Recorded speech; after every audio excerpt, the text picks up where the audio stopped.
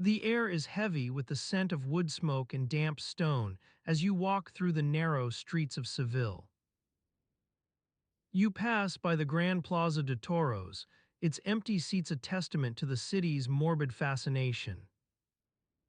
A lone street lamp casts an eerie glow on the cobblestones, illuminating a 12-pound iron chain hanging from a nearby doorframe.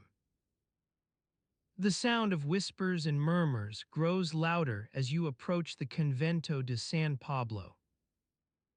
The friars within are known for their zealotry, and rumors circulate about the secret inquisitions held behind closed doors. What if the screams echoing through these corridors aren't just those of the accused?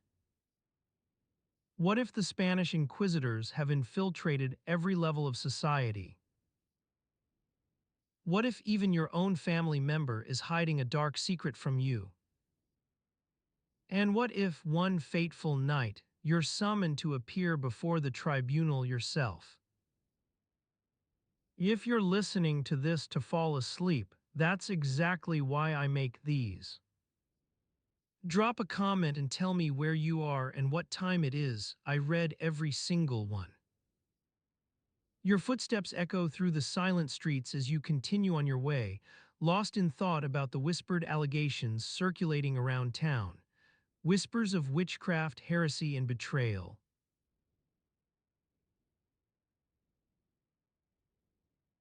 The warm sunlight spills onto the cobblestone streets of Seville, casting long shadows behind the vendors' stalls.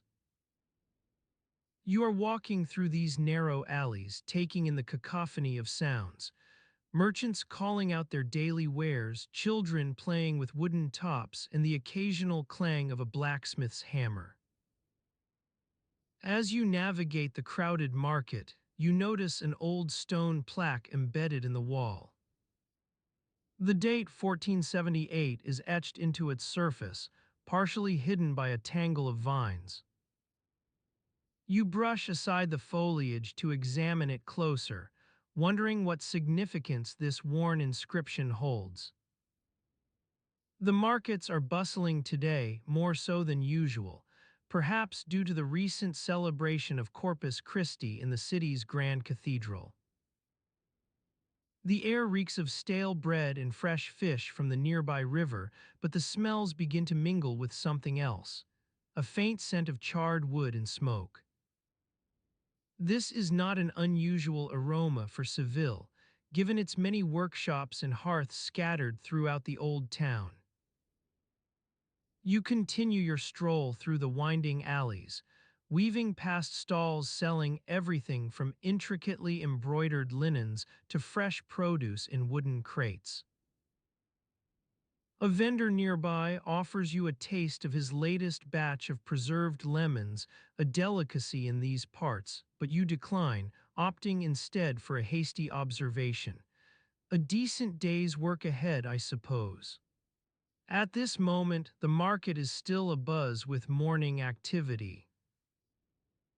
More vendors arrive to join their colleagues, and some even take up positions near the city gate, awaiting early risers bound for the nearby monastery of San Isidoro de Morilja.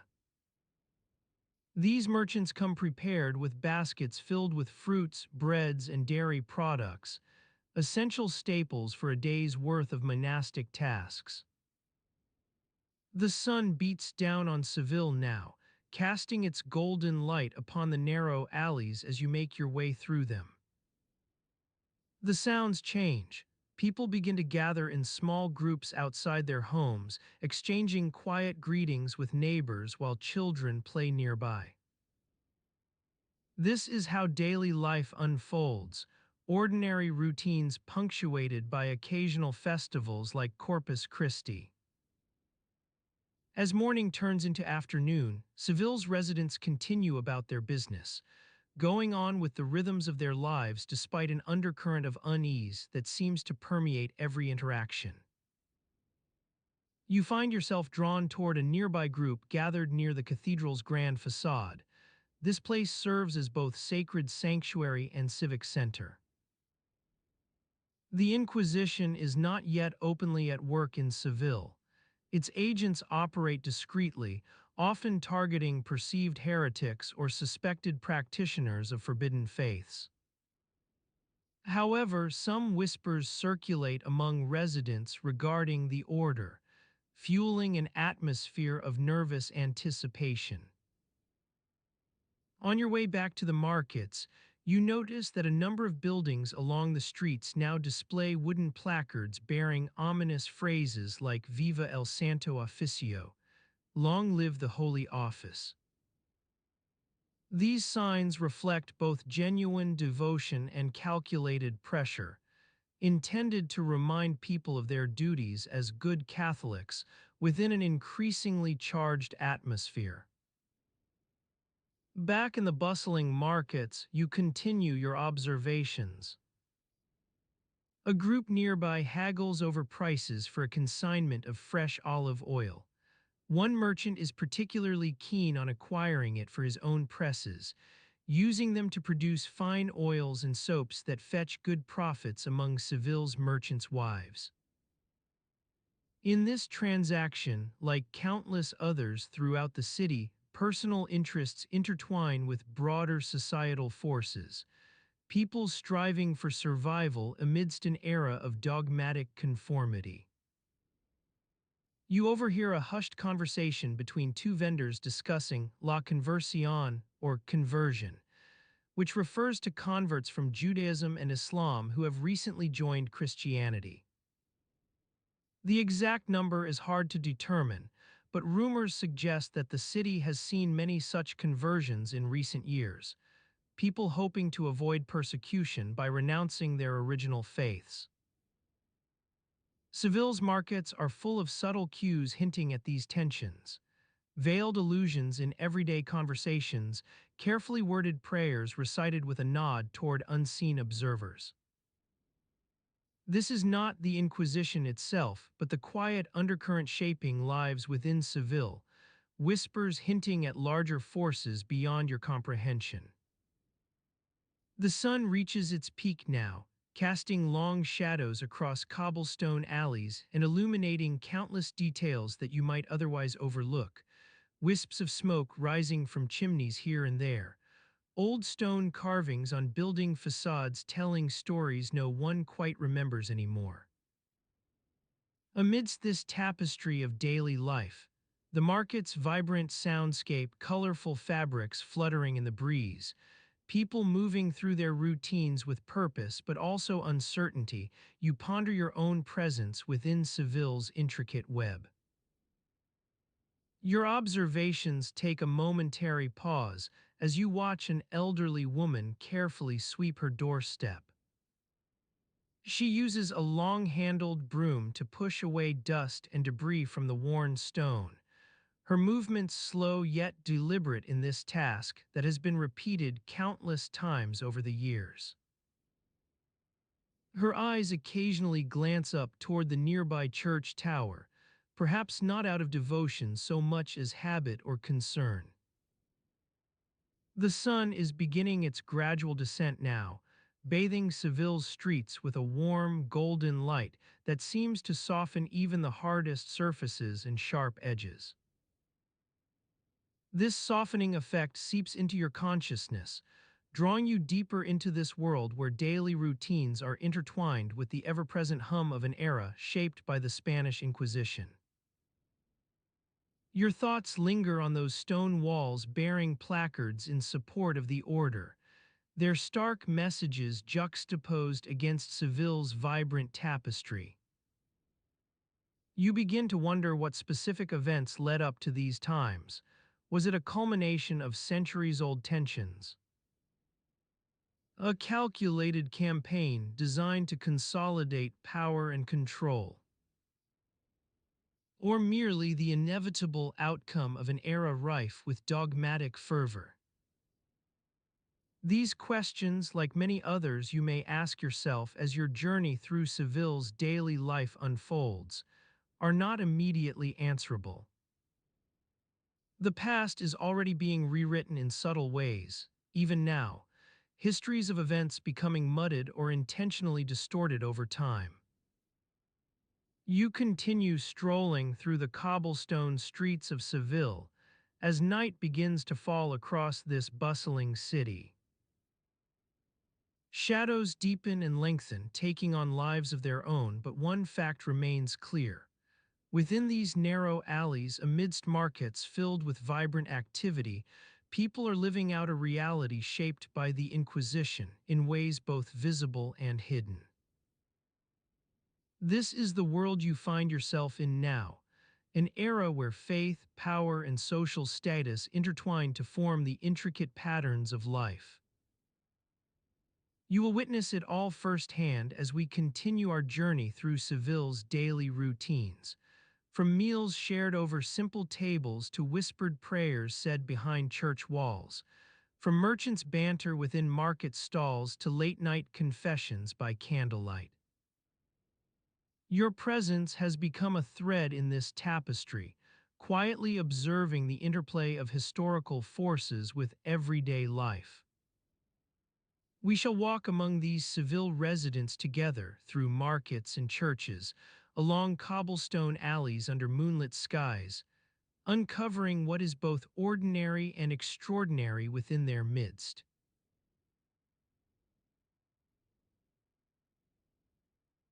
Seville's Plaza de la Constitucion awakens with a gentle stir of morning light. The city's inhabitants begin to emerge from their homes, some bleary-eyed and yawny, others already energized by the promise of another day in this vibrant port town. You are one such inhabitant, though not you specifically, but rather anyone who might find themselves strolling through these ancient streets. Your footsteps echo off the stone buildings as you make your way to the nearby Mercado de Triana. The air is alive with the scent of fresh bread wafting from a nearby bakery. Inside the market, vendors are already busy arranging their wares, baskets overflowing with juicy oranges and lemons, pyramids of golden-hued artichokes, and strings of plump garlic bulbs. You weave past them, nodding in greeting as you make your way to the stall run by old Señor Alvarez. His calloused hands are deftly sorting through a new shipment of olives. "Ah, buenos dias, mi amigo," he says with a warm smile as he recognizes your approach.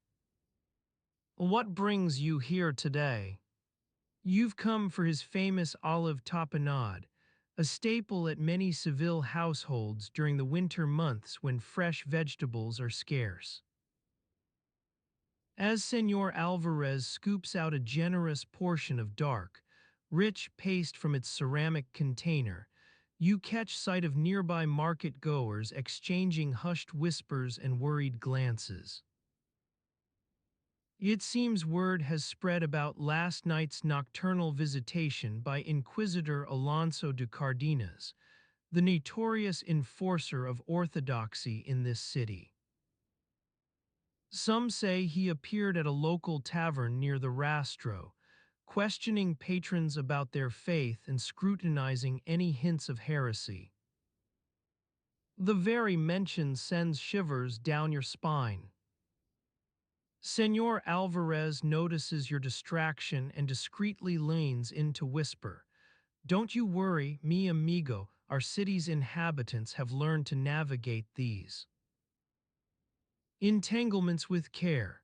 He carefully wraps a small pouch containing the tapenade around his thumb before tucking it into his apron pocket. After all, one must always prioritize survival over theological debates. You nod in understanding as he hands you a small bag filled with freshly baked bread and an assortment of cheeses from nearby villages. Beyond Señor Alvarez's stall lies another, that of the eccentric but skilled herbalist Doña Isabel. Her fingers move deftly among a medley of dried flowers, leaves, and roots as she prepares for the day ahead. The scent of her wares wafts enticingly through the air, minty freshness mixed with musky undertones. Ah, Senor Alvarez tells me you've developed quite an appreciation for his tapenade, Doña Isabel says, eyeing your bundle of bread and cheese as she adds a pinch of dried thyme to her own concoction. I too have some news, though perhaps not the sort one would wish to spread at market hour. She glances around cautiously before leaning in closer. Word has it that Inquisitor de Cardenas is making his way through Seville's streets once more, this time seeking out anyone suspected of owning or distributing forbidden texts. Some say he carries a list of names and homes, though I imagine it's just rumors to strike fear into the hearts of our citizens. Doña Isabel pauses as she carefully wraps her own medicinal concoction in a small cloth pouch. You exchange nods with Senor Alvarez, who discreetly adds his own advice. Keep your affairs in order, mi amigo. Remember that even the smallest irregularity can attract unwanted attention. He glances about before turning back to you and whispering, I've heard rumors of a certain local shopkeeper whose wares are rumored to be more than just innocuous. As these whispers fade into the bustling atmosphere of the market, your thoughts turn to navigating this perilous landscape. The very air seems charged with anticipation, each face a potential informant, every conversation an opportunity for discovery. Senor Alvarez's words echo in your mind as you continue through the winding streets, survival over theological debates. Yet it's hard not to feel drawn into this intricate web of intrigue and suspicion that underlies even the most mundane aspects of life here, a delicate balancing act between loyalty, secrecy, and fear. You pause for a moment at an alleyway intersection, eyeing the sunlit facades as memories begin to take hold. That same Senor Alvarez had once told you about his own family's history with the Inquisition, how they'd managed to sidestep suspicion by selling their wares through intermediaries and paying discreet bribes. As the sun climbs higher, casting long shadows across cobblestone streets, your thoughts turn toward navigating this complex world of whispers and hidden agendas. One question lingers in your mind, a quiet nagging presence that refuses to be silenced. What if Inquisitor de Cardenas is not just searching for heretics, but also something more? Something hidden within the very fabric of Seville's daily life. You push this concern aside, choosing instead to immerse yourself in the sights and sounds around you. Amidst the bustling market and winding alleys lies a world full of unexpected stories, each one waiting like an unopened door for someone willing to step through it. Your journey takes you past the imposing stone facade of Seville Cathedral, its intricate carvings illuminated by morning sunlight as worshippers begin their daily prayers. You weave between the crowds gathered outside, listening intently as they murmur passages from Scripture, each word a thread in the ever-unraveling tapestry of faith and doubt. Beyond the cathedral's hallowed halls lies another world, one filled with artisans and merchants plying their trades along narrow streets. Your footsteps carry you toward the city's central square, Plaza de la Encarnacion, where local artisans have set up stalls displaying an array of exquisite wares, delicate lacework, hand-painted ceramics, and intricately carved wooden figurines. As morning wears on, Seville awakens fully to life, its inhabitants emerging from hidden recesses, their routines woven seamlessly into the fabric of this ancient city. Amidst it all lies a web of intrigue, each thread carefully placed by those who seek power or protection in these troubled times. Your thoughts wander as you stroll through the winding streets, pausing now and then to watch artisans at work, The gentle glow of wood shavings flying from chisels, the rhythmic tapping on anvil steel, the soft whisper of silk threads being woven into new fabrics. Each moment is a reminder that even amidst turmoil, life persists, its rhythms beating steadily within this city's very heart. Your footsteps carry you toward the Guadalquivir River as morning sun casts long shadows across Seville's rooftops. Beyond its tranquil surface lies an unseen world, one where smugglers and traders exchange goods under cover of darkness, where hidden messages are whispered between silhouetted figures in moonlit alleys, each action fueling the slow-burning fire of suspicion that threatens to consume this city. As you pause at river's edge, watching boats navigate its calm waters, a question takes root within your mind. What lies beyond these streets?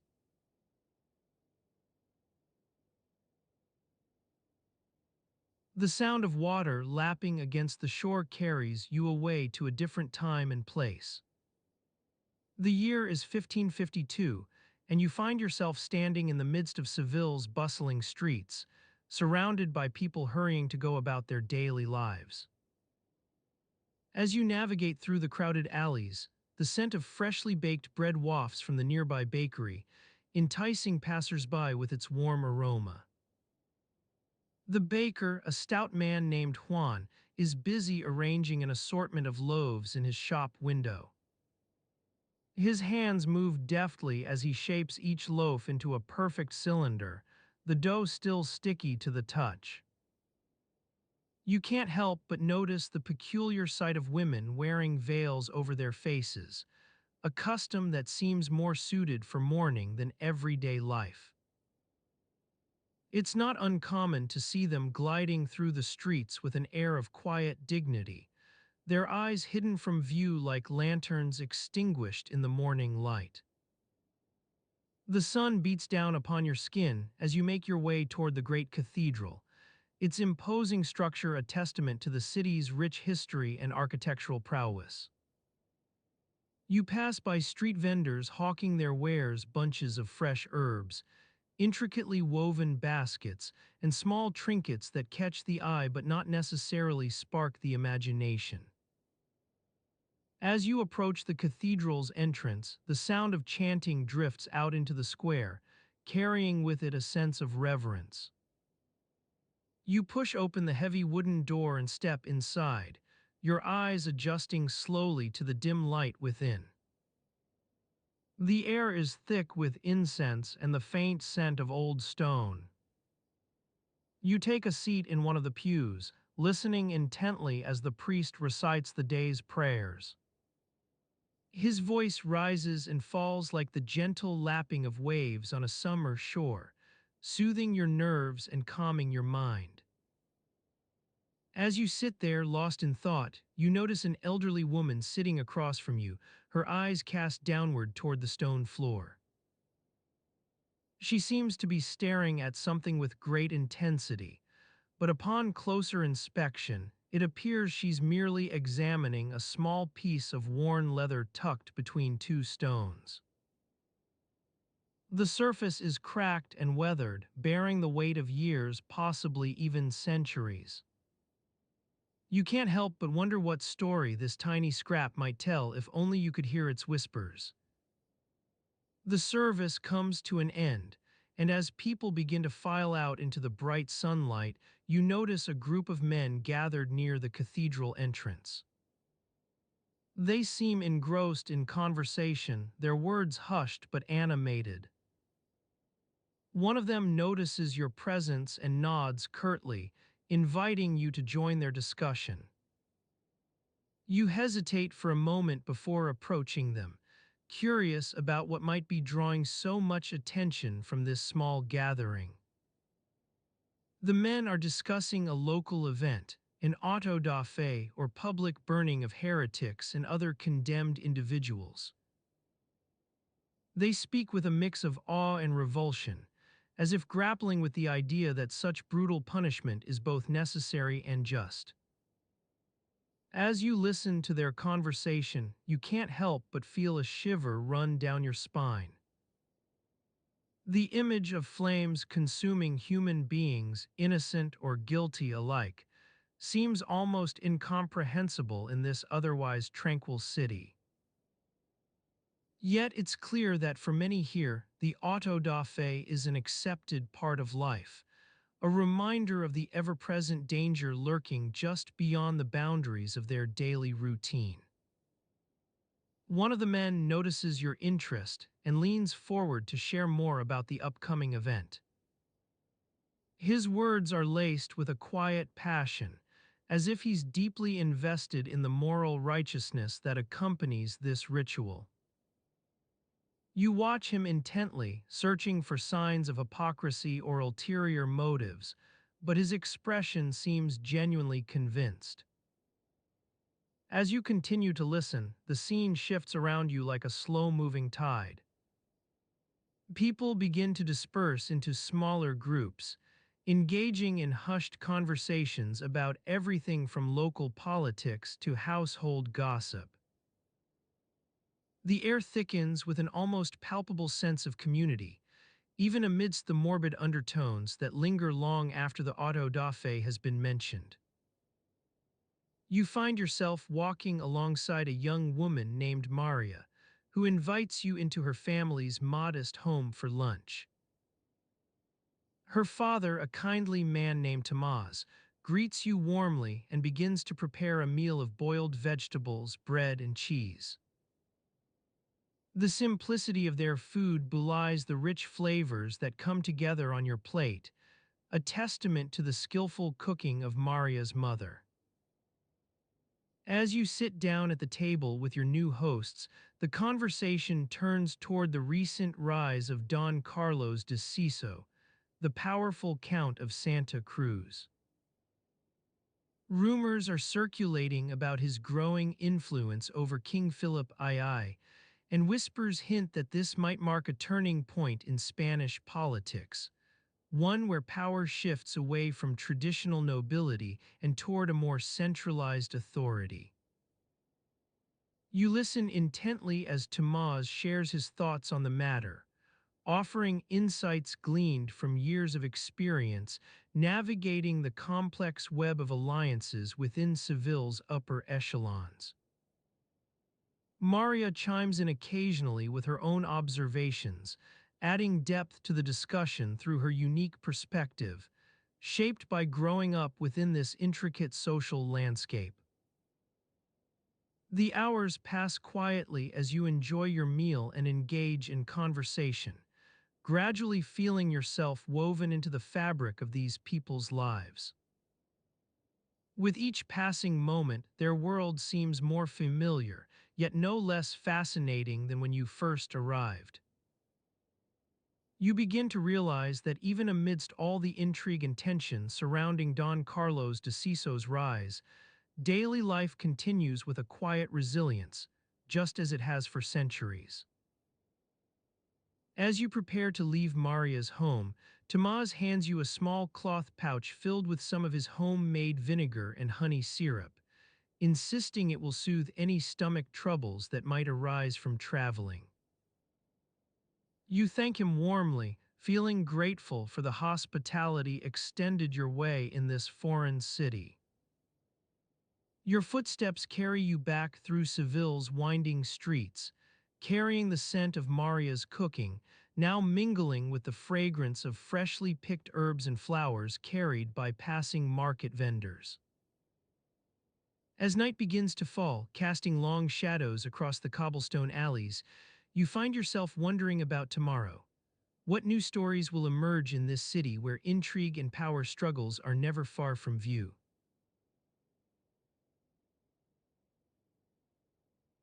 The scent of wood smoke and baking bread wafts through the narrow alleys, carried on the gentle breeze that stirs the flames dancing in the hearths of the city's many homes. You find yourself walking alongside a group of market vendors, their baskets overflowing with an assortment of fresh produce, crisp lettuce, vibrant oranges, and bunches of fragrant herbs. The sounds of haggling merchants and the clinking of coins fill the air as you weave through the crowded streets.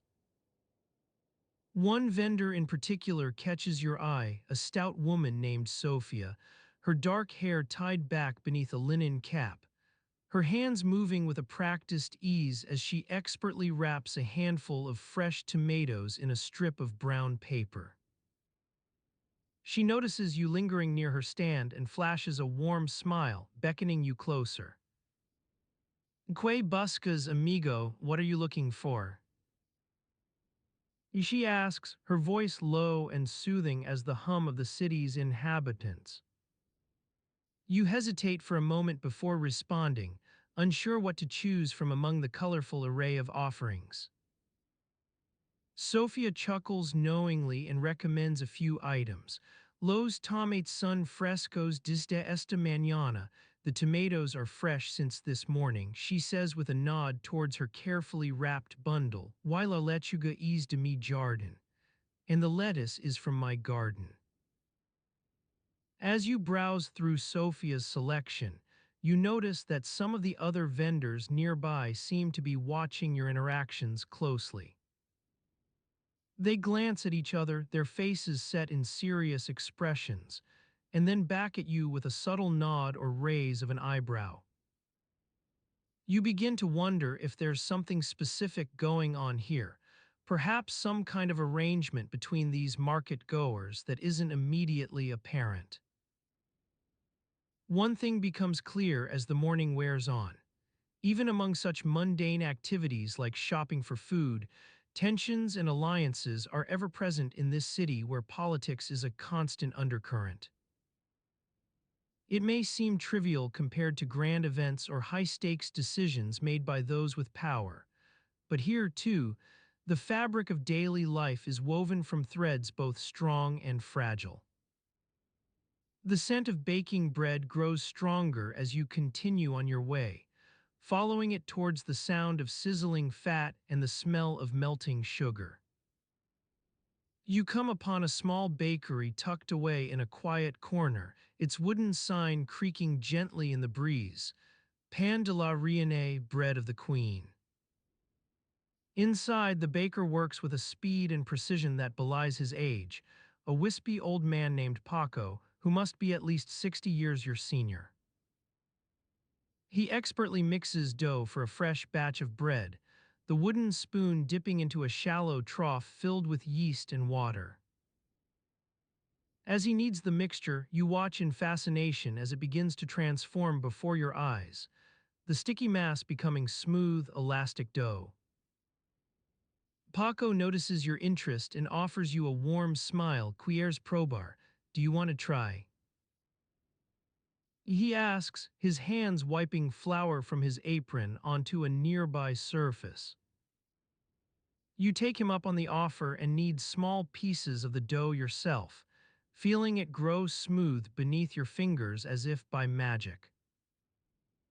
The time passes easily in this cozy bakery, filled with the enticing aromas of freshly baked bread wafting through the air like an invisible charm. Paco tells stories about his days working for the royal palace, about elaborate feasts and royal requests that would have left lesser bakers bewildered. You listen intently as he describes how these orders often came in at short notice, requiring him to create masterpieces under pressure. La Reine era my exigent, Paco says with a chuckle, shaking his head in amusement. The queen was very demanding, pero el pan siempre quedaba perfecto. But the bread always turned out perfectly. He pauses for a moment before leaning in closer. Pero la verdad es que los verdaderos problemas comenzaron cuando la reina se hizo amiga de la Inquisición. But the truth is that real problems began when the queen became friends with the Inquisition. Your ears perk up at this, and you find yourself wondering what exactly Paco means by los verdaderos problemas. Are there difficulties to be found in these quiet hours spent kneading dough or baking bread? You realize now that even in such ordinary seeming places as a bakery, beneath layers of crusty exterior lies an intricate web of relationships between patrons and vendors, workers and employers. The city's sounds gradually return as the morning wears on. From market stalls to bakeries, conversations flow like water through stone-carved canals. The hum of everyday life grows louder still until it becomes almost a deafening roar in your ears. You begin to lose track of individual voices amidst this vast tapestry, except for one persistent sound that has caught your attention. As you continue on your way, the chimes of church bells echo through the narrow alleys. Las dos y media, 12:30. The call of a passing bell ringer catches your eye. You follow his movements to a nearby piazza where the city's main church stands tall amidst surrounding buildings. A group of townspeople gather around the church, their faces illuminated by midday sunlight filtering through stained glass windows above the entrance. Some pray with hands clasped together, others merely listen as one figure begins to speak from atop a small wooden platform in front of the building, an elderly priest whose words are laced with conviction and urgency. He tells stories about recent events, whispers of heresy and rebellion spreading rapidly through the city's underbelly. His voice rises above the murmurs, addressing those gathered as hermanos, brothers and sisters. The air thickens slightly as listeners absorb his message, some nodding in agreement while others seem less convinced. As you listen from a distance, it becomes clear that these individuals are not merely hearing words about hypothetical dangers. They're being called to a higher purpose, to stand watch over their community against potential threats lurking within and without. This is an ongoing ritual here, reminders issued by the church, bolstered by the authority of local power structures. Eventually, the priest concludes his message with a blessing that sends ripples through the gathered crowd. As people disperse in all directions, you're left standing alone near the piazza's center, surrounded by quiet murmurs and distant clanging from city workmen repairing nearby rooftops. Your gaze drifts across the surrounding area, toward worn stone buildings, narrow alleyways lined with vendors' stalls or workshops where artisans hammer away at their craft. The sounds of everyday life continue to swirl about you like an eddy in a river's current, creating ripples that spread and intersect with one another in unexpected ways. In this city of contrasts, your footsteps become part of the tapestry as well, just another piece woven into its intricate pattern, blending the mundane with hints of mystery waiting around every corner.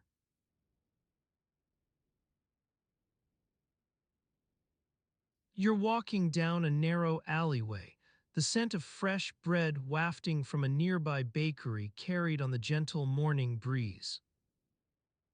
The sun casts long shadows behind crumbling stone facades, illuminating intricate carvings that tell stories of saints and mythical creatures.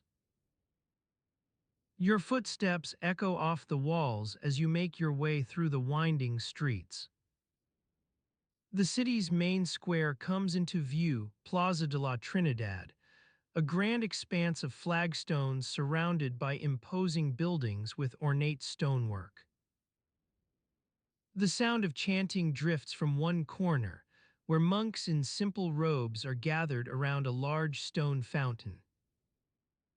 Water flows from the mouth of a carved lion, creating a soothing melody that carries above the murmur of conversation. You pause to take it all in, the vibrant colors of street vendors' stalls, the smell of roasting coffee wafting from nearby cafes, and the haggling voices of merchants trying to outdo one another. Your gaze drifts upward, drawn by the soaring spire of a nearby cathedral. The stone is weathered to a soft silver, its surface etched with delicate patterns that seem almost otherworldly. Your footsteps carry you toward the fountain, where the monks' chanting grows louder. You notice they're all dressed in simple habits, not unlike those worn by priests and friars across Christendom. But something seems off about these men. Their eyes are cast downward, avoiding your gaze as if searching for some hidden message on the stone beneath their feet. You continue past them, following a narrow side street that leads toward the city's famous monastery complex, the Convento de los Padres Benedictinos. The air thickens with the scent of incense and freshly baked bread, carried by monks in plain robes who hurry about their duties. You hear snippets of conversation, whispers of politics, complaints about poor lighting in the scriptorium, or requests for more candles to illuminate the chapel.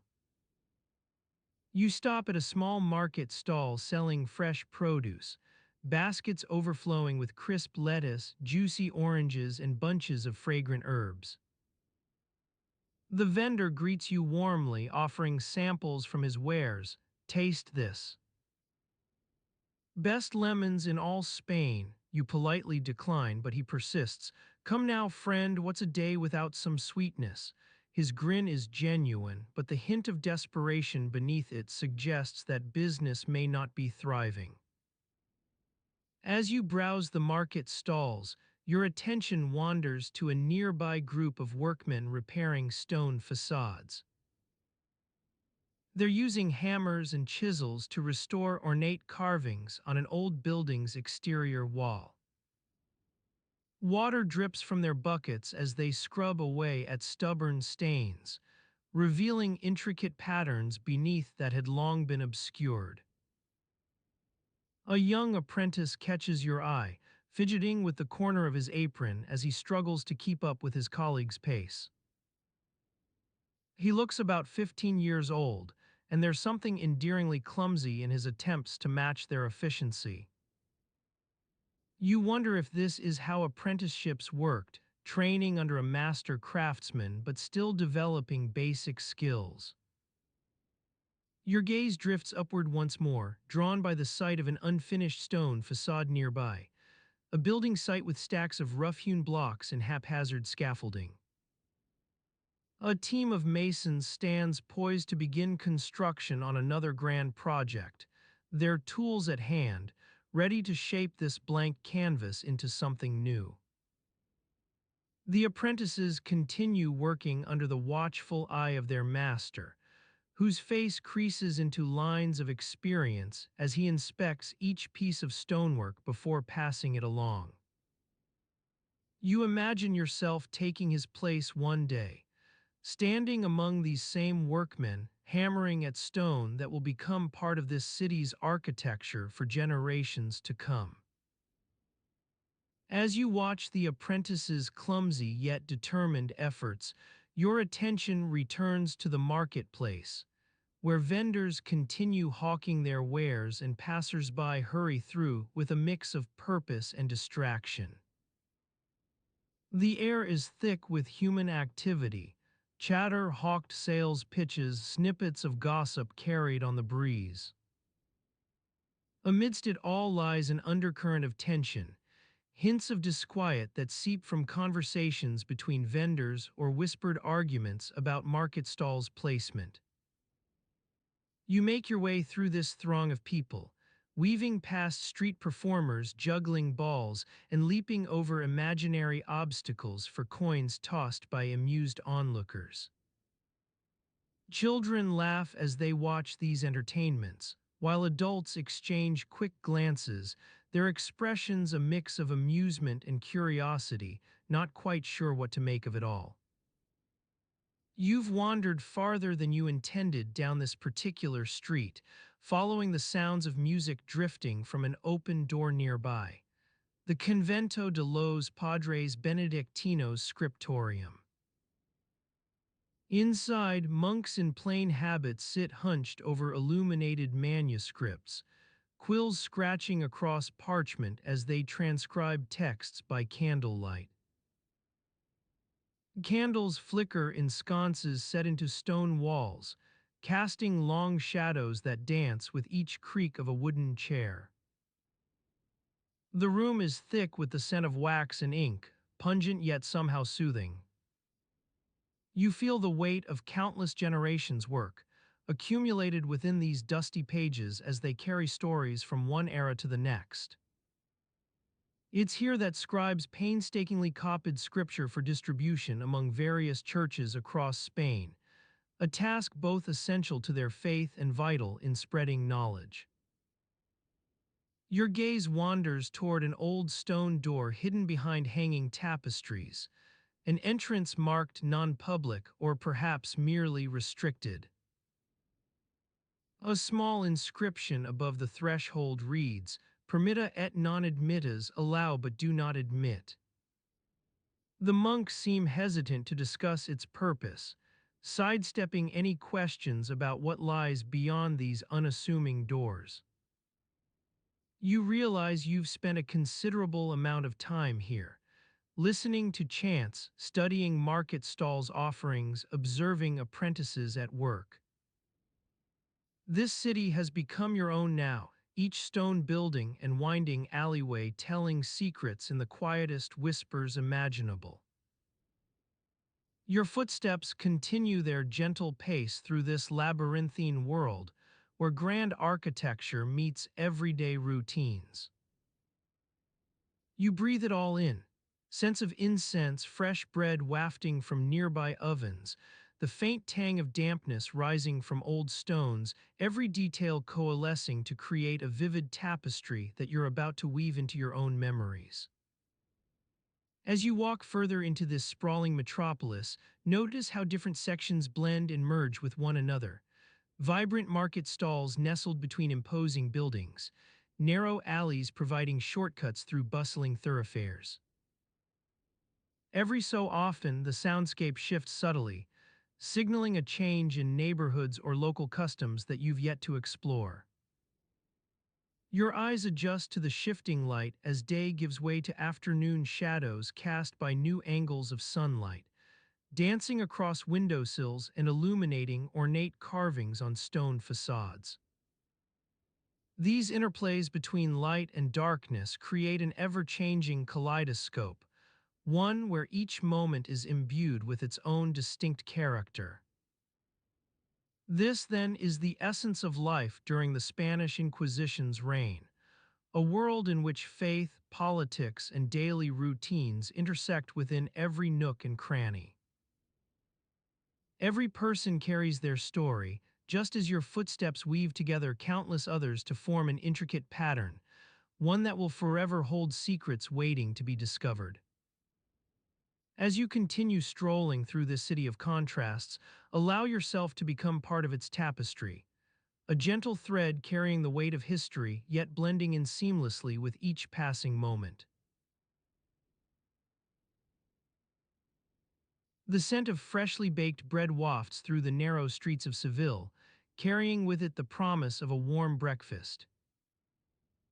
You follow the aroma to the local baker's shop, where Maria Morno is expertly shaping loaves into perfect ovals. Her hands move with a practiced ease as if she's been performing this task for years, which in fact she has. As you watch, a young boy darts past the bakery door, his eyes fixed on something outside. He disappears from view, only to reappear a moment later, holding up a small stone and exclaiming Mira. La fecha de 1525. The baker's wife, Senora Morno, shakes her head good-naturedly as she slides the loaves into the oven. ¿Qué pasa con la piedra? You ask Maria, curiosity getting the better of you. She smiles and wipes a flour-dusted hand across her forehead before leaning in to explain. Ah, that's just old Tamaz being his usual peculiar self. He thinks he found some ancient stone with a date on it. Thinks it'll bring him good luck or something. You raise an eyebrow, intrigued by the idea of this mysterious stone and its supposed significance. Maria chuckles and leans back against the counter, her eyes sparkling with amusement. Old Tamaz has been finding important stones in every corner of Seville for years now. He's a bit of a legend among us locals, or should I say, a legend in his own mind. As you ponder the tale of old Tamaz and his enigmatic stone, Maria continues to expertly shape loaves while chatting with her customers about everything from last night's fiesta to whose turn it is to sweep the church steps. The air inside the bakery is thick with warmth and the scent of baking bread, a perfect foil to the cool morning mist that clings to Seville's streets. As you listen in on Maria's conversation, your gaze drifts out into the narrow street beyond the shop. People are beginning to stir, vendors setting up their stalls, nuns hurrying past with baskets full of fresh produce for the convent kitchen, and apprentices jostling each other as they hurry off to start their master's daily lessons. You notice a group of hooded figures moving purposefully through the crowds, their faces obscured by hoods. Maria catches your eye and nods discreetly towards them. Ah, those are probably some of the inquisitors or their assistants. They're always poking around, looking for signs of heresy or unchristian behavior. You watch as they disappear into a nearby alleyway, leaving behind an almost palpable sense of unease. Maria continues to chat with her customers, but you can tell she's being more guarded now. The air seems to vibrate with a tension that wasn't there before. As you ponder this strange dynamic between the inquisitors and the local population, your thoughts turn back to old Tamaz and his mysterious stone. What if the date on it is correct? And what does that mean for Seville's history as we know it? For now, though, those are questions for another time in another place. You're here to experience life in 16th century Spain as it unfolds, a jumbled mix of excitement, curiosity, and sometimes baffling customs.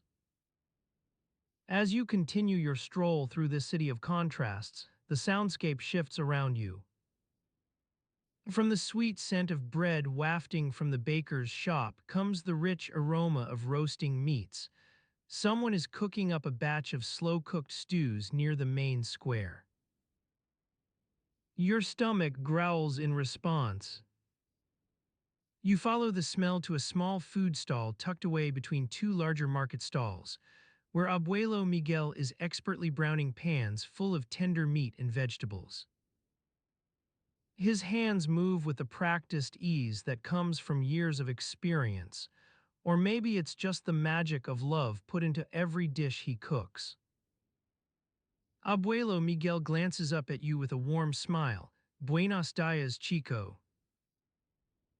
You look like someone who could use some real food in their belly. I've got just what you need. He gestures to his slow-cooked stews, which are simmering away in large cauldrons over an open flame. You watch as he expertly flips a pan full of sizzling meat and vegetables, sending the savory scents wafting up towards your nose, enticing, comforting smells that make your mouth water. Your stomach growls louder now, reminding you it's been hours since breakfast. As Abuelo Miguel hands you a steaming bowl filled with tender beef and rich tomato sauce over perfectly cooked rice, he leans in to whisper, "Be careful what you say around the inquisitors. They're always listening for signs of unorthodox thoughts." "Can't be too safe these days," He winks at you before turning back to his cooking. The warm aroma from Abuelo Miguel's stews envelops you as you take a bite, and suddenly everything feels more manageable. The mysterious stone, the inquisitors lurking about, it all seems less intimidating with this delicious food inside your belly. For now, you let yourself be carried away by the sensory delights of everyday life in Seville. You spend hours eating Abuelo Miguel's stews while watching the city come to life around you, children laughing as they chase each other through the streets, old women haggling over prices at the market stalls, and apprentices clambering up ladders to hang colorful banners across doorways, announcing upcoming festivals or important events. Time seems to stretch out in Seville, long, lazy afternoons spent watching life unfold before your eyes like a rich tapestry. But beneath this tranquil surface lies a complex web of intrigue, inquisitors and informants lurking in every corner, whispers of heresy spreading through the streets like wildfire, and old Tomaz's mysterious stone waiting patiently to be deciphered. As you wander on, savoring Abuelo Miguel's stews and soaking up the sights and sounds of Seville, your thoughts keep drifting back to that enigmatic stone. Maybe it holds more secrets than anyone suspects. As you walk through the narrow streets of Seville, the morning sunlight casts long shadows behind the tall buildings, making it seem as though the Inquisition's agents are lurking around every corner. You can almost feel their eyes upon you, but when you turn to glance back, there's only an old woman scrubbing her doorstep with a stiff brush. You've been warned not to stray too far from your lodgings in these uncertain times, and yet here you find yourself, lost in the labyrinthine alleys of Santa Cruz. The air is thick with the scent of orange blossoms and wood smoke, carried on the breeze like a promise of safety. But promises are cheap in Seville right now. As you navigate the crowded streets, the sound of hammering echoes through the narrow passageways, one of the many stonemasons at work on the new cathedral. You've seen them before, their faces streaked with dust and sweat as they labor to build a monument to the faith that seems more concerned with fear than redemption. You quicken your pace, not out of anxiety but curiosity. There's something about those stone walls rising above the rooftops, an imposing presence in this city of winding streets and worn facades. You've heard whispers of underground tunnels and hidden chambers beneath the cathedral, secrets buried along with the stones themselves. The sound of hammering grows louder as you approach a large stone slab lying on its side, partially blocking the street. An inscription carved into one edge reads 1623. The date seems off somehow. It's not that it looks old, quite the opposite. This block is new, or at least new enough to have been quarried from nearby hills within the past few years. A stonemason polishes a chisel on his apron as he approaches you. What brings you here? His voice carries an air of amusement, like he's wondering what foolishness might be lurking behind your eyes. You point at the inscription and raise an eyebrow. That date seems to clash with the more recent work being done nearby. The stonemason chuckles, wiping his brow on a worn cloth. Oh, this old thing. That's just. Well, it was meant for another project altogether. He leans in, lowering his voice as if sharing a secret between friends. You see, we were all set to start work on the new Church of Santiago when orders came down from Madrid. The Inquisition had other plans, wanted us working on that Great Wall instead. He glances around nervously before continuing, barely above a whisper. The thing is, there's been some Trouble with those stonemasons who were originally assigned to it. They kept complaining about the quality of stone and the design itself being flawed. Word got out they might even be questioning the very purpose of that wall. The stonemason leans back, eyes scanning the surrounding rooftops before focusing on you once more. Orders changed again. We're working on this cathedral now. And I'm not saying anything about those other men and their troubles, he adds hastily, almost as if to reassure himself rather than anyone else.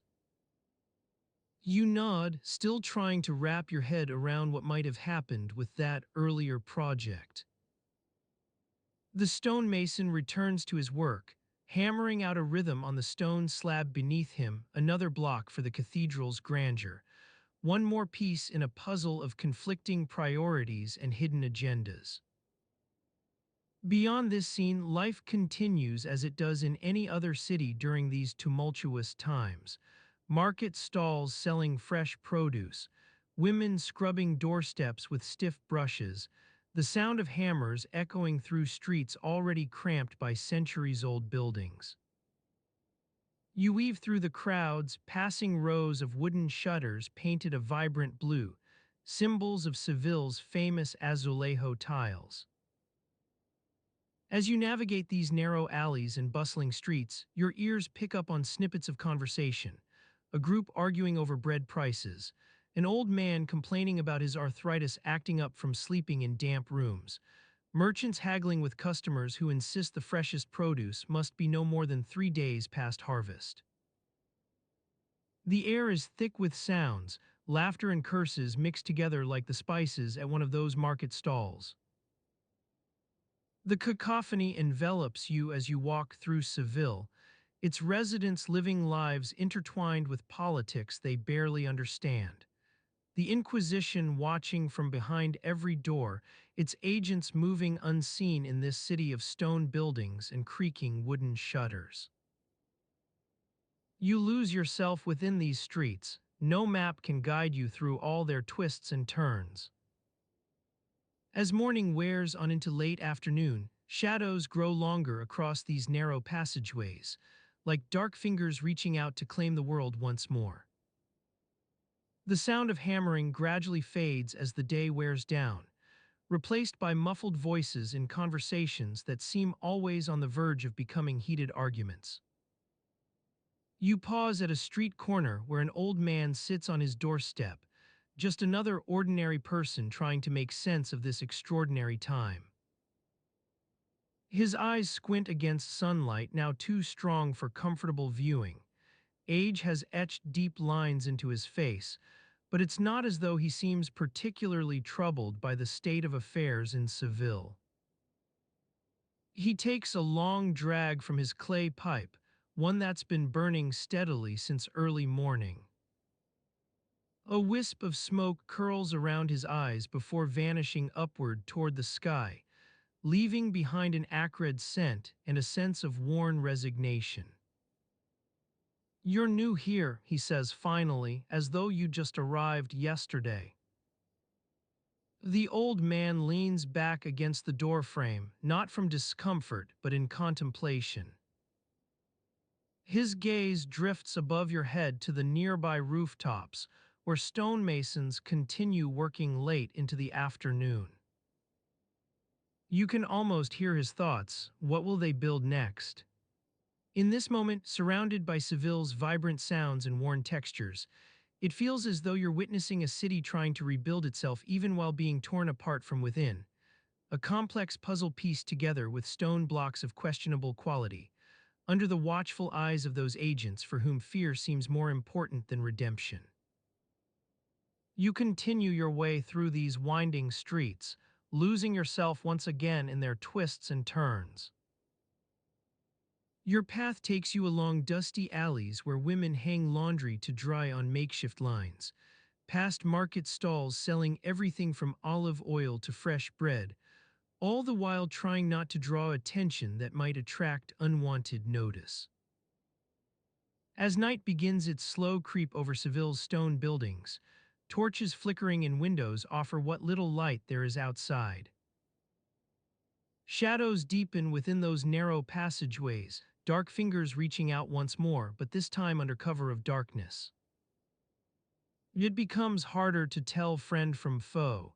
The city feels increasingly like a place where you can't quite trust anyone or anything. The night air grows thick with smoke and wood fires. Mingling aromas that would normally bring comfort now seem oppressive. Stoves burning in houses, candles lit on doorsteps for protection, all these familiar scents blend together into an unsettling mix. You navigate through Seville under starless skies, where only a few street lamps offer any light at all. It's around this time, with the darkness deepening and your ears still ringing from hammers that now seem a distant memory, you stumble upon one last scene before returning to your lodgings for what little rest remains. A group of young women sit around a candlelit table, their faces illuminated only by flickering shadows cast on walls nearby. They speak in whispers about an underground gathering taking place later tonight, how people will come from all over the city, united against one common enemy, the Inquisition itself. Their conversation is hushed but unmistakable, each word carrying weight and consequence, a moment of defiance amidst Seville's constant air of uncertainty. As you stand there listening to these quiet plans for resistance, it dawns on you that even in this dark time when everything seems shrouded in fear, people still find ways to defy the shadows. They do so quietly, like embers glowing under ashes, but they resist nonetheless, refusing to be consumed by an atmosphere of terror. As night deepens further and candles seem to burn with a nervous intensity, it becomes clear that you're not just witnessing life during the Spanish Inquisition. You're discovering how people cope when their very existence seems threatened. And amidst all this fear, there's something quietly remarkable. They hold on to hope like a flickering flame that refuses to die. With these thoughts in mind and shadows deepening across Seville's narrow passageways, it's time for your journey through these streets to come full circle, back to the safety of your lodgings where darkness will bring temporary solace from the world outside.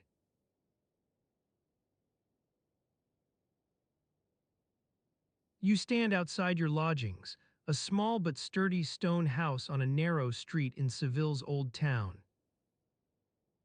The sun has begun to set, casting long shadows across the cobblestones as you make your way back through the winding passageways of this ancient city. Your footsteps echo off the walls as you navigate the crowded streets, careful not to brush against any passing merchants or traders. The air is thick with the smells of roasting meats and fresh bread wafting from the nearby market stalls. You can almost taste the savory aromas carried on the breeze, a promise of comfort and sustenance at the end of each long day. Your stomach growls in anticipation as you weave through the crowds, dodging baskets of fruit and pyramids of spices. As you make your way back to your lodgings, you notice a small inscription etched into the stone wall beside an iron door. It's almost imperceptible, just a faint scratch that reads Año 1535. You wonder who might have written this date and what significance it held for them at the time. Was it some sort of marker for a long-forgotten event? A subtle warning or reminder to future generations? You continue on, your eyes scanning the rooftops as you pass beneath the arched doorway of another nearby house. The wooden shutters are thrown open, allowing slivers of sunlight to dance across the cobbles below. You can hear the distant clinking of pots and pans from within, a gentle symphony that suggests someone is hard at work preparing dinner. Your thoughts drift back to your own lodgings as you near the entrance. The sounds of evening life are building around you. Vendors calling out their wares, neighbors greeting one another with soft conversations in hushed tones. You quicken your pace, eager to join this quiet world within the walls of your home. As you push open the door and step inside, a warm glow envelops you, candlelight dancing across the stone floor from the nearby hearth. The air is thick with smoke from last night's fire, but it carries an almost comforting scent of its own, a mixture of charred wood and lingering scents from the night before. Your host, Juan, greets you warmly as he busies himself with preparations for dinner, stirring a bubbling cauldron over the fire. The aroma wafting up is unmistakable, a rich broth made from scraps of beef and vegetables. Your stomach growls once more in anticipation. Juan hands you a bowl filled to the brim, along with a wedge of crusty bread on the side. Buen provecho, he says with a gentle smile, his eyes crinkling at the corners as he watches you take your first sip. The flavors explode across your tongue, savory broth, tender beef, and hints of spices from last night's dinner. You sit down beside him on the stone bench by the fire, savoring each bite in comfortable silence. Outside, Seville stirs, its inhabitants settling into their evening routines as you enjoy this simple pleasure within these walls. The sound of hammering echoes through the streets nearby, a steady beat that underscores the city's industrious rhythms. Nearby, a group of children play out on the rooftops, laughing and shouting with abandon. Their shouts carry across the narrow passageways like scraps of song, weaving in and out of conversation as merchants call to one another from their stalls. As you finish your meal, Juan glances up at the night sky through the window, a slice of dark blue visible beyond the thatched roof above. La luna está alta, he remarks quietly, the moon is high tonight. You nod in agreement, feeling a small sense of comfort wash over you as the stars begin their slow twinkle. The sounds outside grow more subdued as night falls, conversations hush to whispers, footsteps slower and quieter.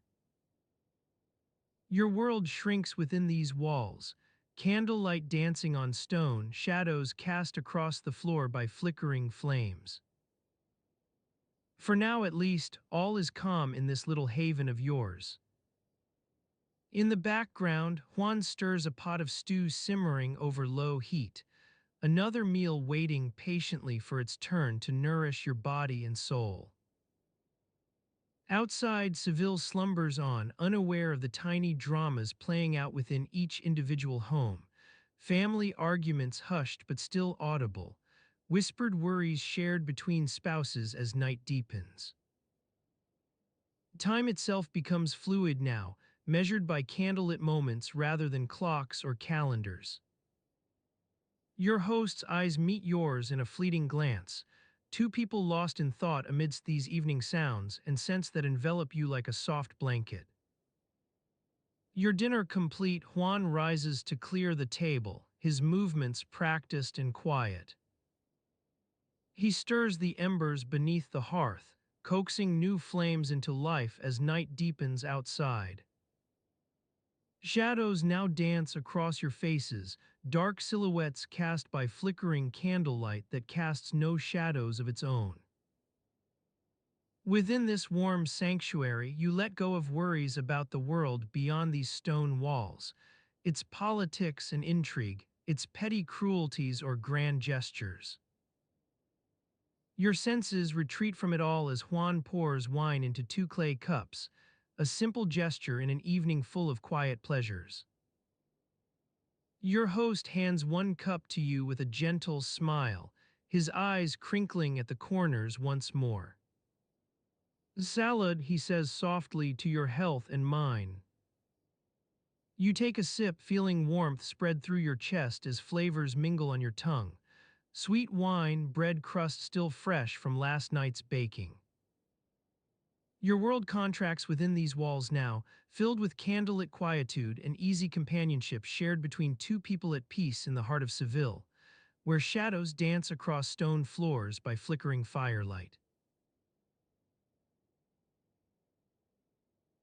You sit with your feet tucked under you on a worn wooden chair, watching the flames from last night's embers dance in the hearth of your humble casa. The air is thick with the scent of baking bread wafting from the kitchen, and your stomach growls in anticipation of breakfast.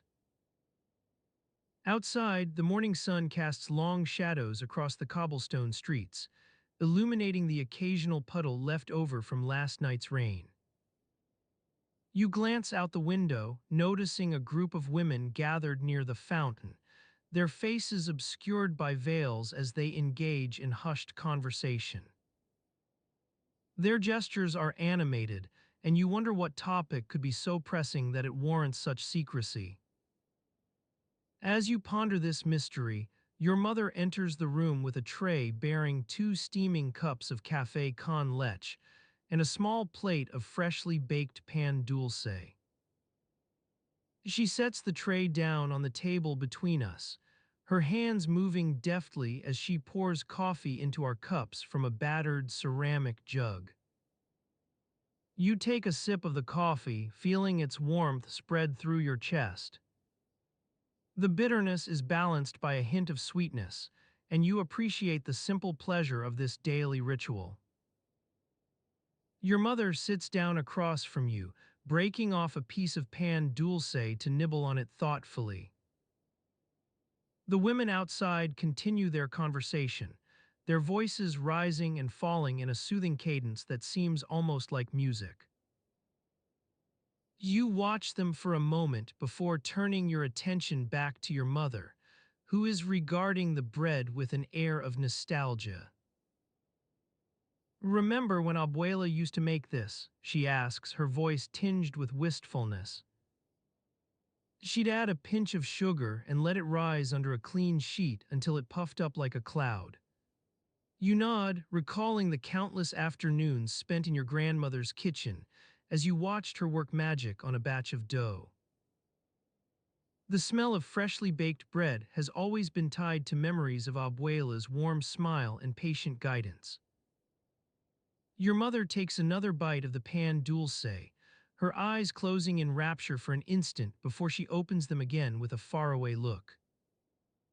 She tells stories about the old country, she continues, her voice wistful now, about how they used to bake bread in wood-fired ovens and the smell would fill the entire village.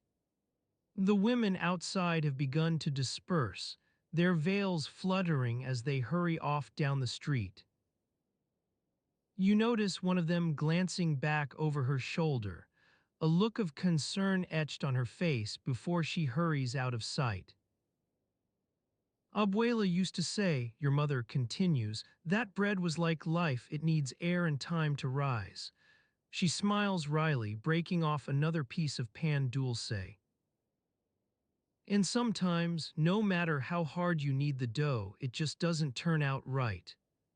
You take a sip of coffee, savoring its warmth as you ponder your mother's words. The conversation turns to everyday topics, whose turn it is to do laundry and whether anyone has seen the missing key to the garden gate. As the morning wears on, the sounds outside grow louder. Vendors calling out their wares, children playing in the nearby plaza, and the distant clang of hammering metal from a nearby workshop. Your mother rises to put another log on the fire, her movements fluid as she smooths down her apron with a practiced hand. "You're going to meet your father at the market today, yes?" she asks, wiping flour-dusted hands on her skirt before heading back into the kitchen. You nod, feeling a twinge of excitement mixed with trepidation. Your parents have spoken little about their plans for you lately, just that they've been making arrangements for your education and training in the household arts. The kitchen falls silent as your mother disappears inside to prepare lunch. You take another sip of coffee, feeling its warmth spread through your chest once more before gazing out into the morning light streaming through the window. In this moment, you are suspended between childhood's gentle rhythms and the uncertain demands of adulthood, torn between learning new skills in the household arts and perhaps leaving Seville for a larger city or even another country altogether. The future stretches before you like an uncharted road, its twists and turns obscured by misty uncertainty. You watch as your mother emerges with a steaming bowl of gazpacho, its flavors mingling on the spoon she holds out to you. "Time for lunch," she says softly, her eyes crinkled at the corners from years spent smiling in this very kitchen. The sounds outside grow louder still, vendors hawking their wares, children's laughter carrying across the rooftops, and the clang of hammering metal growing more insistent as your father makes his way toward you through the crowded market. The air is filled with a kaleidoscope of smells. Fresh bread from the bakery next door, roasting meats from the butcher shop on the corner, and the pungent tang of fish wafting from the nearby mercado. As you take another bite of gazpacho, its cool flavors soothing your parched throat, you can't help but feel a sense of disconnection between this everyday world outside with all its rhythms and routines and the mysteries that lurk beneath its surface. Secrets whispered among veiled women in huddled conversations, whispers about plans for education and training in distant cities. Your mother pats your hand gently as she sits down across from you once more. "Don't worry," she says softly, her eyes warm with understanding. "Life will unfold like the dough, it needs time to rise." You look out into the morning light streaming through the window, trying to make sense of this ordinary world that feels so full and yet somehow incomplete, as if there's always something just beyond your grasp. The market outside grows louder still, a cacophony of sounds and smells that seem both overwhelming and comforting at once. Your stomach growls in anticipation of lunch, but it's not the food you're hungry for. It's the stories Abuela used to tell about people who lived lives full of twists and turns, yet somehow managed to find meaning amidst all the chaos. As your mother rises to clear the table, her movements fluid as she stacks plates into a neat pyramid on the windowsill, you feel a sense of restlessness stir within you. This world is so rich with textures, rough stone walls that provide shelter from the elements, worn wooden chairs where stories are shared and plans are made. The women outside have begun to reassemble near the fountain once more, their veils fluttering in unison as they exchange hasty glances before hurrying off down the street. You wonder what secrets might be hidden behind those fluttering folds, secrets that seem both trivial and profound at once. As you sit there in the morning light streaming through your window, you can't help but feel a sense of connection to all these lives lived around you. Women with veiled faces exchanging whispers on street corners, vendors hawking their wares from nearby market stalls, children playing tag in the plaza while hammering metal echoes through the air. This is Seville, where stories are woven into everyday life, like threads in a rich tapestry. And as your mother heads back into the kitchen to prepare dinner for tonight's guests, you realize that even amidst all this chaos and uncertainty, there's always something or someone waiting just beyond the edge of perception. You rise from your chair, padding softly across the stone floor toward the window where your mother stands watching the world go by. The sounds outside grow louder still, children laughing in the plaza, a nearby vendor calling out his wares, and hammering metal echoing through the air as if trying to keep pace with all these beating hearts.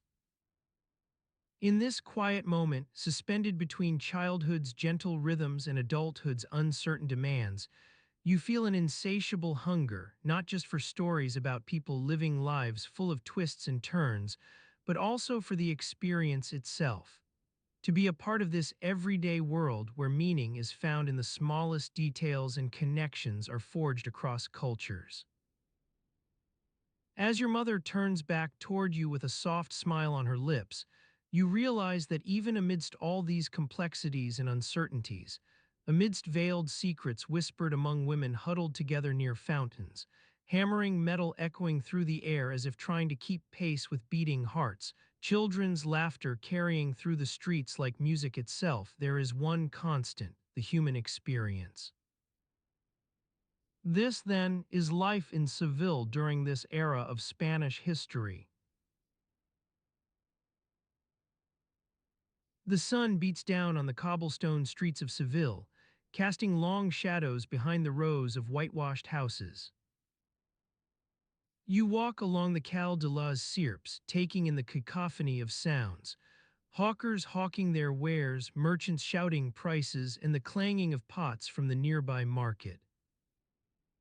The air is thick with the smell of olives, bread, and wood smoke. As you make your way through the crowded streets, you notice a small, unassuming building tucked between two larger houses. A faded sign above the door reads Escuela de Gramatica. You push open the creaky door and step inside. The interior is dimly lit, with only a few candles illuminating the narrow room. The air is stale, filled with the scent of old parchment and dust. Shelves lining the walls are stacked haphazardly with books, some bound in leather, others wrapped in plain cloth. A single desk sits at the far end of the room, upon which rests an open book. Sebastian, the school's master, looks up from his work as you enter. His eyes narrow slightly behind wire-rimmed spectacles, and he nods curtly before returning to his reading.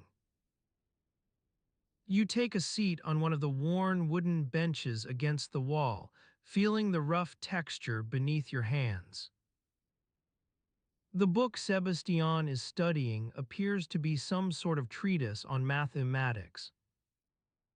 As you glance over at him, you notice the pages are dog-eared and annotated with hasty scribbles in the margin. You wonder if this is a copy of Euclid's Elements or perhaps something more obscure. After what feels like an eternity, though it might have been only 5 minutes, Sebastian closes his book and looks up again, this time with a hint of curiosity on his face. "Ah, you're here," he says in a low voice, as if discussing some sensitive topic. "I suppose you've come to discuss the finer points of algebra." You shake your head, feeling a bit foolish for thinking that was what had brought you there. Sebastian's eyes return to their bookish pursuits, and you take this opportunity to glance around the room more closely.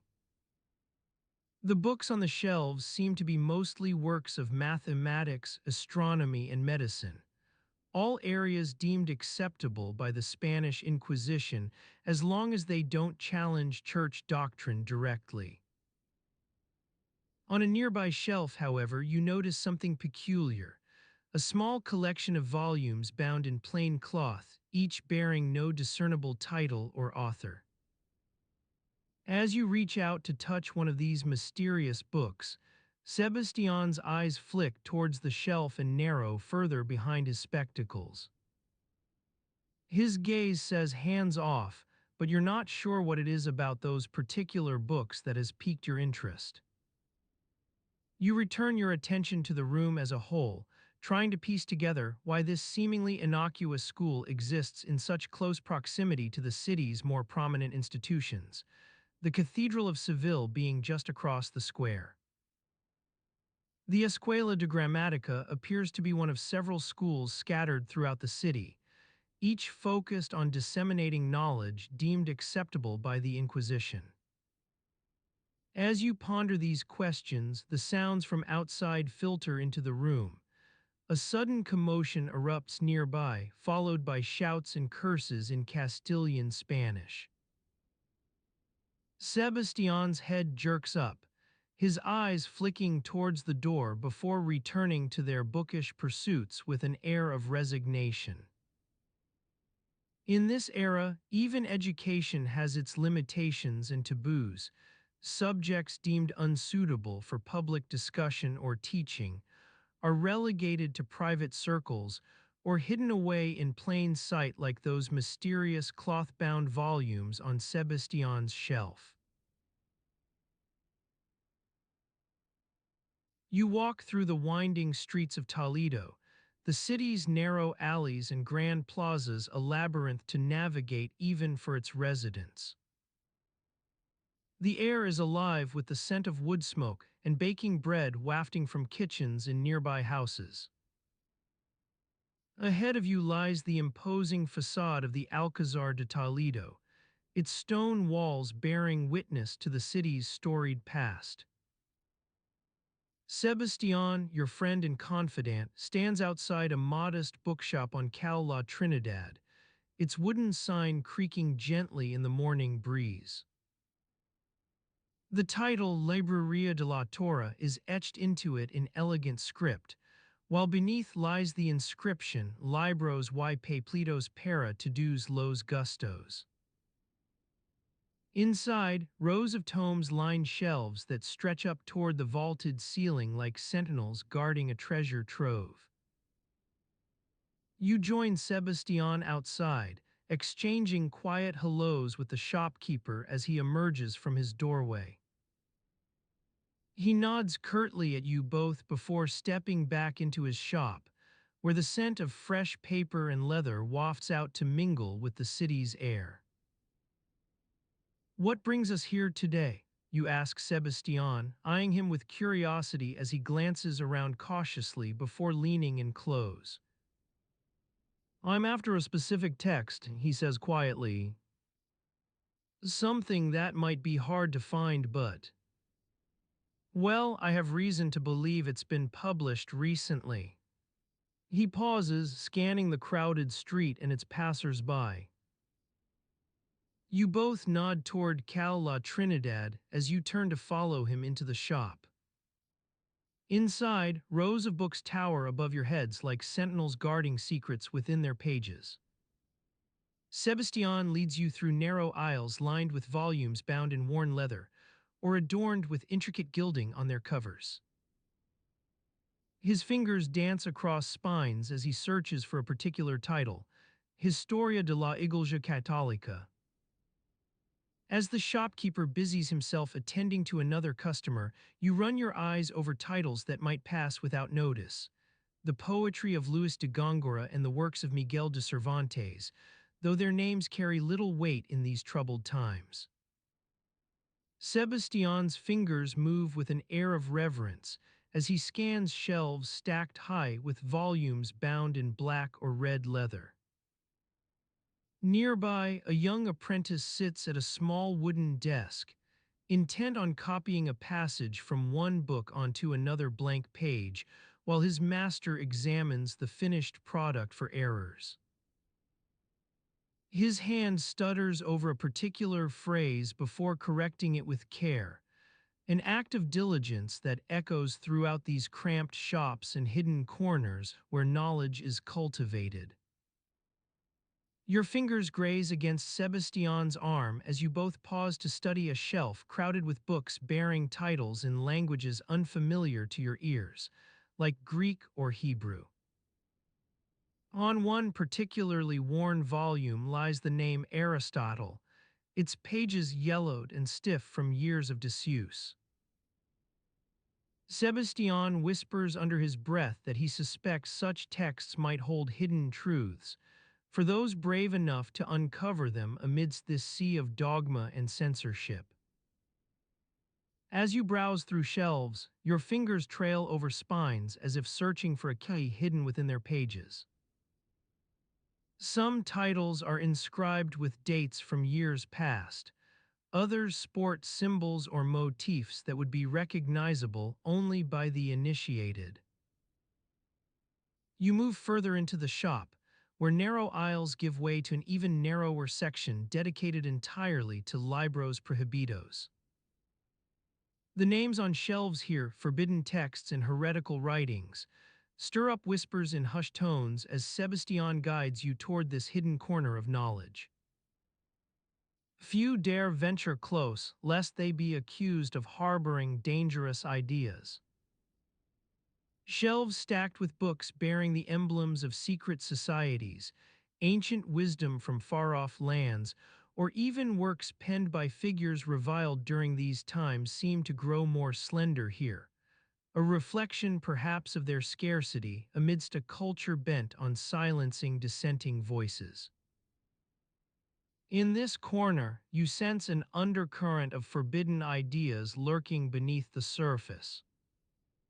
Sebastian pauses as if lost in thought before turning toward the shopkeeper and speaking in hushed tones about El Diario de un Martyr. The shopkeeper nods discreetly before disappearing into his back room to retrieve a volume hidden away from prying eyes. The air inside grows thick with anticipation, weighed down by secrets whispered between friends in private conversations or hidden away within the pages of forbidden texts. In this labyrinthine city where knowledge is currency and power its price, every step feels calculated, lest you stumble upon something that might reveal your true nature to an unforgiving world. Sebastian's eyes meet yours as he glances around cautiously once more, before handing over a slim volume bound in worn leather with the title Historia de la Iglesia Católica. A faint scent of old parchment rises from its pages, speaking volumes about its provenance. Your fingers brush against his hand as you both take the book, turning its pages to reveal text etched into each line like tiny scars on a map. On Cal La Trinidad, morning has given way to afternoon's gentle warmth, an almost imperceptible shift in light that seeps through the narrow alleys and grand plazas of Toledo. Shadows lengthen across cobblestones worn smooth by countless footsteps over centuries past, while above, sunbeams dance like spectral fingers tracing patterns on rooftops. Beyond the shop door lies a city alive, with sounds from artisans hammering away at their wares in nearby workshops, or vendors hawking their wares to passing crowds. Amidst all this bustle and din, you feel an air of quiet reverence settle over Sebastian as he opens El Diario de un Martyr, his eyes scanning the pages with a mixture of curiosity and trepidation. In that moment, as light from high above creeps through narrow windows to dance across spines stacked on shelves or glint off metal fittings in nearby bookstands, it's not hard to imagine the countless hands that have handled these volumes over time. Each one leaves behind an imprint like a whispered secret shared between old friends. Sebastian, you and perhaps even the author himself lost somewhere within the labyrinthine passages of his own story. The city stretches around you like a tapestry woven from countless stories, some told aloud in taverns or whispered among shadows on moonless nights. Amidst this vast narrative, El Diario de un Martyr and its forbidden words whisper secrets to those willing to listen. In the stillness of Toledo's narrow alleys, you sense that even within such a world bound by dogma and fear, there are moments when silence itself becomes an act of defiance.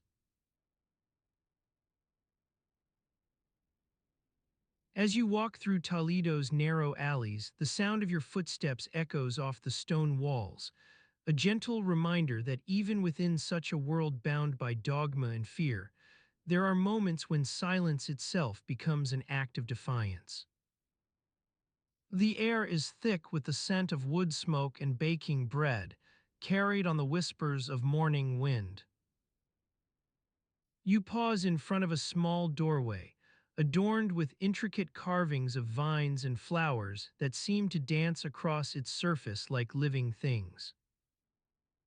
A faint glow emanates from within, casting a warm light onto the cobblestones outside.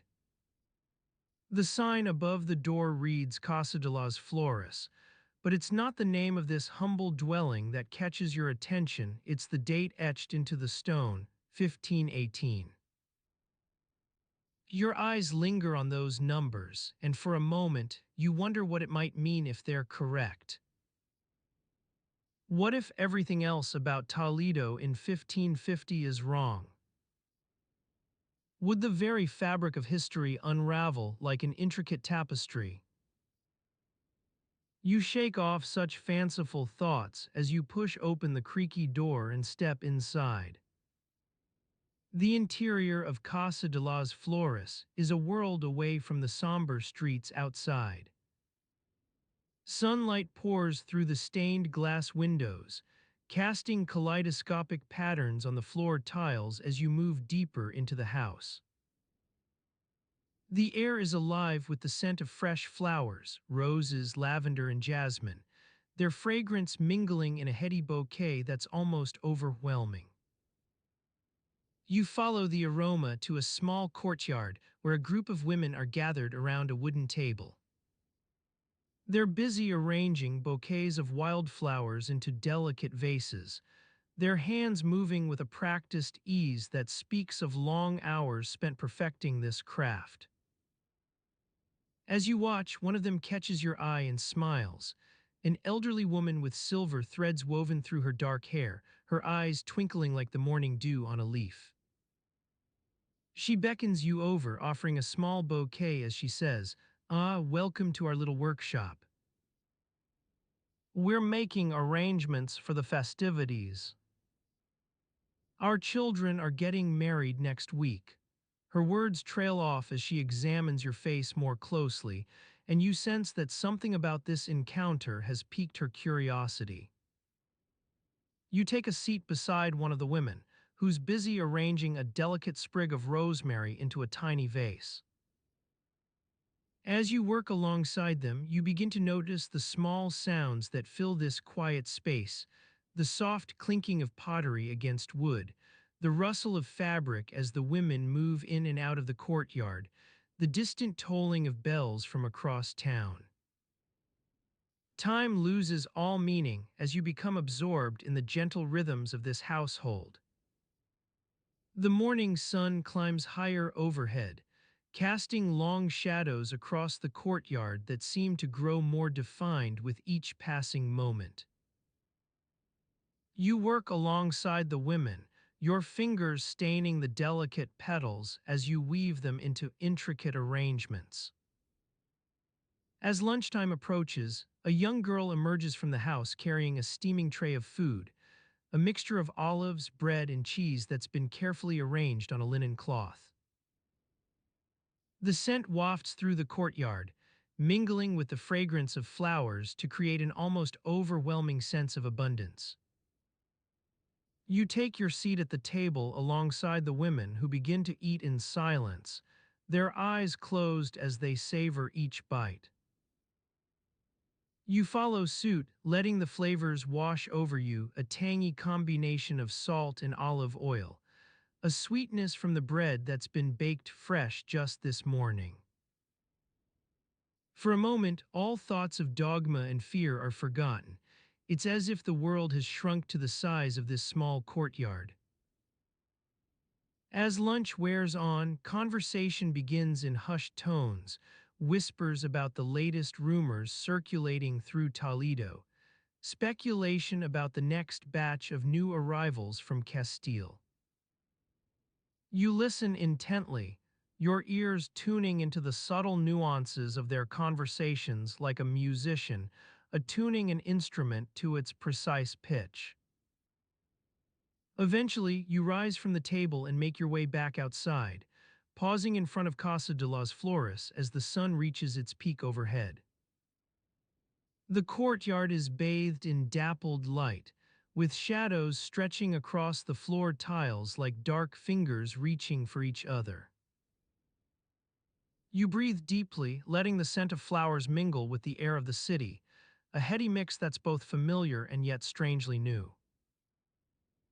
As you stand there, lost in thought, your gaze falls upon a nearby church steeple rising above the rooftops like a skeletal finger pointing towards heaven.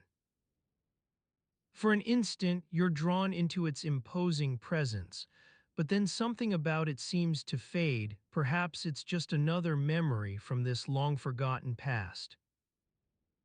You shake off such fleeting impressions and turn back towards Casa de las Flores, your footsteps carrying you through the winding alleys as afternoon wears on. The sounds of Toledo grow louder with each step, vendors calling out their wares, children laughing in the distance, the distant clang of hammering from a nearby blacksmith's shop. Your path takes you past the royal palace, its grand facade looming above the narrow streets like an overbearing presence. As you walk beneath its shadow, you catch sight of a group of guardsmen standing watch outside, their armor polished to a high shine in the fading light of day, their eyes scanning the crowds with an air of quiet authority. You quicken your pace as you navigate through this sea of faces, trying not to draw attention from these men who seem perpetually vigilant. For all its grandeur and beauty, Toledo remains a city on edge, where every smile can be misinterpreted and every glance scrutinized for hidden meanings. As the sun dips lower in the sky, casting long shadows across the cobblestones, you find yourself standing at the threshold of your lodgings, an unassuming doorway tucked away in a quiet alley.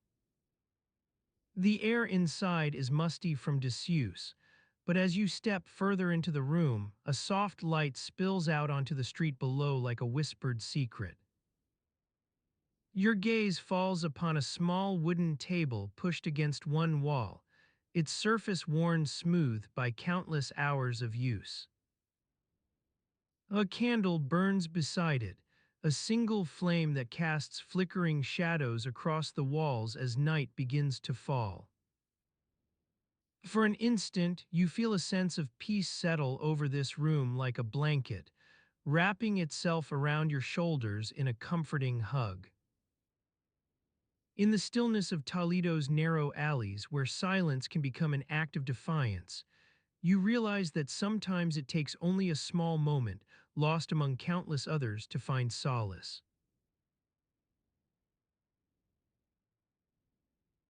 As you walk through Toledo's narrow alleys, the sounds of vendors calling out their wares and the clanging of pots from kitchen windows recede into the background, replaced by a gentle silence that seems to seep from every stone.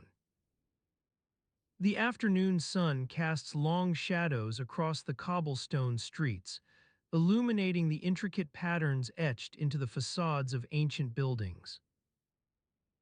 You notice the peculiar aroma wafting from the nearby bakery, sweet bread rising mixed with the faint tang of citrus and a hint of ash.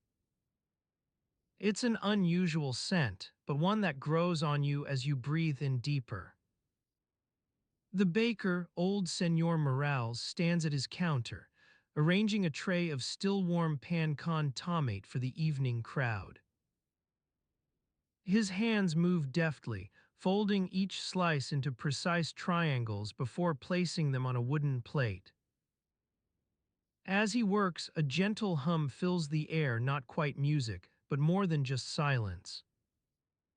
It's as if Senor Morales is conjuring up this peculiar atmosphere with every movement of his hands and every carefully placed fold. Beyond the bakery, life unfolds at its own pace.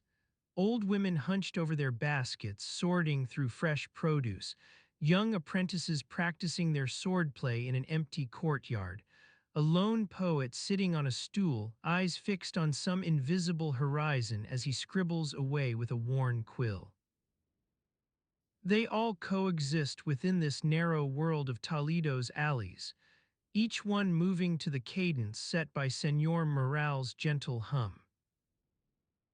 You watch for a while longer, absorbing the sounds and smells until your feet begin to carry you along. The streets lead you through a labyrinthine series of passageways, dead ends, sudden turns, and tiny plazas tucked away between buildings. In one such plaza, you come across Senor Garcia, the local notary, his hands moving over parchment as he records transactions in his small office. He's an old man with wispy white hair and spectacles perched on the end of his nose. A thin chain supporting a silver seal encircles his neck. His eyes flicker from paper to quill to your face, then back again, registering your presence without pausing for more than a second in his work. Senor Garcia signs off each entry with an elegant flourish before carefully blotting the ink on a piece of cloth tucked into the corner of his desk. The sound is like that of a sigh, slow, deliberate, and almost imperceptible. His hands move to record another transaction, this one dated 9th September, Anno Domini 1521. As you pause in front of Senor Garcia's office, you realize he's the first person today who hasn't asked for your business or tried selling something. In a city where every merchant and trader claims to be connected to some grand figure from court, it's as if everyone has an appointment with destiny. His complete indifference is almost refreshing. The afternoon wears on, shadows shortening as the sun begins its descent over Toledo's rooftops. Street vendors start packing up their stalls. Musicians arrive in smaller groups to set up their instruments near market squares. A faint murmur rises from the crowds gathering for the evening procession, anticipation building like a gentle hum beneath the surface. Your attention is caught by Senor Garcia, now lost in his work as if completely absorbed by some thought or memory. His eyes narrow slightly behind those spectacles. The tips of his fingers move over parchment with increased care. You feel a strange kinship to this quiet man amidst the whirlwind around him. Perhaps it's because he alone seems untroubled by the politics and schemes that grip Toledo like an invisible force. His office sits on the corner, almost hidden from view, three narrow windows facing out onto alleys while a fourth looks over a tiny courtyard. This space seems insulated from the world outside, sheltered beneath the weight of history's accumulated layers. It's here that Senor Garcia records transactions, signs documents with his elegant flourish, and pores over parchments bearing seals in silver or wax. The afternoon fades into evening, shadows lengthening as Toledo's inhabitants prepare for their daily procession to the cathedral. As they depart, a soft wind stirs the air, rustling through alleys like fingers running along stone walls. The city seems quieter now, fewer vendors calling out, less laughter echoing from courtyard windows. Only Senor Garcia remains, hands moving with deliberate care over his parchment. It's 6 o'clock when he finally rises to extinguish candles and close the shutters on his small office, leaving behind an atmosphere almost peaceful in its stillness.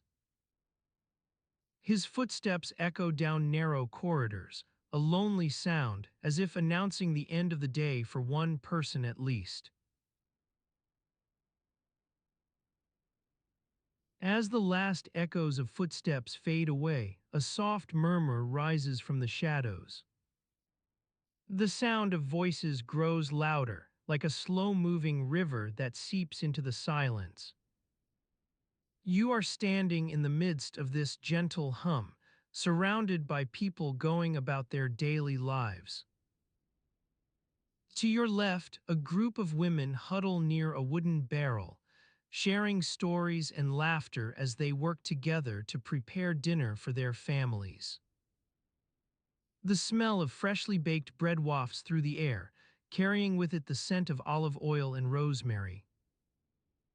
One of them holds up a small bunch of fresh herbs, sniffing its fragrance before tying it back into a neat bundle. You notice that each woman wears a simple white apron over her clothes, stained from last night's dinner preparations. The fabric is worn thin in places, but it serves as a testament to the countless meals these women have cooked for their loved ones. They speak of nothing in particular, just small talk about the day's chores and gossip, but you find yourself smiling along with them. Beyond this group, a young boy sits on the edge of a stone bench, watching the world go by through half-closed eyes. His dark hair is mussed, as if he's been running his fingers through it for hours. A small wooden flute rests against his leg, and every now and then a soft, melancholy tune drifts into the air. As you follow this melody with your gaze, you notice an elderly woman walking slowly towards her home in the distance. Her gray hair is tied back under a lace cap, which holds up to the warm breeze like a fragile leaf on its stem. She carries two woven baskets slung over one shoulder, one filled with fresh vegetables from the market and another cradling a single large bunch of flowers. She pauses for a moment near her doorway, surveying the area as if searching for something forgotten in the chaos of daily life. Her eyes narrow slightly behind wire-rimmed spectacles perched on the end of her nose, glasses that have become an integral part of her face over time. You can almost see the thought process going through her mind, a mental inventory checking off each item as it's accounted for. As she disappears into her home, you continue to move through this quiet neighborhood, drawn by the subtle cadences of life unfolding around you. The air thickens with the scent of cooking oil and baking bread, savory aromas that mingle in a delicious dance on your tongue. You pass under an archway bearing faded frescoes of saints and biblical scenes. Beyond it lies a small piazza where families have gathered to socialize, their conversations carrying the weight of shared memories. Children laugh and chase each other around the edges of this space, tiny whirlwinds fueled by sugar cookies and fresh grapes. A local baker pauses near you on his way home from work, wiping sweat from his brow with a stained apron sleeve. He offers you a small bread roll wrapped in a piece of cloth, as if sharing a secret with someone trusted. You unwrap it to reveal the soft white interior, still warm from the day's baking. He leans against a nearby wall, looking out at the evening sky as he tells you about his family and their struggles to make ends meet on the meager wages earned by his brother, who works in one of the local churches. His words are laced with concern for those around him, especially his younger sister, Maria, whose eyes seem too sad sometimes. Beyond this gentle chatter, life carries on without notice. Water splashing from a nearby well, women chattering over their daily routines as they walk home from market, children arguing good-naturedly over the ownership of an imaginary ball. And through it all, you are there, quietly observing the subtle rhythms that fill these people's lives. The air grows cool now, casting shadows across walls and streets alike. The sounds around you shift subtly. Less laughter, more hushed conversations, fewer footsteps on stone, but a greater sense of restlessness as families begin to settle in for the night. As the last wisps of daylight fade away, candles are lit, tiny flames that dance against darkness like miniature suns. In this soft light, faces take on gentle contours, creases deepen into valleys and mountains, smiles emerge from places you'd almost forgotten existed within a person's face. Night begins to seep into your world, carrying the whispers of dreams yet to come and the quiet resolve to tackle tomorrow with fresh hope. Shadows lengthen as day succumbs to night, but even in darkness there is always something happening. Always stories being told, laughter echoing through corridors, tiny rituals practiced behind closed doors. You are standing on a threshold now, poised between two worlds that blend together like shadows and light. The world outside seems distant. The people around you have become almost strangers, their lives unfolding as separate threads in this rich tapestry of human existence. As night takes its hold, memories begin to surface from hidden places within your mind. Recollections that had been buried beneath daily routines, a chance phrase spoken by an elderly woman over dinner, the faint scent of something long forgotten wafting through open windows.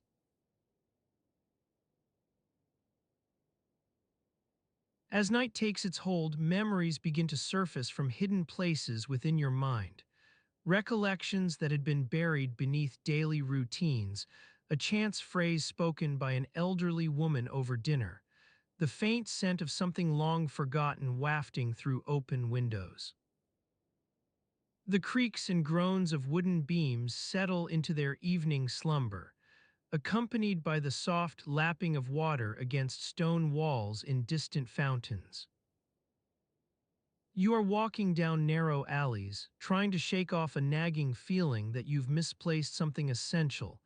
Perhaps it's just your favorite pair of shoes or maybe an important document.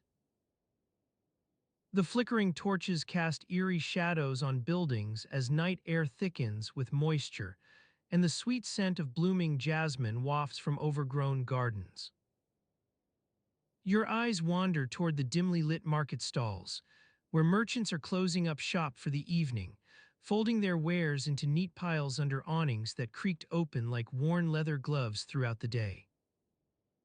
Some vendors offer last-minute deals to eager customers, while others simply pack away whatever's left over and head home. One of these vendors catches your eye, an elderly man with wisps of white hair peeking from beneath his cap, his hands stained with ink as he carefully wraps a set of hand-inked prints into cloth. You approach him cautiously, not wanting to interrupt the last-minute sales rush, but something about this quiet figure draws you in. The vendor looks up and meets your gaze for an instant before returning to wrapping the prints. He pauses occasionally to glance at his hands or smooth out wrinkles on the fabric. There's a certain calmness about this man as he works, almost as if he's savoring each deliberate movement, each fold of cloth. As you watch, one hand drifts toward his waist and gently feels for something that isn't there, an absent coin purse perhaps, or maybe just a habit from years spent counting coins on wooden counters. The small gesture is barely noticeable in the dim light, but it reveals a quiet anxiety lurking beneath this calm demeanor. He wraps up the last of the prints with care and nods toward you, inviting conversation without breaking his rhythm. "You want something?" he asks softly, voice worn smooth by years of haggling over prices in crowded marketplaces. You shake your head, not really wanting anything but drawn to the scene nonetheless. The vendor smiles faintly, continuing on as if the silence had never been interrupted. As you turn away, his words trail after you, "I've got more tomorrow. Maybe a few things worth looking at." Tomorrow brings new possibilities and with it, perhaps, answers to questions that nag in the dead of night. What is this quiet anxiety? What drives an otherwise calm man to fumble for something absent even when hands are full of work? You continue on your way through narrow alleys, winding past churches whose stone walls seem to absorb sound from surrounding streets. Even at a distance, their silence feels almost palpable as you imagine the stillness within candlelit chapels where prayers whispered in darkness weave together into an invisible tapestry that underlies every waking moment. As night deepens and shadows lengthen, your footsteps become lighter, matching the cadence of distant church bells echoing through streets. You feel yourself becoming part of this city's twilight rhythm. Slow, measured steps between buildings, soft rustle of leaves beneath shoes as moonlight casts its own pale glow over ancient stones. The city's soundscape shifts like sand dunes in a breeze, sometimes loud, sometimes quiet. Tonight it is the latter, allowing you to focus on small, everyday noises that often get lost amidst more dramatic events. The clinking of pots and pans from an open window, gentle lapping water against stone piers, distant hooting owls punctuating night air. You find yourself in a less populated section now, only scattered houses separated by narrow courtyards. These homes seem to belong to artisans or skilled craftsmen, judging by the various tools displayed outside their doors. Wooden shavings and chips of glass near one entrance suggest a glazier at work. Next door, hammers and chisels hang from hooks alongside stacks of neatly cut wood planks. A faint smell of hot metal wafts through an open window nearby.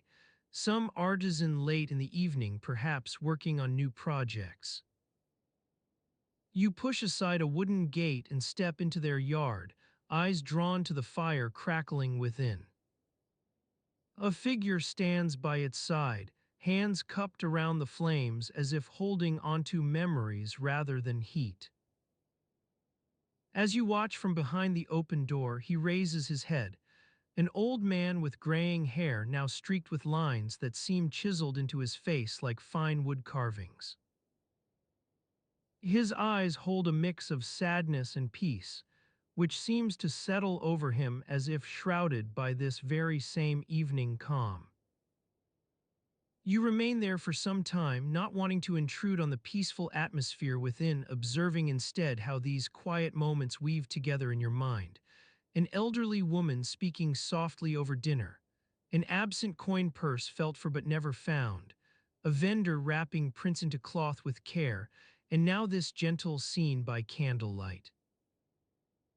The city outside seems to be settling down too, embracing its night rhythm as well.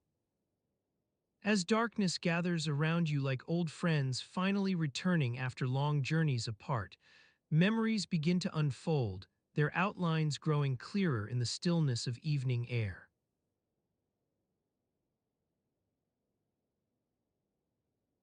As darkness gathers around you like old friends finally returning after long journeys apart, memories begin to unfold, their outlines growing clearer in the stillness of evening air.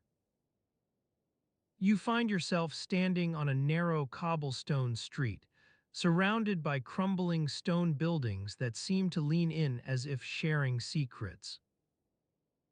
The smell of wood smoke wafts through the air, carrying with it whispers of conversations long past. You notice a small wooden sign creaking in the gentle breeze, La Casa de las Sombras painted in faded letters. A faint hum of lanterns echoes from within, their soft light casting shadows on the walls like dark sentinels guarding ancient tales. As you approach the entrance, a hooded figure steps out into your path, blocking the way with an air of quiet authority. "Que buscas?" they ask in a low tone, eyes narrowing slightly as if sizing up the weight of your intentions.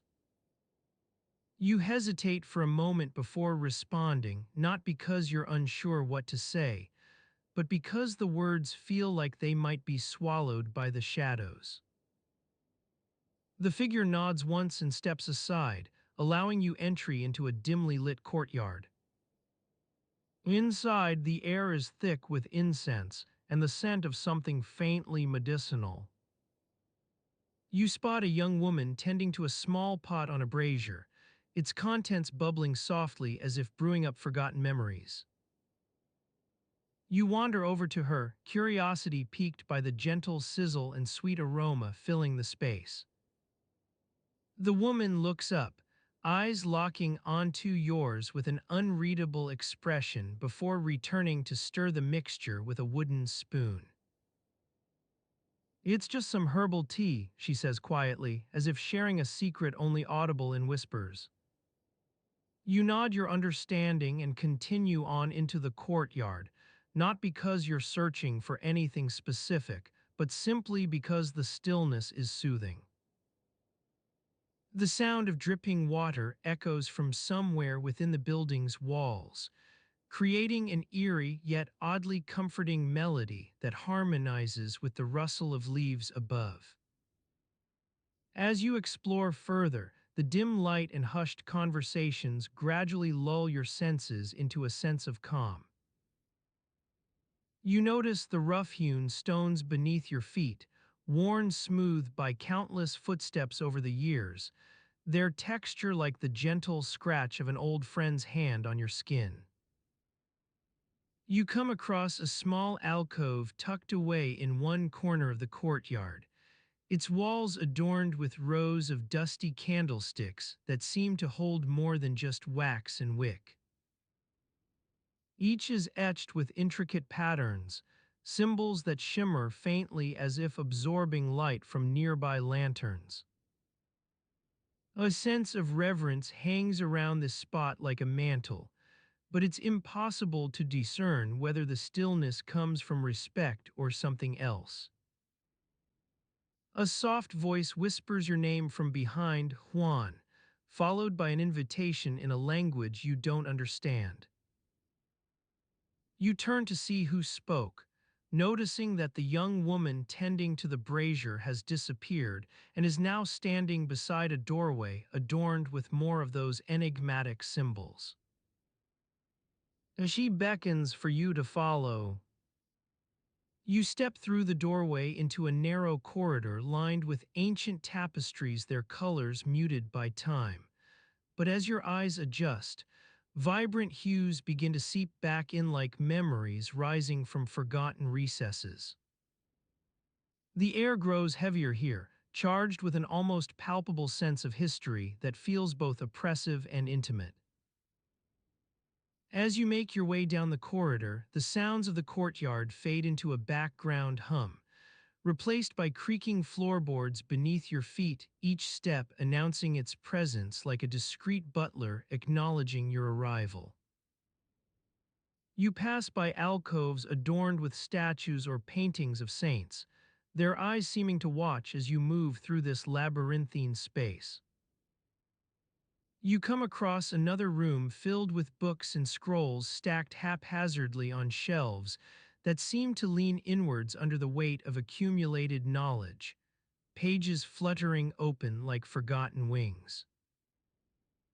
A faint scent of parchment wafts up, carrying with it whispers of ancient texts waiting to be unearthed from dusty silence. A figure sits amidst this chaos, scribbling notes by candlelight as if racing against time itself.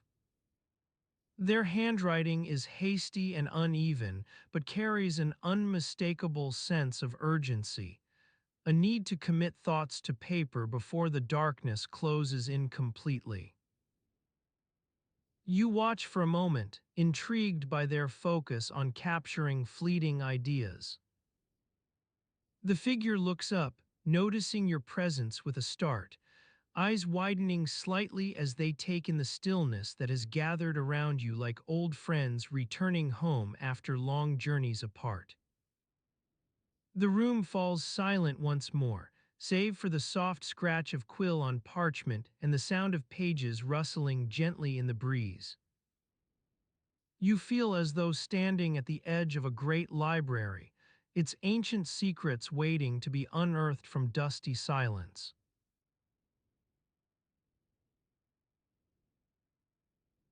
The creaking of wooden shelves echoes through the narrow aisles of the library, a sound that has grown familiar over centuries. You stand there lost in thought as the flickering candles cast eerie shadows on the walls. The air is heavy with dust and the scent of aged parchment. You recall your first visit to this place, the grand entrance, the imposing stone statues, the whispered rumors about forbidden knowledge hidden within these shelves. As a child, you would often sneak in through a side door, avoiding the guards who patrolled the main hall. The librarian, Don Pedro, would glance up from his desk and nod curtly as you made your way to the stacks. You wander down an aisle now, running your fingers over the spines of books bound in worn leather. Some have been repaired with threads of a finer quality than their original material, a testament to the dedication of generations of librarians. Others bear strange symbols etched into their covers, ciphers that seem to defy deciphering. As you turn a corner, you come across a shelf devoted entirely to works on theology and heresy. Some titles are written in Latin, others, penned by local authors, use the vernacular Spanish of your region. You recognize the name Teresa de Avila etched into one spine, an author whose mystical treatises have gained considerable attention among the educated elite. You recall a conversation with Don Pedro about Teresa's writings, how she dared to question the established order and spoke of union with God in terms that bordered on heresy. He mentioned whispers among some of his colleagues who believed that Teresa's ideas were being spread by secret sympathizers within their own ranks, an idea you always found difficult to credit. You continue your meandering path through the stacks, pausing occasionally to pull out a book or examine its contents more closely. Some volumes are written in code, others contain strange illustrations, woodcuts depicting visions of hellfire and brimstone that send shivers down your spine. You wonder about those who created these images, whether they believed them to be genuine depictions of the afterlife or merely artistic representations. As you delve deeper into the library's labyrinthine passages, you notice a faint scent wafting through the air, acrid and sharp like sulfur mixed with vinegar.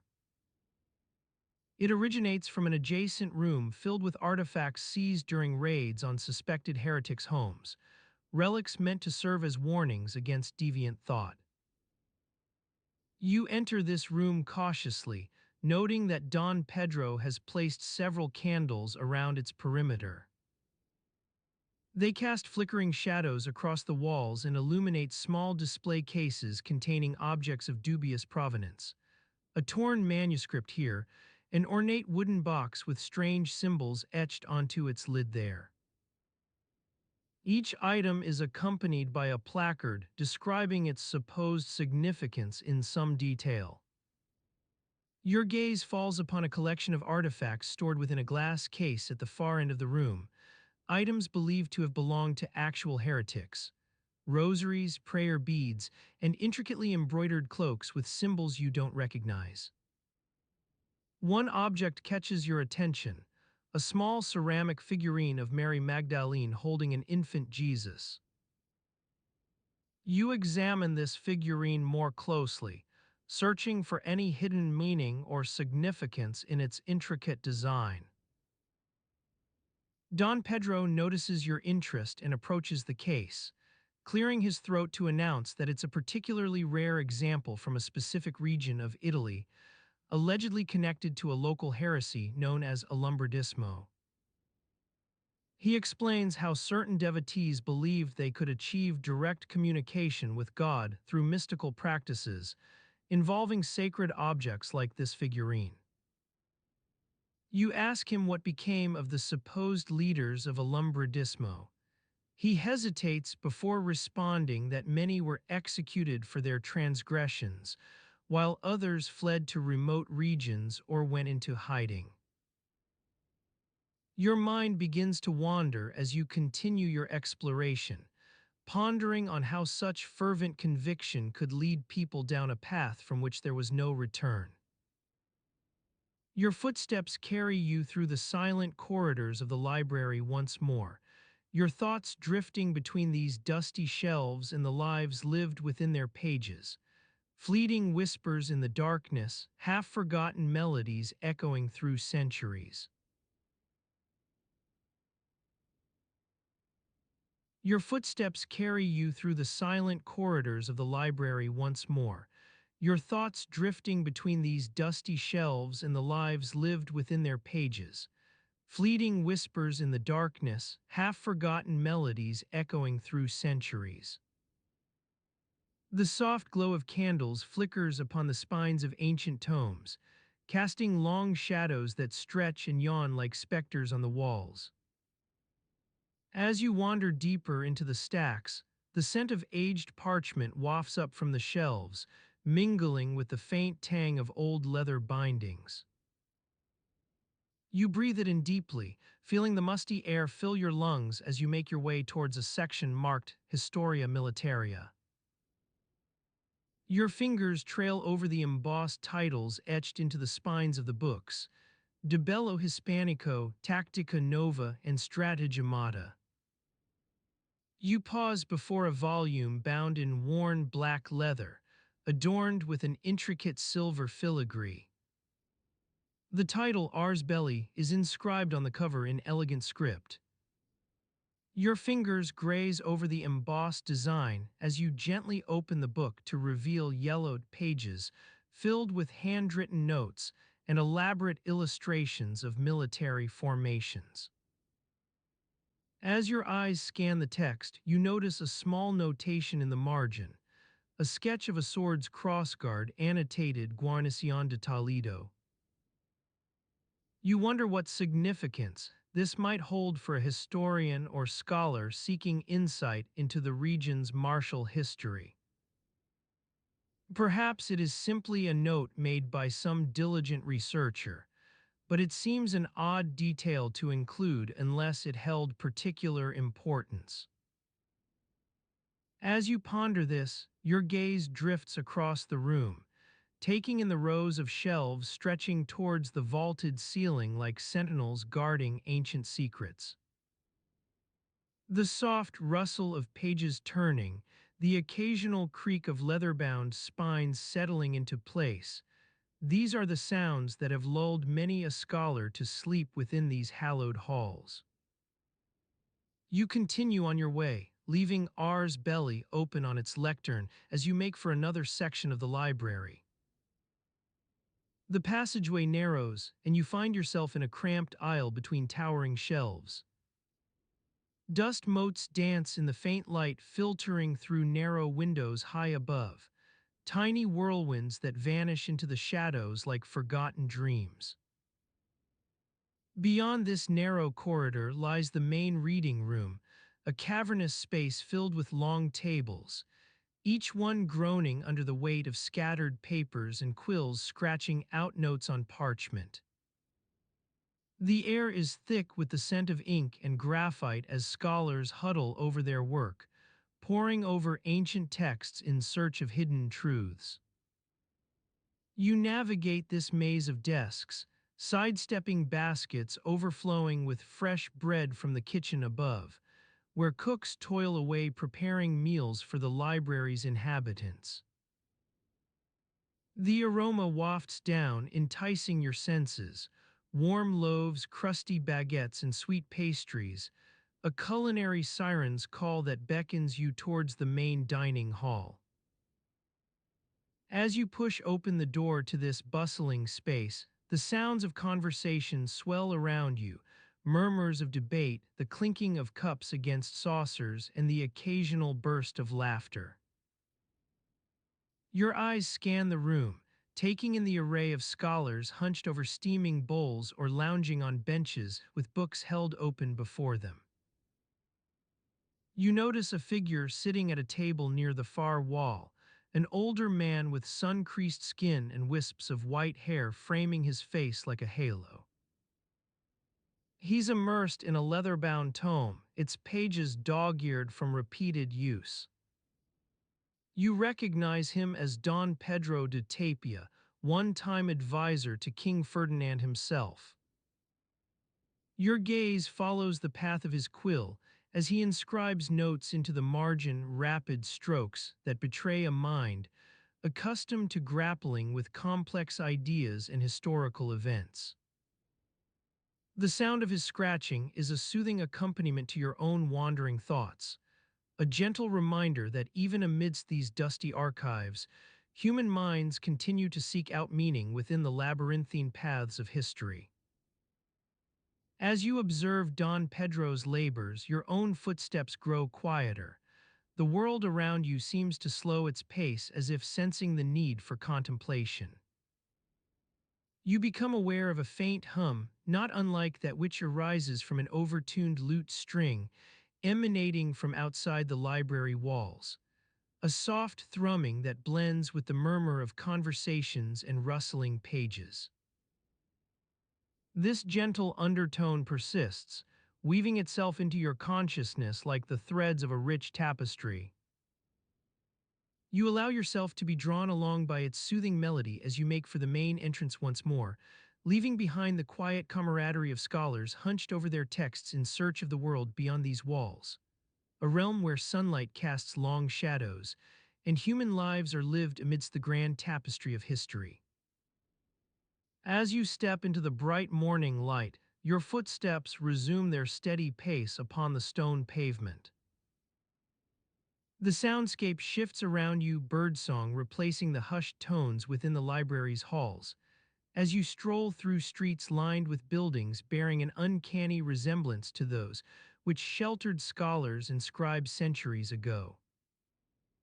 Your path unwinds past churches whose bell towers stretch towards the heavens like giants' fists, their stonework adorned with symbols that whisper secrets of a bygone era.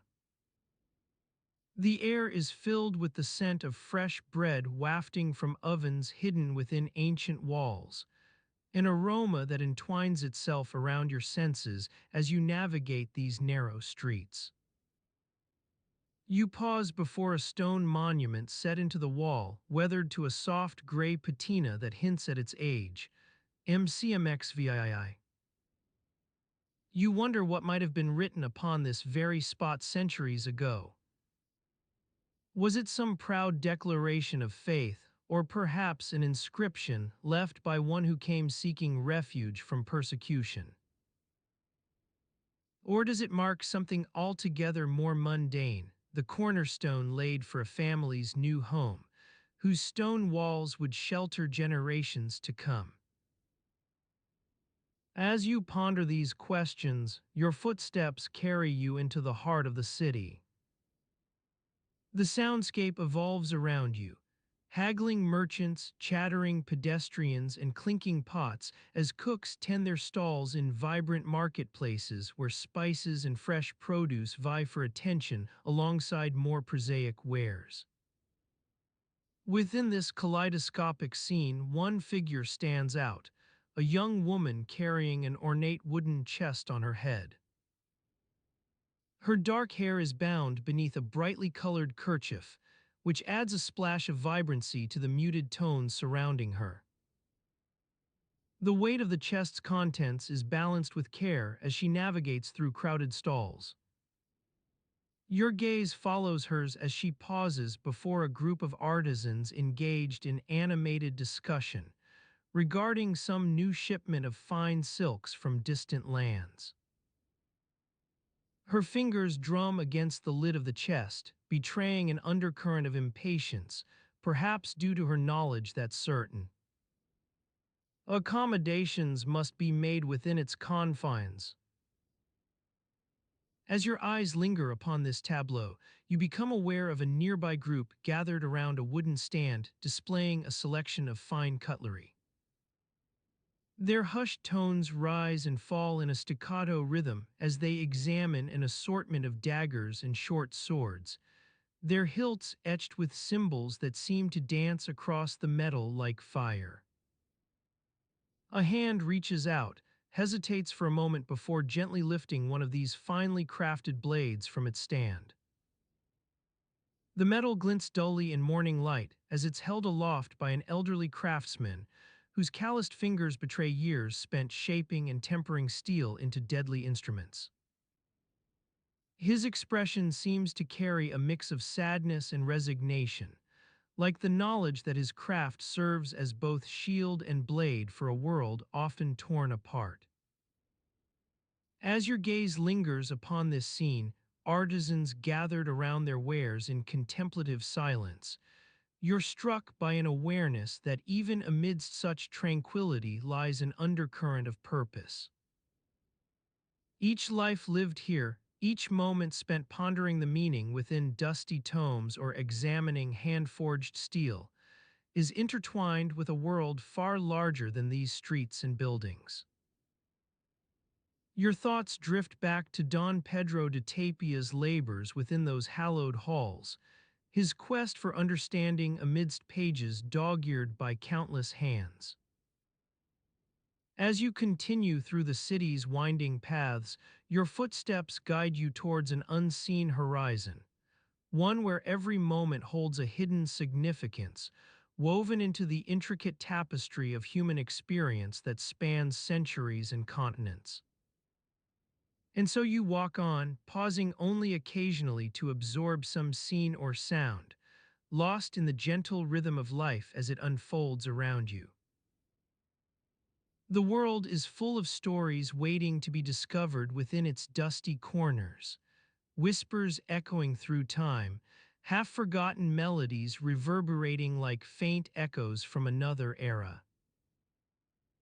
The city stretches out before you, a living tapestry of human experience where every moment holds a hidden significance, an ever-unfolding narrative that awaits your attention. The city stretches out before you, a living tapestry of human experience where every moment holds a hidden significance, an ever-unfolding narrative that awaits your attention. As you wander through the narrow streets, the soundscape shifts with each step, vendors calling out their wares in hushed tones to avoid drawing unwanted attention, the clanging of pots and pans from the kitchens below, the soft lapping of water against stone as a lone boatman polishes his vessel on the canal. You walk along the Cal de los Caballeros, lined with modest shops selling everything from fresh bread to handmade candles. The smell of baking wafts through the air, enticing you to enter one of the bakeries. Inside, rows of golden brown loaves stacked like sentinels await their turn on the shelves. You watch as a young apprentice expertly shapes a batch of dough into perfect spheres. In another shop nearby, the scent of wax and turpentine hangs heavy in the air. A sign above the door reads Miguel's Candles, but the artist himself is nowhere to be found, only his apprentice busily crafting intricate designs on a block of yellow beeswax. You notice that the apprentice's hands move with practiced ease as he applies layer upon layer of color, each stroke deliberate and measured. As you turn onto the Cal de la Luna, a group of women huddle in front of one stall, negotiating prices for an assortment of fresh produce. They chat animatedly among themselves while making calculated gestures towards their purses. Nearby, a lone merchant carefully arranges his wares, dried herbs tied with twine-woven baskets filled with root vegetables, on a small wooden table. You pause to take in the vibrant colors and textures surrounding you, the deep crimson of ripened tomatoes, the emerald green of tightly bound bunches of parsley, the muted beige of hand-knotted blankets draped over stall edges. The vendor's banter drifts through the air like the gentle rustle of leaves, creating an almost palpable atmosphere of commerce. Somehow, amidst all this activity, you notice a small anomaly, On one of the stalls, tucked away in a corner and partially obscured by a faded awning, lies a single stone bearing the inscription Año de 1518. A passing thought crosses your mind: what if that date is correct? What if everything else we've learned about this era has been slightly off-kilter, like an artist's perspective skewed from years of looking through one eye instead of both? You brush aside this fleeting notion and continue on your way.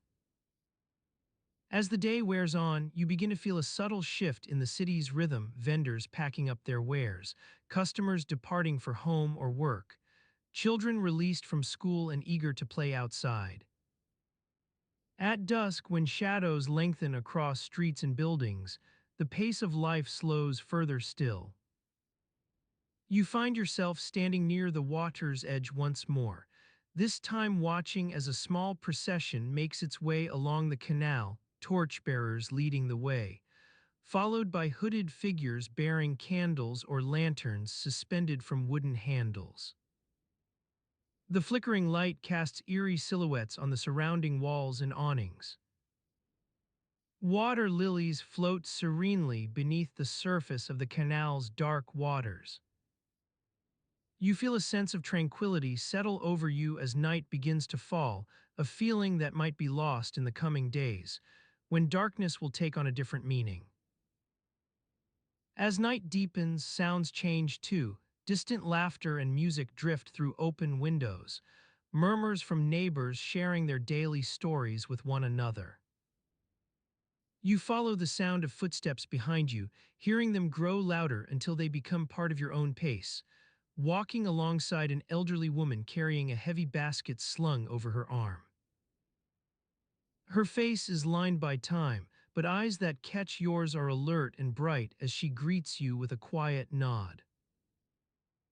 As if reading from the lines etched on her skin, you sense a life story unfolding in fragments. Years of marriage, children born and raised, grandchildren grown, seasons passed under different rulers, an accumulation of events like dust settling over furniture. Together, you continue down this now familiar street, absorbing the city's soundscape as night deepens its hold. With each step, buildings seem to grow closer together, their shadows intermingling in a rich tapestry that might be called darkness if seen from outside, but here is merely an ever-changing pattern of light and shadow. Eventually, you reach your destination, a modest dwelling nestled between larger structures, with walls painted the same warm yellow as ripened squash. Smoke rises lazily into the evening air from its chimney, carrying scents both familiar, the faint tang of baking, and unknown, something sweet but slightly acrid. You step inside to find yourself in a narrow entryway leading directly into the main room, where dinner is being served by candlelight. The elderly woman who walked beside you earlier now stands at the kitchen table, her back turned as she tends a simmering stew that sends fragrant wisps wafting up towards your nostrils. As night descends further still, shadows become more pronounced on walls and across floors, deep pools of darkness punctuated by flickering candlelight. Every step feels quieter now, sounds fade away like morning dew evaporating in sunlight. Time itself appears to slow as the day's events replay themselves in reverse. Vendors packing up their wares once more, children settled into sleep after a final round of playtime outside, their dreams carried on silent wings through dreamscapes you can only imagine. The morning light, like a gentle lover's caress, slowly awakens the city from its nocturnal slumber. In the narrow alleys of Seville, the sweet scent of jasmine and orange blossoms wafts through the air, mingling with the pungent aroma of ripe tomatoes roasting in brick ovens. The sound of vendors calling out their daily offerings, fresh bread, succulent fish, and fragrant spices, fills the morning air like a soothing lullaby. You are walking down one such alleyway, your sandals scuffling against the worn stone pavement as you make your way to the local market. The cobblestones beneath your feet have been polished by centuries of footsteps, and the rough texture is familiar under your toes. Ahead of you, a young girl expertly juggles three ripe oranges, while her mother haggles with a gruff but lovable vendor over the price of fresh vegetables. As you weave through the crowded stalls, the smell of roasting meats and baking bread envelops you, making your stomach growl in anticipation. You pause for a moment to watch a group of children playing a game of tag near the market's center. Their laughter is like music, contagious and carefree, as they chase each other around a massive stone fountain, their feet pounding out a lively rhythm on the pavement. Nearby, an elderly woman tends to her wares with a practiced hand, arranging vibrant bunches of fresh herbs into neat pyramids atop her stall. Her eyes sparkle with warmth as she greets you with a gentle smile and offers you a sample of her finest rosemary, its fragrance bursting like a tiny sun in the still morning air. You take a moment to appreciate the intricate patterns etched into the stone walls surrounding the market, worn smooth by generations of hands reaching out to touch them. The intricate carvings depict scenes from mythology, gods and goddesses lounging on clouds, their faces serene as they gaze upon humanity's struggles below. Nearby, an elderly man sits cross-legged on a mat, his fingers moving deftly as he weaves a simple basket using supple reeds gathered from the nearby river. As you continue through the market, the sounds of commerce grow louder, merchants calling out their wares, customers haggling over prices, and children's laughter mingling with the scent of baking bread wafting from an adjacent oven. You pause to examine a beautifully crafted wooden cart adorned with intricate carvings of flowers and vines, its surface worn smooth by years of use. Nearby, a young couple sits together on a bench, their hands entwined as they watch the world go by. They seem lost in conversation, their faces aglow with an inner light that has nothing to do with the warm sun beating down upon them. The woman's dark hair is adorned with a delicate silver pin shaped like a sprig of rosemary. Her eyes sparkle with mirth as she listens intently to whatever tale her companion is spinning. The air is filled with the scent of cooking oil and roasting meats, mingling with the sweet aroma of fresh bread wafting from an adjacent bakery. Inside, a gentle giant of a man works tirelessly at his craft, shoveling dough into wood-fired ovens as if possessed by some benevolent spirit. His hands move with precision, releasing perfectly formed loaves that emerge golden and fragrant after only a few minutes in the heat. You continue on your way, pausing for a moment to watch an elderly woman expertly prepare a traditional breakfast dish, fritters filled with sweet onions and rosemary, served steaming hot from her wicker basket. Her eyes twinkle as she offers you one, saying, "Try this, child, it will warm your belly and lift your spirits." The taste explodes on your tongue like a tiny firework, the sweetness of caramelized onions mingling with the earthy flavor of fresh rosemary. Beyond the market's bustle, the city stirs slowly into life. In nearby courtyards, families begin to emerge from their homes, children yelping in excitement as they're given small portions of leftover bread and cheese for breakfast. The sound of wooden spoons clinking against clay bowls fills the air, accompanied by laughter and gentle chatter. You pause at a corner stall selling used items, where an elderly woman sorts through a pile of second-hand clothes, each garment carefully washed, ironed, and mended to perfection. Her eyes sparkle as she holds up a beautifully embroidered apron, its intricate patterns depicting scenes from Spanish mythology. Minerva's owl perched atop the Pyrenees Mountains, surrounded by mythical creatures that seem almost real in their beauty. Nearby, an elderly man sets out his daily offerings on a worn wooden stall, an assortment of fresh vegetables and fruits arranged with care into tiny pyramids. His hands move slowly but deliberately as he tends to each item, making sure they're arranged just so for maximum appeal.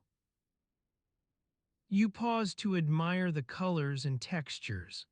Vibrant red tomatoes nestled alongside delicate bunches of asparagus, their tips still tender from spring's early growth.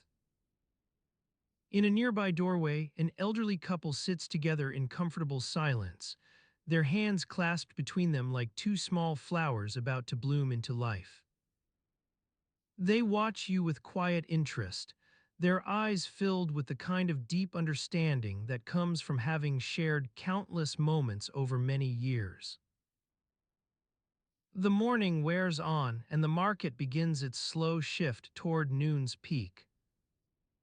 Vendors start calling out louder, hawking their wares in a cacophony of sounds and smells that fill your senses to bursting point.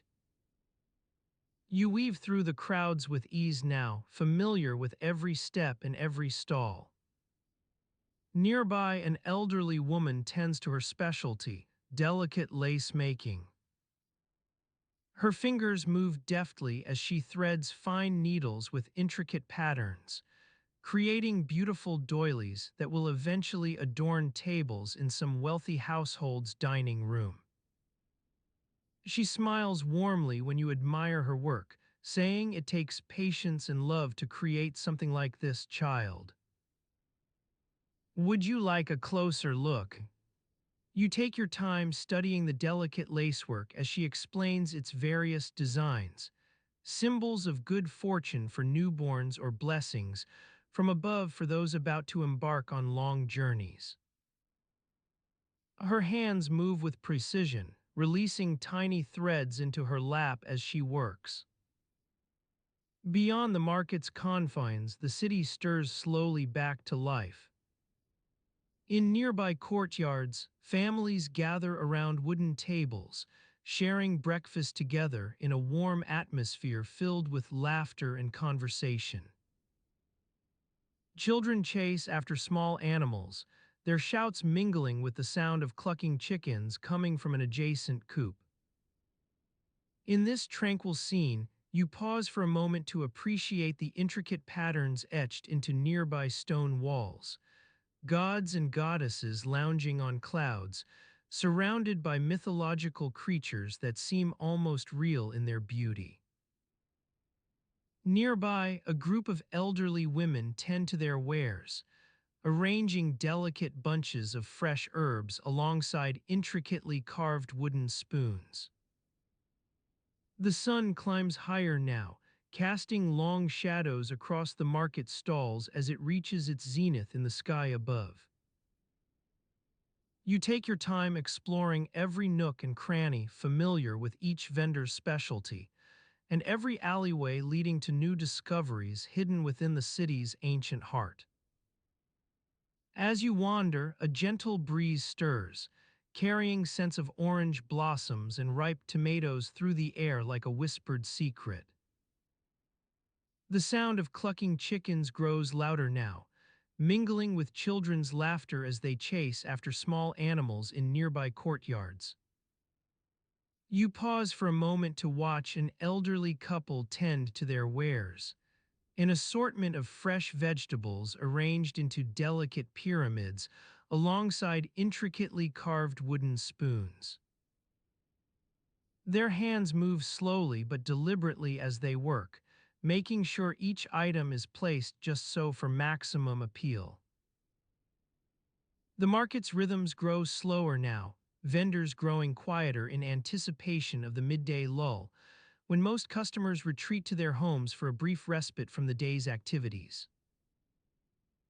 You continue on your way, pausing occasionally to admire some new discovery or another, whether it be an intricately carved wooden chest, adorned with symbols of good fortune or delicate bunches of fresh herbs arranged into intricate patterns.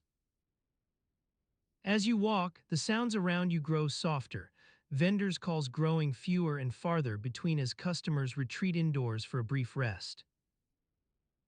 The air is filled now with the gentle hum of conversation carried on the breeze, murmurs of contentment from families gathered in courtyards nearby, soft laughter from elderly women tending to their wares. You pause at an alleyway's entrance, watching as sunlight filters through the narrow passage, casting intricate patterns across the stone floor like a stained glass window come alive. The air is filled with scents of cooking oil and roasting meats wafting from nearby kitchens. Distant sounds of conversation carried on the breeze mingle with children's laughter coming from an adjacent courtyard. The market, once bustling with activity, now stirs slowly back to life as vendors begin packing up their wares for a brief midday respite. You watch as each stall is carefully disassembled, delicate lacework and intricately carved wooden spoons being stored away in safety until the next day's activities resume. The city stirs quietly on, its rhythms growing slower now as time itself seems to bend like a willow branch in an autumn breeze. In nearby courtyards, families gather around wooden tables for a brief midday meal, their laughter and conversation carried gently on the wind mingling with distant sounds of clucking chickens. As you continue through this peaceful scene, you notice something peculiar. The date on that stone above the market entrance seems to be incorrect. Perhaps it's just an anomaly, or maybe there's more to its story than meets the eye.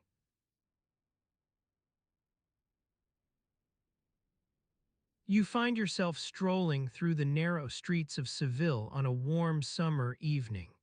The scent of orange blossoms and wood smoke carried by the gentle breeze that rustles the leaves of the ancient olive trees lining the sidewalks. The sound of hammers ringing against metal echoes from the nearby blacksmith's shop as he works tirelessly into the night to craft tools for the city's artisans. As you wander, your footsteps click on the worn cobblestones, following a path that takes you through alleys and courtyards, passing beneath arches and awnings. The dim light of torches flickers above doorways, casting shadows that dance upon the walls as if trying to escape the confines of the buildings themselves.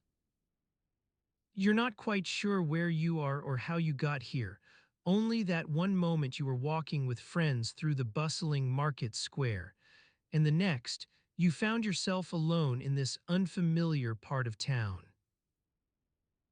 Perhaps it's just an anomaly, or maybe there's more to its story than meets the eye. Whatever the reason, you continue your leisurely pace, taking in the sights and sounds of a city that seems frozen in time. To your left stands a small bookstore, its shelves overflowing with dusty volumes bound in worn leather. You push open the door, releasing a faint scent of aged paper into the evening air as the bell above it announces your arrival to anyone who might be listening inside. The shopkeeper looks up from behind his counter, where he's arranging an assortment of quills and inkwells, their metalwork glinting in the dim light. "Ah, welcome, amigo," he says with a warm smile, beckoning you closer as if sharing a secret. "I see you're looking for something to read on this fine evening." You browse through the shelves, running your fingers over the spines of books that seem to hold secrets and stories within their yellowed pages. Tomás de Torquemada's treatise on morality sits alongside a collection of troubadour poems, while a worn copy of Pliny's Natural History shares shelf space with a manuscript bound in a strange, unfamiliar language. In the corner, near a pile of discarded parchment scraps and scattered quill tips, lies an open scribe's desk. A candle casts eerie shadows on the walls as it burns down to its own nub, leaving behind only a faint scent of tallow smoke.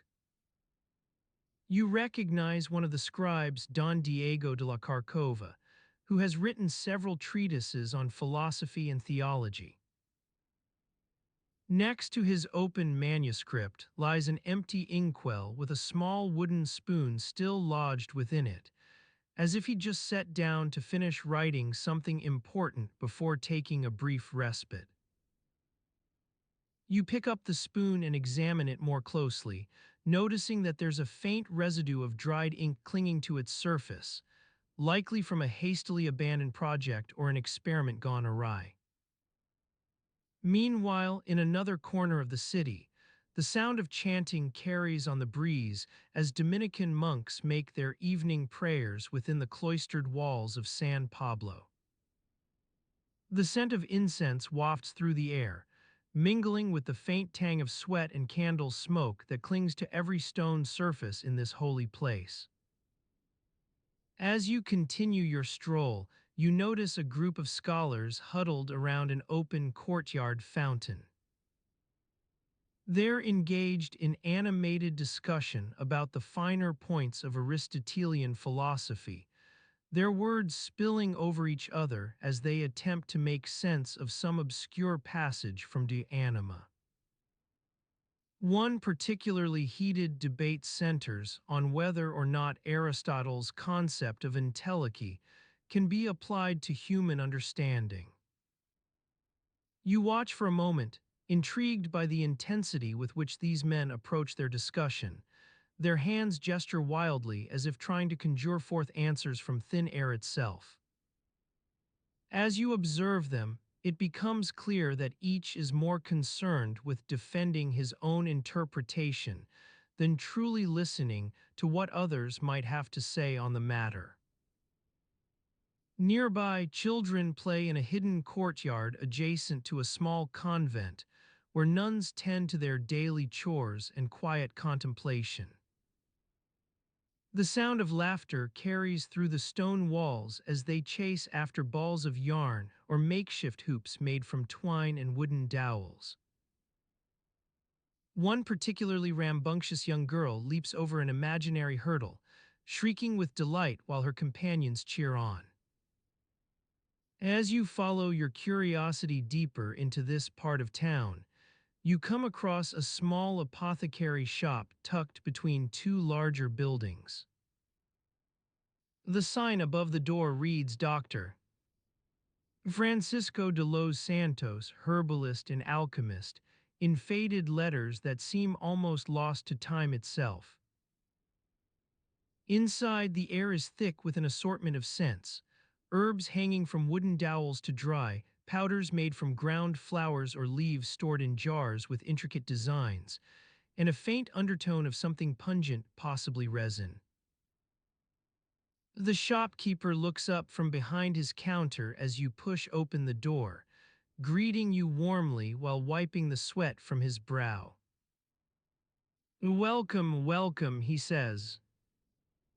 "I see you're looking for something to soothe your soul or perhaps just ease a bit of discomfort." You browse through the shelves, running your fingers over the various containers and jars stacked on wooden shelves that seem almost too narrow for their contents. A faint smell of myrrh clings to some of the herbs, mingling with an earthy scent from something buried beneath, possibly roots or tubers. Nearby, a small table bears the remains of last night's dinner, cold meat sliced into thin strips, bread torn apart and left in fragments on a plate now empty except for crumbs scattered across its surface. A bottle of wine lies nearby, almost drained but not quite exhausted. As you continue your exploration, it becomes clear that Dr. De Los Santos is more than just an apothecary. He's also an alchemist with a deep interest in the mysteries of transformation and transmutation. His shelves hold books bound in strange leather, their covers adorned with cryptic symbols or hidden beneath layers of worn cloth.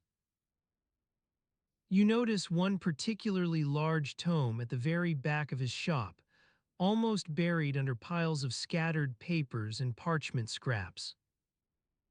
The cover is an unusual shade of deep blue, its surface embossed with a repeating pattern of tiny stars that seem to shimmer in the dim light. As you reach out to touch it, Doctor, De Los Santos steps forward, placing a gentle hand upon your arm.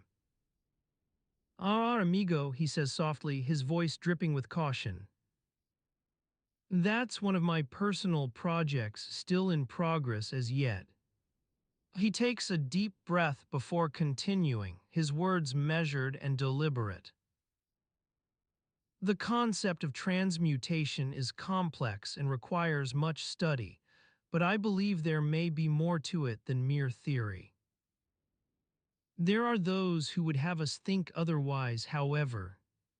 As he trails off into silence, the sound of footsteps echoes from outside, a lone pedestrian making their way through the narrow streets as night begins its slow descent upon Seville.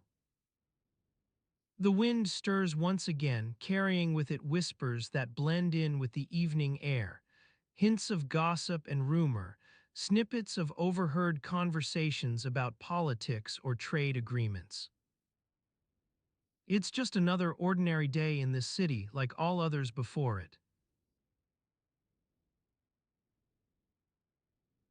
You walk through the narrow streets of Seville, surrounded by the sounds of vendors calling out their daily wares, bread, cheese, and fresh produce.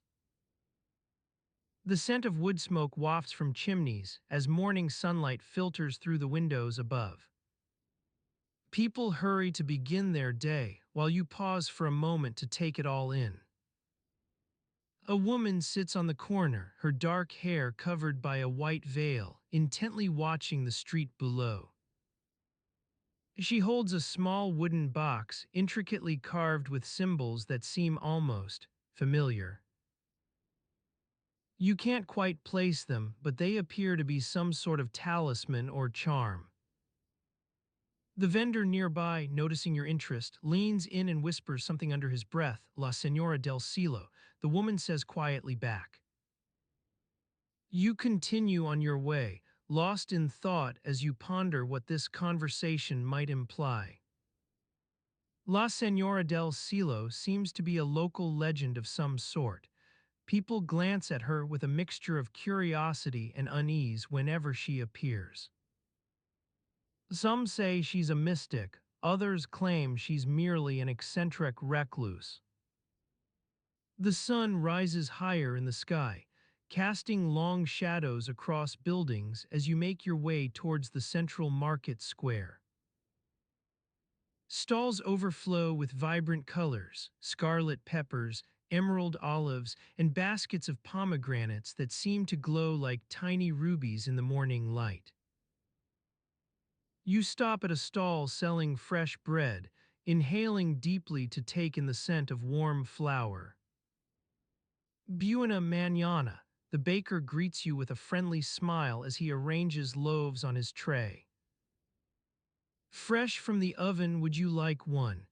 You select a round loaf and notice that it's been baked with an intricate pattern of crosshatch marks, almost protective. The baker notices your interest and leans in to whisper, "It's good luck for travelers. They say the devil himself can't resist crossing his own path." You take a bite of the warm bread, feeling the slightly crunchy texture give way beneath your teeth as flavors explode on your tongue. The taste is rich, almost like honeycomb, but with just enough salt to keep you grounded. After finishing your snack, you continue through the winding streets of Seville's old town. You pass by a group of monks chanting softly in front of a small chapel, their candles casting flickering shadows on the stone walls as they pray for the city and its inhabitants. In another courtyard nearby, an elderly woman sits hunched over a wooden wheel, slowly spinning wool into thin strands that will eventually become clothing. You notice a young boy watching her with wide eyes, likely fascinated by this tedious yet soothing task. His mother chides him gently, "Be patient, the threads of our lives are woven one thread at a time." You smile to yourself as you realize this is more than just an instruction for the child, but also a subtle commentary on their current situation. As morning progresses into early afternoon, shadows shorten and sunlight begins to cast long fingers across buildings. The city's sounds, vendors calling out wares, horses clopping along cobblestone streets, people chatting in hushed tones blend together in a soothing melody that eventually lulls you into a gentle reverie. The air is filled with the scent of cooking oil from kitchens preparing meals for the day ahead. Your stomach growls as you recall breakfast was still an hour away. No worries today, though. A local tavern nearby offers steaming hot pastries, fresh bread, and some strange new sausage concoction that might be worth trying. You push open the creaky door of this small eatery, letting yourself in amidst a faint whiff of yesterday's cooking grease. Inside, an assortment of locals huddle around wooden tables, sharing stories over cups of coffee or wine as the proprietor greets you with a hearty quay puto servier. You order something simple, bread and olives for now, but can't help wondering what that unusual sausage might taste like. The tavern is dimly lit, except where sunlight filters through gaps in wooden shutters to dance across walls. Dust motes swirl lazily as people move about, their conversations flowing easily between laughter, gossip, or simple tales of everyday life. A young couple sits near the fire, sharing a private joke while trying not to laugh. You notice they glance around cautiously before exchanging giggles. Outside, Seville's streets hum with activity. Vendors setting up for market day, merchants arranging their goods on stalls, and travelers from far-off places making their way through this labyrinthine city. Amidst it all, the sounds of laughter, haggling prices, and sizzling meats create a rich tapestry that seems to envelop everything. As you enjoy your snack in the tavern, a simple pleasure yet one that feels almost like a small triumph today, thoughts wander back to La Senora del Cielo. Some people claim she possesses extraordinary abilities. Others say her powers are more subtle, allowing her to guide those who genuinely seek answers from within themselves. What if the truth lies somewhere in between? What if this mystic's powers aren't so much supernatural as simply a deeper understanding of human nature and its intricate workings? The sound of rain on cobblestones outside starts to create an almost hypnotic rhythm. You find yourself swaying gently with each drop. Rainfall intensifies, casting shadows that dance across the tavern like spirits from another world. You continue sipping your coffee as people begin shifting about in anticipation of the storm's arrival. The proprietor busies himself securing shutters and covering furniture, while a young boy helps his mother gather belongings for their return home. You notice how this small community comes together to face whatever nature brings, rainstorms, economic hardship, or even the weight of superstition. And that is perhaps where La Senora del Cielo finds her true significance, not in magical powers or mystical incantations, but in pointing people toward understanding themselves and their place within a larger whole. The sun beats down on the worn cobblestones of Cal de la Luna, casting long shadows behind the dusty buildings that line its length. The sound of hammers ringing out from the nearby blacksmith's forge carries on the gentle breeze, mingling with the scent of freshly baked bread wafting from La Casa del Panadero. You navigate the narrow street, careful not to trip over the loose stones or get caught in the fluttering awning of a market stall. As you pass by the old windmill on your left, its wooden blades creaking lazily above, you notice a group of slaves gathered near the city gate. They're dressed in simple tunics and hoods, their faces obscured from view as they murmur among themselves. The overseer stands watch nearby, his hand resting on the hilt of his sword. You recall La Señora del Cielo's words, "The threads that bind us are not just those of faith or power. These slaves working in service to the wealthy and powerful are a testament to that truth. Their labor is essential yet invisible, a reminder that even as we focus on grand events and celestial influences, it's often the smallest actions and quiet lives that shape our world." A young slave girl catches your eye, her hands busy with some intricate stitching as she glances up at you with an air of curiosity. Her dark hair is tied back in a simple knot, revealing a smudge of dirt on one cheekbone and a small silver earring glinting in the sunlight. You can't help but wonder what story lies behind those quiet features. You continue your stroll through Cal de la Luna, passing beneath the wooden sign creaking gently above La Casa del Panadero's door, Panaderia San Juan. Inside, you see rows of golden brown loaves on wooden shelves, their crusts glistening with dew. The baker catches sight of you and smiles warmly, gesturing toward a fresh batch just out of the oven. As you sample the still warm bread, its soft interior dissolving in your mouth, the sounds around you grow softer, the murmur of conversation from nearby alleys, the distant clang of hammer on anvil. Even the sun seems to be shifting now, casting long shadows that creep like dark fingers across the cobblestones.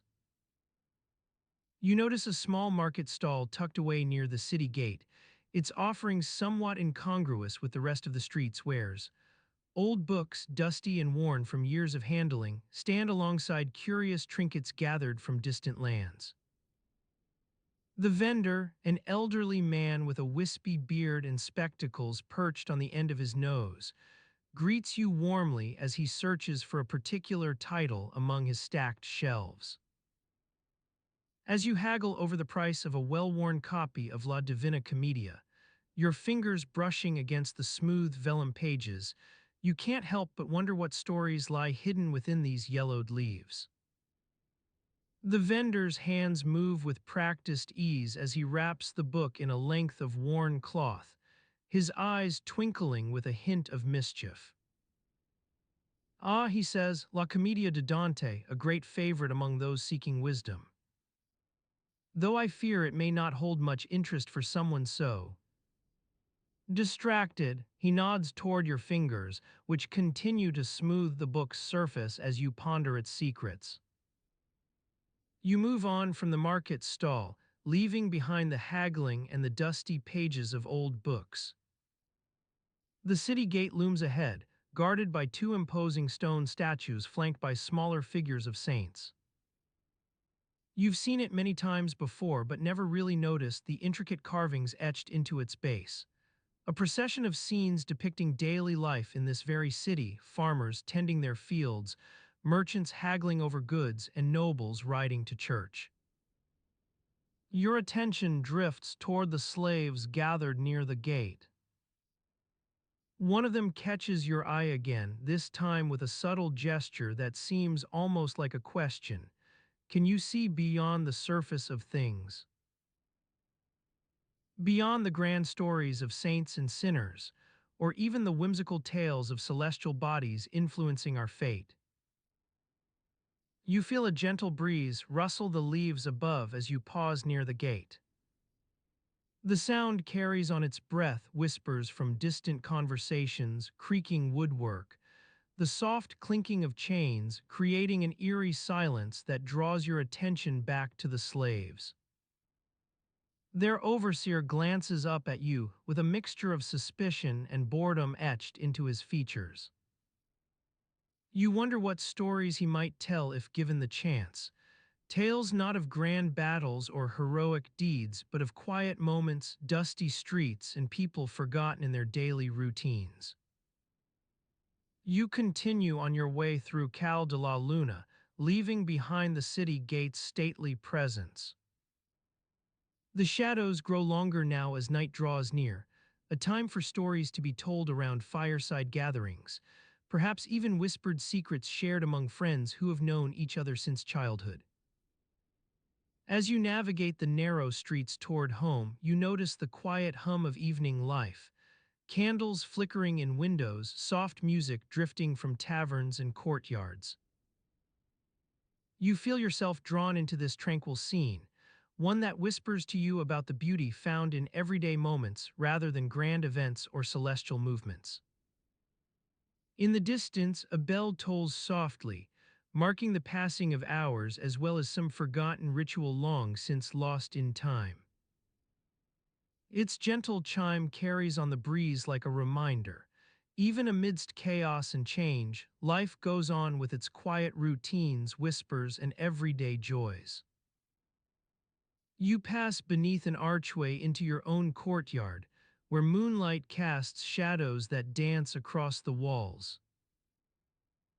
In this peaceful haven, you pause for a moment to breathe in the scent of night-blooming flowers, their fragrance carrying like a promise. Amidst all life's noise and turmoil lies beauty waiting to be discovered.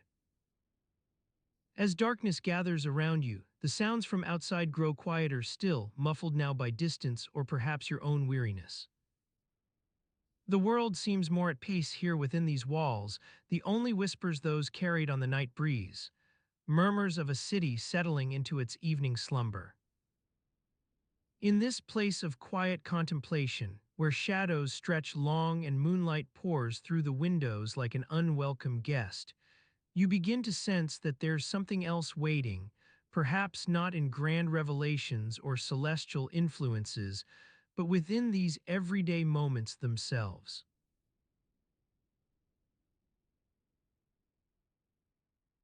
The smell of baking bread wafts through the streets, carrying with it a hint of stale smoke from last night's embers.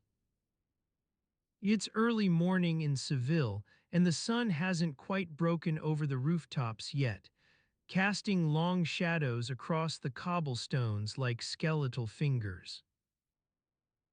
You walk along Cal de las Tintas, following the scent to the local bakery, where Don Pedro is already up, kneading dough under a dimly lit wooden counter.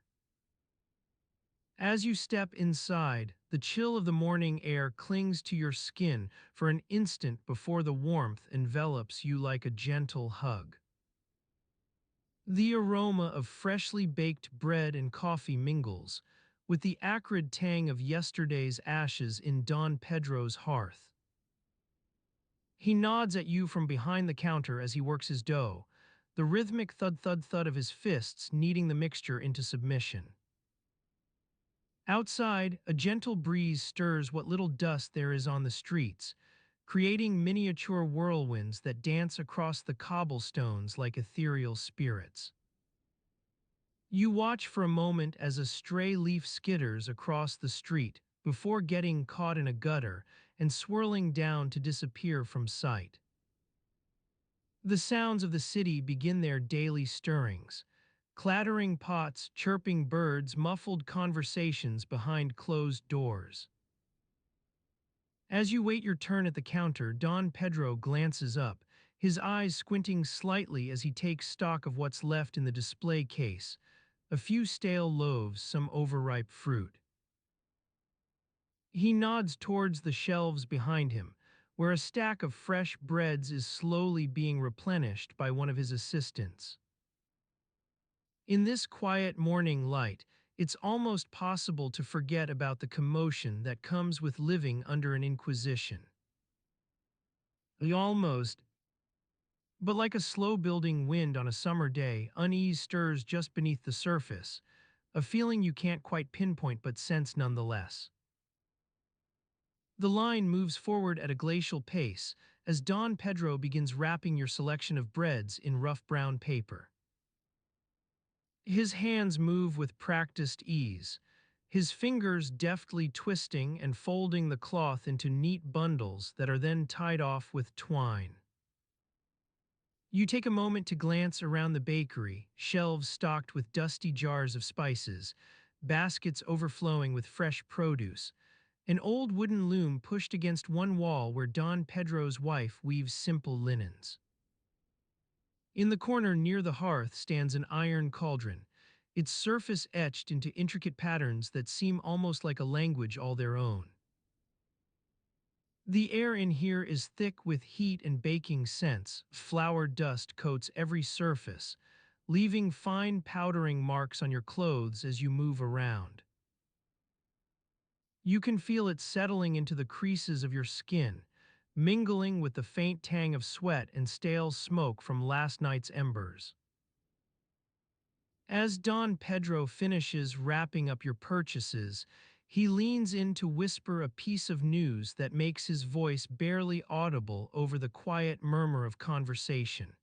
Haven't you heard? The bishop has announced another round of inspections next week. His words are almost lost amidst the gentle hum of morning activity, but like ripples on still water, they disturb the surface and send a faint tremor through your day. You thank Don Pedro for his warning and step out into the growing light. Seville's narrow streets begin to stir with life as you make your way back home, past shuttered windows that filter sunlight in strips of golden yellow, casting an eerie glow on pavement already stained by centuries of foot traffic.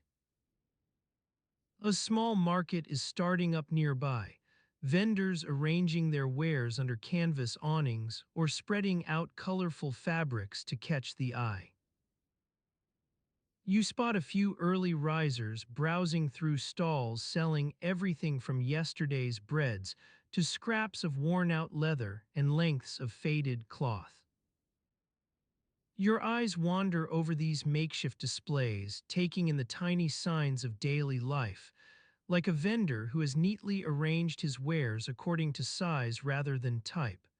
Another whose tablecloth seems more vibrant than any actual goods on offer. Each vendor offers their own spin on how much this or that item will fetch you, prices fluctuating with each new arrival and departure, as if the numbers were tied directly to some unseen celestial rhythm. The gentle morning breeze picks up a bit, carrying whispers of gossip from one market stall to another, rumors about who's been seen with whom, whose cousin is hiding what secret within their household walls. These murmurs carry like water ripples across the city, each one leaving behind a faint echo as it flows on into other conversations. You continue along your route home, passing beneath awnings and through narrow alleys where dim light filters down from above, casting intricate patterns of shadow and dust motes dancing in air currents that are almost imperceptible. Every now and then you catch snippets of conversation or snatches of tune sung by a lone bird perched on some windowsill high up, music woven into the fabric of this city like an underlying hum. Your path winds through streets lined with what little remains of Seville's ancient walls, crumbling stones that bear witness to centuries past as if they'd lived them all. As you walk, these weathered stones seem to grow more prominent in your perception, becoming a kind of living backdrop against which the city unfolds, each one holding secrets and stories it has seen but never revealed. Eventually, after passing beneath an archway or through another narrow passageway that forces you into sudden awareness of being watched by unseen eyes, you find yourself back at your own doorstep. Inside, you push open a creaky door to let in some morning light. A ray catches the edge of an old vase on the windowsill and sends it dancing along the dusty floorboards. A faint smell of cooking greets you as you step into the kitchen. Today's meal is already underway, with your wife stirring something over low heat while trying not to get too close to where last night's embers still smolder. In this quiet domestic space, surrounded by familiar objects and routines that weave together like a never-ending tapestry of daily life, it becomes almost possible to forget about the slow-burning tensions outside these walls. But even here, in what should be your sanctuary from the world's troubles, there lingers an awareness. Whispers of discontent carried on winds through open windows, rumors of inspections spreading fear that can seep into every corner like a stain. These are not things you discuss openly with neighbors or friends, but rather share within these walls where love and worry intertwine like vines around some ancient column. As the morning wears on, light spilling across the floor becomes less sharp-edged and more golden, dust motes lingering in air currents as the sun rises higher. Your wife calls out from the kitchen that breakfast is ready. You take a seat at the table by an open window where morning sunlight catches the edge of your plate. For now, amidst these quiet routines and daily concerns, it's hard to imagine what might be lurking just beyond this domestic haven, waiting like shadows cast long across the city. You step out of your casa, into the warm morning light that filters through the narrow streets of Seville's Alcazar neighborhood. The sound of a nearby water wheel creaks and groans as it turns lazily in the gentle breeze, its rhythmic motion a familiar comfort to your ears. You take a deep breath, feeling the cool air fill your lungs as you inhale the scent of freshly baked bread wafting from the bakery on the corner.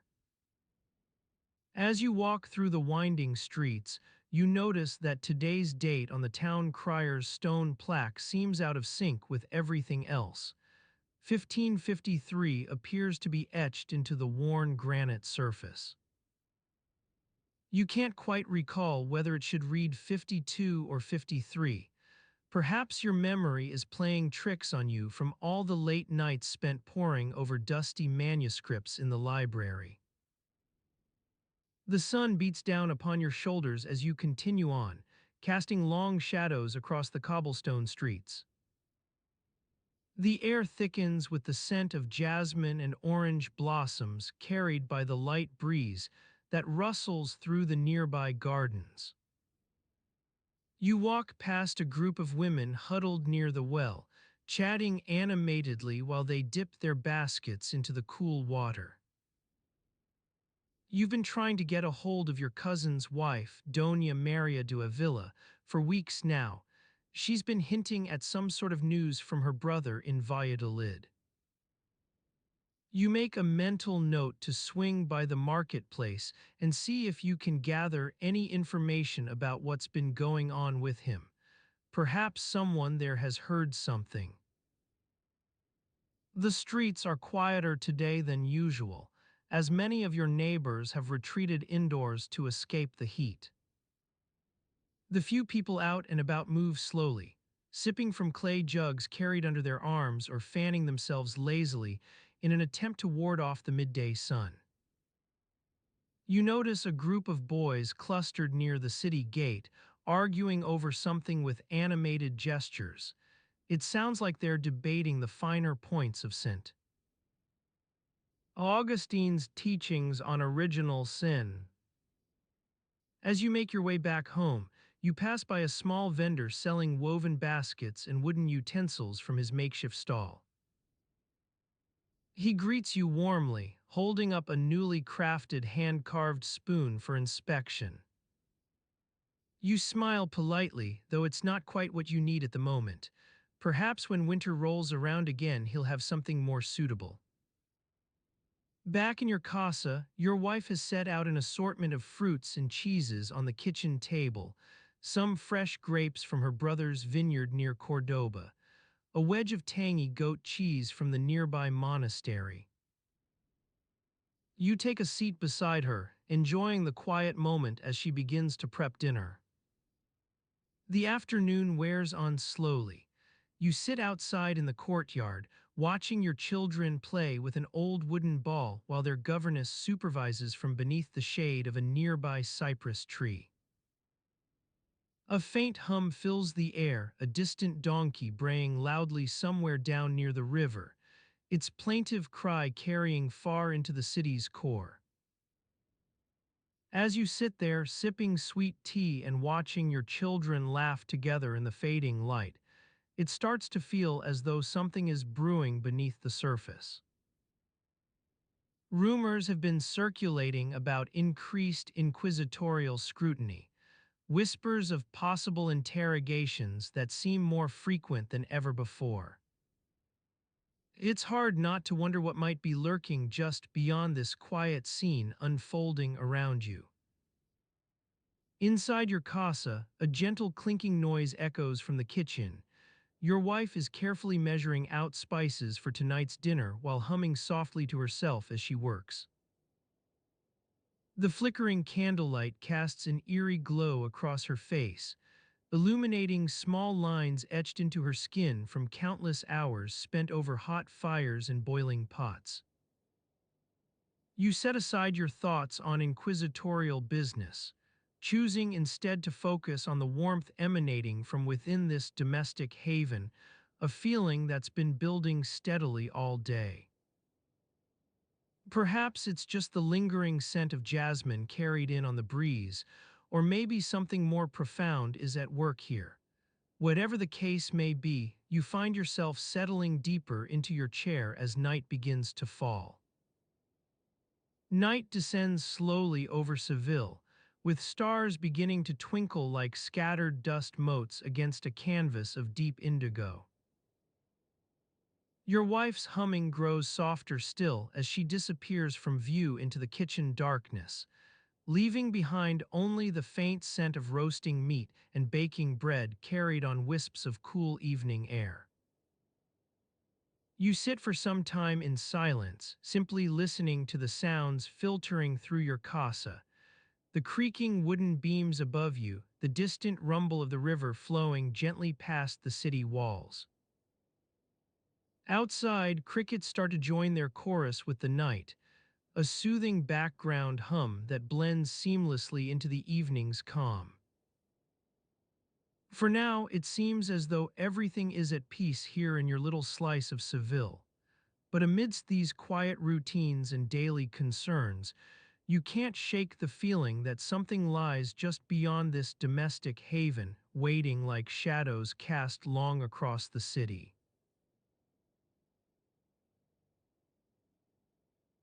You're standing in your small kitchen, watching Maria expertly chop a handful of fresh parsley on the worn wooden counter. The scent of olive oil and garlic wafts from the nearby pot, where she's simmering a simple stew for tonight's dinner. As you stir the embers with a long-handled fork to fan the flames into a warm glow, you notice something peculiar. An old stone in the corner of your courtyard bears an inscription that reads 1575. You've lived here for years now, and as far as you can recall, no one has ever mentioned this date being anything out of the ordinary.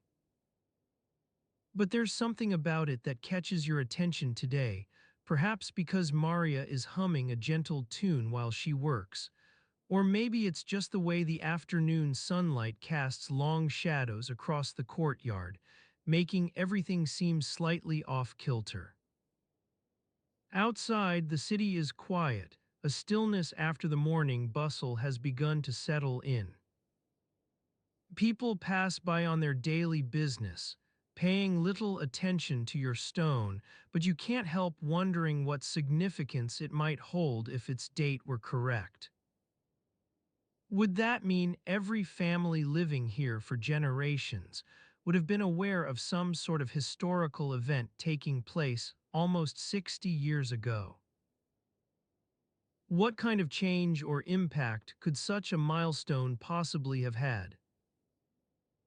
You glance over at Maria as she carefully sprinkles the chopped parsley into a nearby clay pot, her hands moving with the practiced ease of someone accustomed to these routines. It's easy to get lost in thoughts like this when you're used to living alongside history, but for now, let's stay focused on something more tangible. The task at hand is preparing dinner. As Maria expertly stirs a mixture of saffron-infused oil and vinegar into her stew, the aroma that wafts up from it is nothing short of heavenly. Your stomach growls softly in anticipation. You're not even hungry yet, but can almost taste the tender chunks of beef floating gently on top of that rich broth. You take your turn at helping Maria with dinner preparations, carefully peeling a few cloves of garlic and tossing them into the pot alongside some diced onions, watching as they sizzle quietly beneath the surface. It's going to be one of those simple yet satisfying meals you both look forward to sharing tonight. There won't be much conversation beyond perhaps an exchange or two about the day's events. While Maria continues with her own tasks, neatly arranging a platter of steaming vegetables alongside the stew, then pausing for a moment to take in the quiet atmosphere before getting back to work, you decide it might be nice to step outside and clear your head. You open the door that leads out into the courtyard, taking care not to disturb Maria as she's now adding some fresh rosemary sprigs to her cooking pot. As you breathe in deeply of the cool evening air, something about this moment feels almost calming. Perhaps it's because tonight's dinner promises to be one of those comforting meals where conversation comes naturally and without pressure. Outside, a gentle breeze stirs up the dust on your courtyard floor. Maria has carefully arranged some candles along the walls, their soft flames dancing in harmony with the evening shadows. You take your time walking over towards the stone that bears an inscription. It's old enough to be weathered smooth, but still holds its date firmly in place. You run a calloused thumb across the worn surface of the stone. There are so many details hidden beneath the city's surface, waiting for someone like you to stumble upon.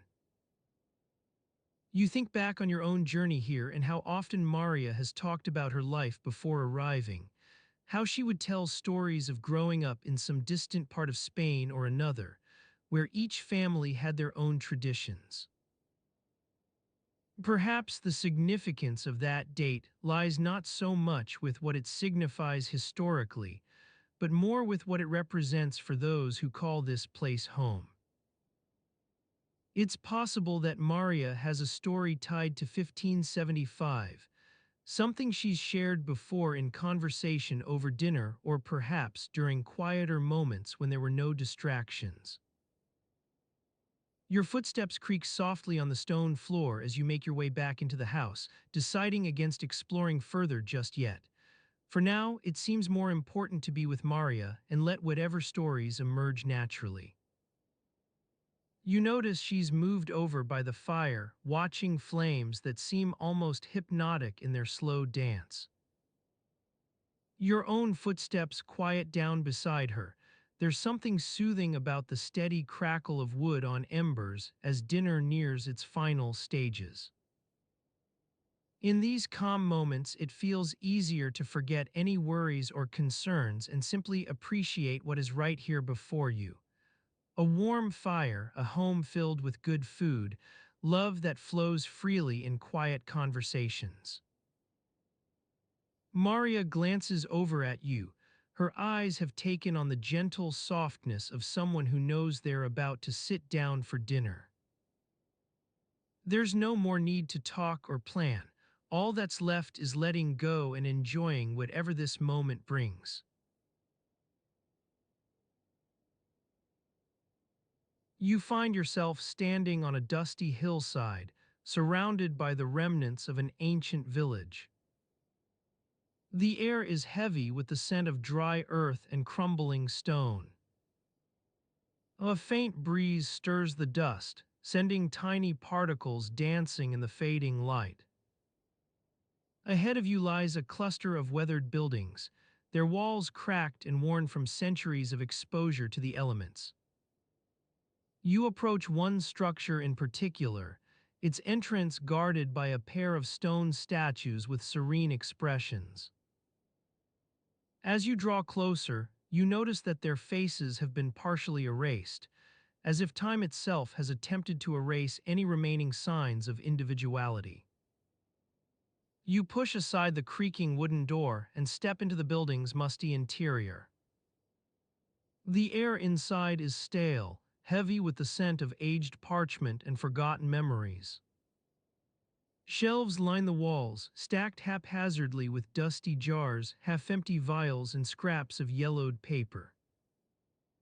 Your footsteps echo through the stillness as you make your way deeper into the room. Ahead of you lies a small alcove, partially hidden by a tattered tapestry. The fabric is faded, its once vibrant hues now muted to soft pastel shades. In the center of the alcove stands an old stone pedestal, upon which rests a large clay jar. You pick up the jar, feeling its weight and texture in your hands. It's surprisingly heavy, despite being made from fragile-looking material. The surface is pockmarked with tiny cracks, each one telling a story of its own about the countless times it has been handled over the years. As you turn the jar over, studying it more closely, you notice that the lid bears an inscription in faded Spanish script. You recognize a few words: El Año de Dios, the year of God.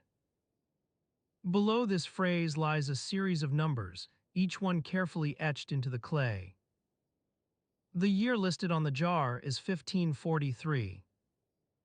A faint sense of unease stirs within you as you consider the date. It's an oddity to stumble upon something from that time period here, especially given its remote location and lack of connection to any notable events or figures. You set the jar back onto its pedestal, feeling a mix of fascination and curiosity. What would have been going on in this village during 1543? Were people living here as they do today, quietly tending their fields, trading goods at market stalls, exchanging whispers and gossip? Or was something more significant happening in these parts? Perhaps the presence of that date is connected to a specific event or figure from history. You can't shake off the feeling that you've stumbled upon something important, yet elusive. A faint rustling sound comes from outside as a stray animal stirs within earshot. The noise breaks your train of thought and brings you back to the present moment. As you look around, taking in the dusty, dimly lit interior, you notice how easy it is to become lost in time. Time seems like an abstract concept when standing amid such remnants, crumbling buildings, worn artifacts, weathered documents. It's a gentle reminder that history isn't something confined solely to books or grand events. Instead, it seeps into every corner of human existence. The way people live their lives, interact with one another, and leave behind their mark on the world. As you stand there lost in thought, the fading light outside casts long shadows across the room. The air grows quieter still, as if waiting for some unseen presence to stir from its slumber. You feel a sense of peace settle over you, a calm acceptance that this moment is all there ever truly was or will be. In the midst of such serenity, it's hard not to wonder about those who came before us. their joys and sorrows, triumphs and failures. Their presence still lingers within these crumbling stones, whispers in the wind, faint echoes of long-forgotten conversations, the remnants of countless meals shared around flickering candles. You take a deep breath, feeling the cool air fill your lungs as you continue to explore this old building. Your footsteps creak through the silence once more as you wander deeper into the heart of the structure, further away from the world outside and closer to the secrets hidden within its ancient walls. The shadows around you grow longer now, cast by a setting sun that seems reluctant to surrender completely to nightfall. You can almost hear the sound of distant bells tolling softly in the distance, their gentle peal carrying on the breeze like a whispered lullaby for a village slumbering away another day. As the light outside begins its final descent into darkness, you find yourself drawn toward an open doorway that lets in what little remains of the fading sun. A narrow stairway leads down from there, disappearing into shadows so deep they seem almost palpable. You feel your heart slow as you begin to make your way down those stairs, a gentle sense of curiosity guiding each step, rather than any pressing need or urgency. Your footsteps become lighter now, more measured, the air thickening around you with an almost imperceptible stillness that envelops everything in its quiet grasp. In this hushed atmosphere, it's hard to think about anything beyond what lies immediately ahead, perhaps just a few dusty shelves, a pile of old documents waiting to be examined. You're not thinking deeply or pondering the significance of events. You simply exist within the moment, letting your footsteps carry you further into this vast expanse of history. You continue down those stairs until they finally give way to solid ground, and from there, it's just another step across a narrow courtyard before reaching an even older building. Its walls seem almost translucent in places, worn by centuries of exposure to wind and rain.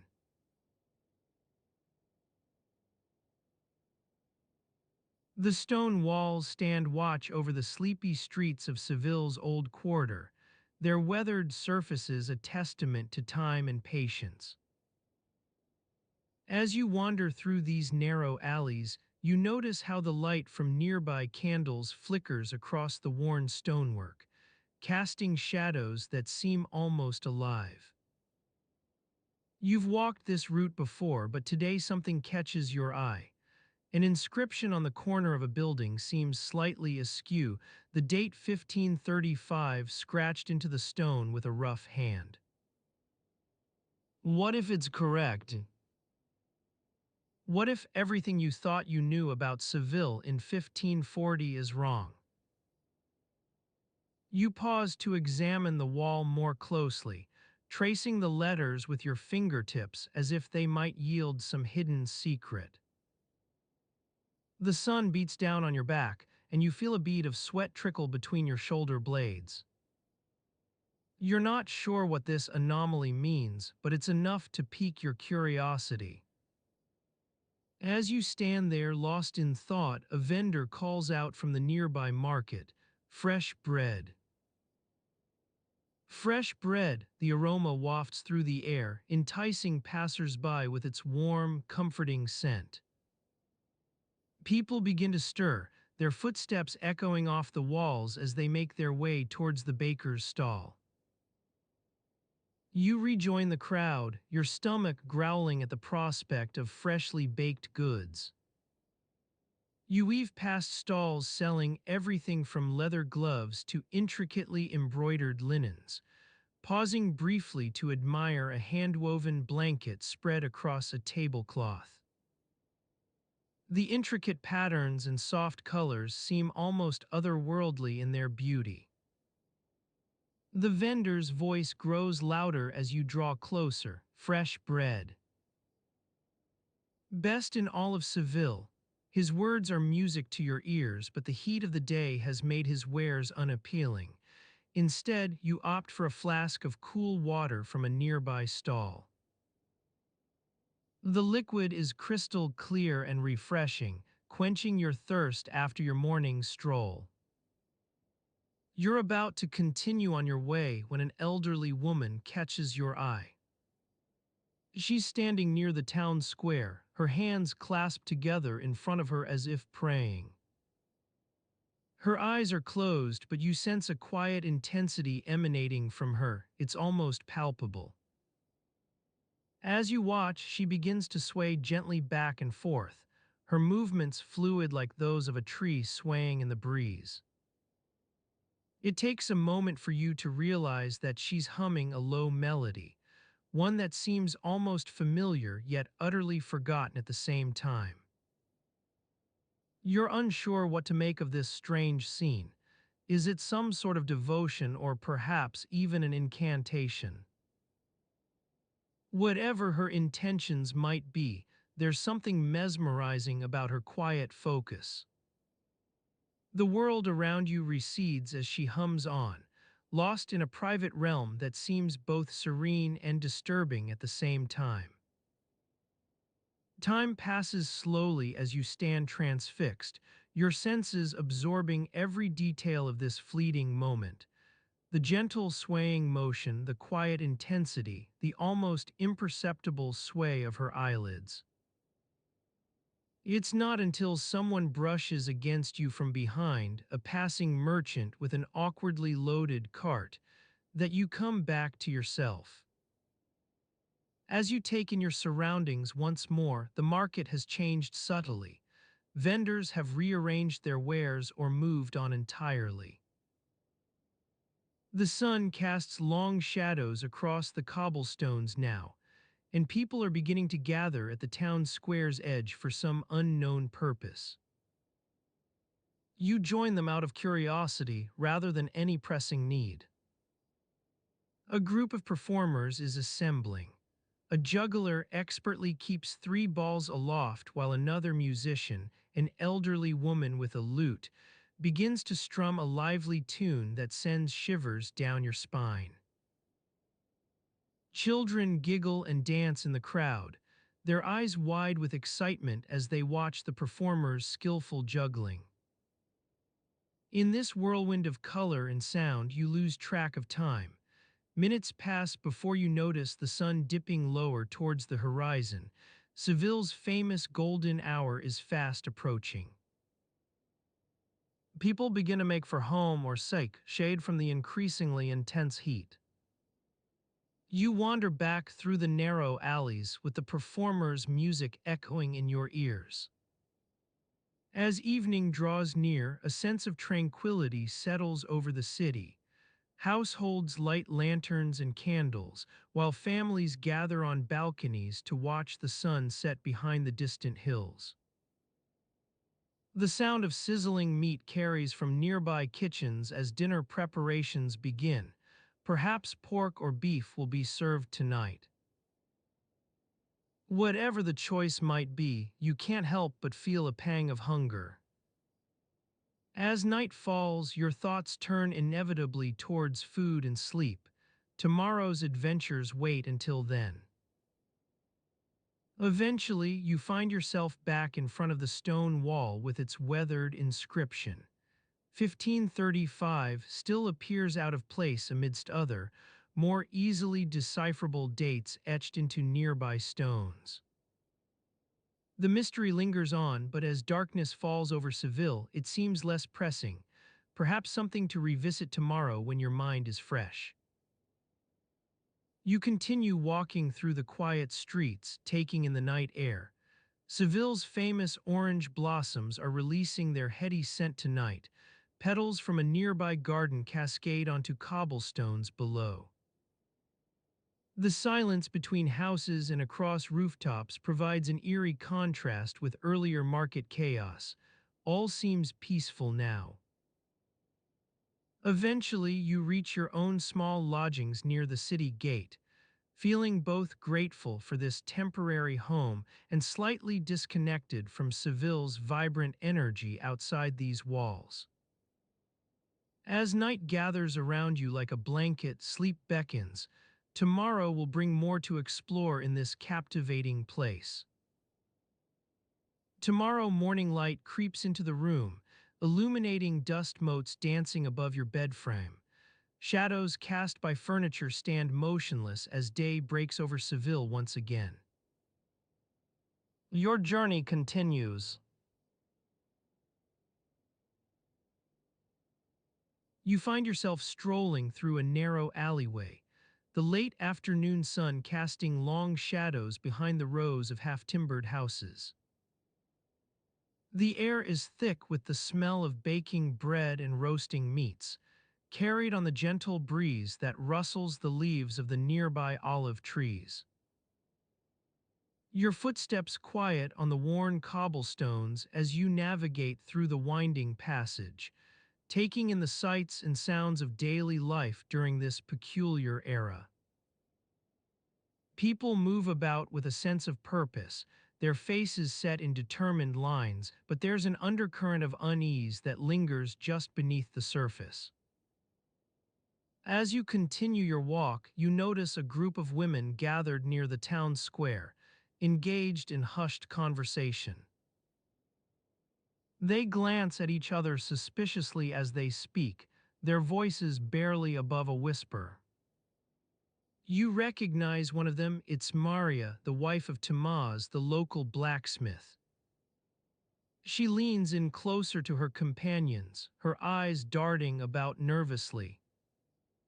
Your attention is caught by a nearby vendor selling fresh produce from his wicker basket. The scent of juicy oranges and plump grapes wafts through the air as he calls out to potential customers. You recognize him, it's Juan, who has been offering his goods in this very spot for years. His eyes light up with warmth as you approach. La buenos dias.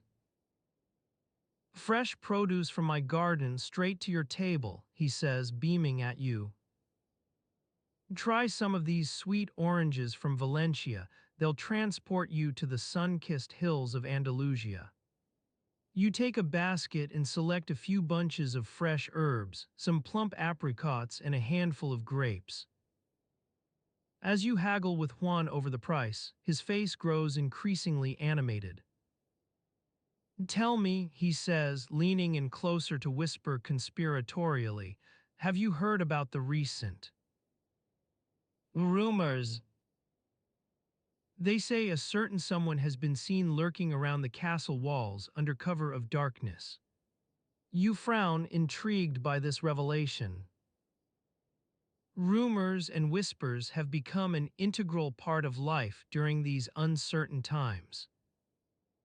Who knows what's true or what's just hearsay? The sound of clanging hammers echoes from the nearby forge as Tomás works on a new batch of horseshoes for the local garrison. His wife, Maria, hurries off to help him with some minor task, leaving behind her companions and their whispered conversations. As you continue your stroll through the narrow streets, the air begins to thicken with an almost palpable sense of unease. Shadows lengthen as the sun dips lower in the sky, casting a golden glow over everything it touches. People move about more quickly now, hurrying home before nightfall or the curfew bell tolls. As you turn into another alleyway, you notice a small stone marker tucked away near a crumbling wall. It's weathered and worn smooth by years of exposure to wind and rain.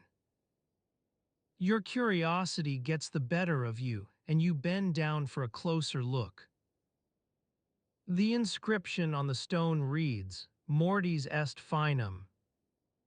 You ponder this cryptic phrase as you stand there, running your fingers over the rough edges of the marker. Mortis est finum. Death is the end. What does it mean in this context?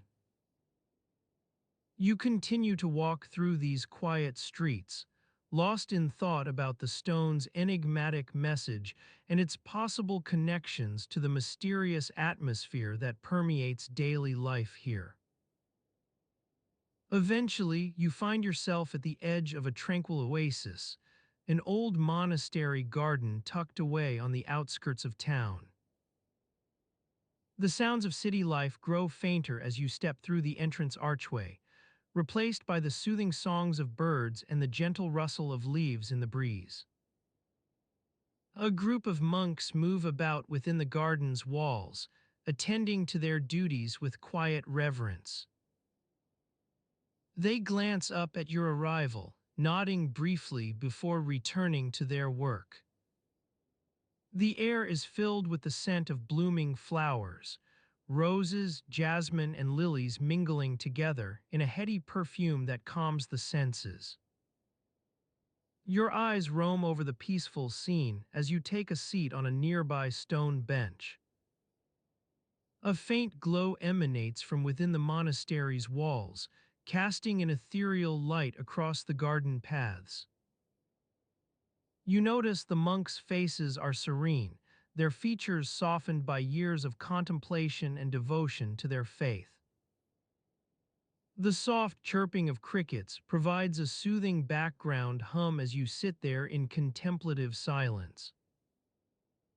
Your thoughts return to Maria and her hushed conversation with friends, and then Juan's cryptic hint about someone lurking around the castle walls at night. What secrets hide behind these whispers? You begin to feel the weight of fatigue creeping over you, the gentle rocking motion of your body swaying gently on the stone bench starts to induce a state of drowsiness. Your eyelids grow heavy, and the world's edges begin to blur as visions of Maria, Juan, Tomás, and the monks start to fade into one another. And the city streets become dreamscapes filled with shadows that dance upon walls like wisps of smoke on the breeze.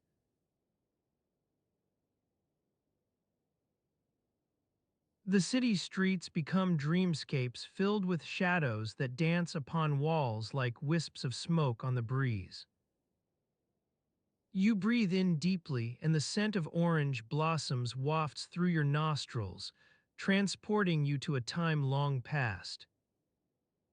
You find yourself walking alongside the winding alleys of Seville's Jewish quarter, surrounded by narrow buildings that seem to lean inward as if sharing secrets among themselves. The air is heavy with the smell of baking bread from the nearby oven, and you can't help but feel your stomach growl in anticipation of a fresh loaf. As you wander through these ancient streets, the soft sound of murmured prayers carries on the wind, followed by the faint clinking of rosary beads against stone walls. You pause to watch an elderly woman carefully arranging a bouquet of dried flowers beneath a faded image of Mary. Her hands move with precision, as if measuring out each gesture for posterity. The date etched into the nearby stone seems out of place amidst these quaint scenes, 1515. Could it be that this particular inscription is accurate? What if everything else in your recollection, every whispered conversation and furtive glance, was nothing more than a collective misremembering? You continue on, entranced by the intricate carvings above doorways and the ornate ironwork adorning windowsills. Each house appears to have its own unique charm, as if crafted with an artist's careful hand rather than mass-produced in haste. Your attention is drawn to a nearby market stall where vendors display their wares against vibrant tapestries. Rows of fresh produce, baskets woven from willow branches, and strings of saffron-infused almonds that seem almost otherworldly. A young vendor with an apron tied tightly around his waist greets you with a quiet smile as he expertly juggles three gleaming silver trays. "Good morrow," he says softly, offering one tray laden with fresh herbs and another carrying plump olives arranged in a small pyramid. Perhaps you're looking for something to fill your dinner plate. The market sounds blend together, the murmurs of haggling vendors, the clinking of pots against stone slabs, and the occasional bleat from a stray goat tethered nearby. You select a few bunches of fresh rosemary and take them home with you. Back in your small apartment above a tailor's shop, you settle onto a worn wooden bench beside an open window to gently rub the herbs between your fingers. The scent wafts up on wisps of smoke from candles burning beneath icons on nearby shelves, faintly pungent as candle wax and oil mingle together. The flickering light casts shadows across walls adorned with family portraits, their expressions both serious and enigmatic in turn. You study them closely. Anna's calm gaze seems at odds with the stern expression worn by her husband. Maria's eyes appear tired but kind amidst darkened cheekbones that hint at hard times lived through. A gentle breeze rustles leaves outside your window as you continue to ponder life within these walls, surrounded by people whose stories, much like those of their ancestors, remain shrouded in mystery. As you lean against the stone wall of your small apartment, a faint scent of baking bread wafts through the air from next door. The aroma triggers memories of lazy Sundays spent watching your mother knead dough in her worn apron. Your eyes drift towards the narrow window, where sunlight casts intricate patterns on the wooden floorboards. The gentle breeze outside stirs up dust motes that dance lazily around the candle's flame. You watch them twirl and settle back down, mesmerized by their whimsical movements. The soft crackle of the fire is a soothing accompaniment to your reverie.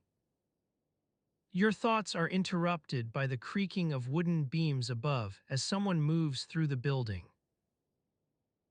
The sound echoes off the walls, making it difficult to pinpoint where exactly the noise came from.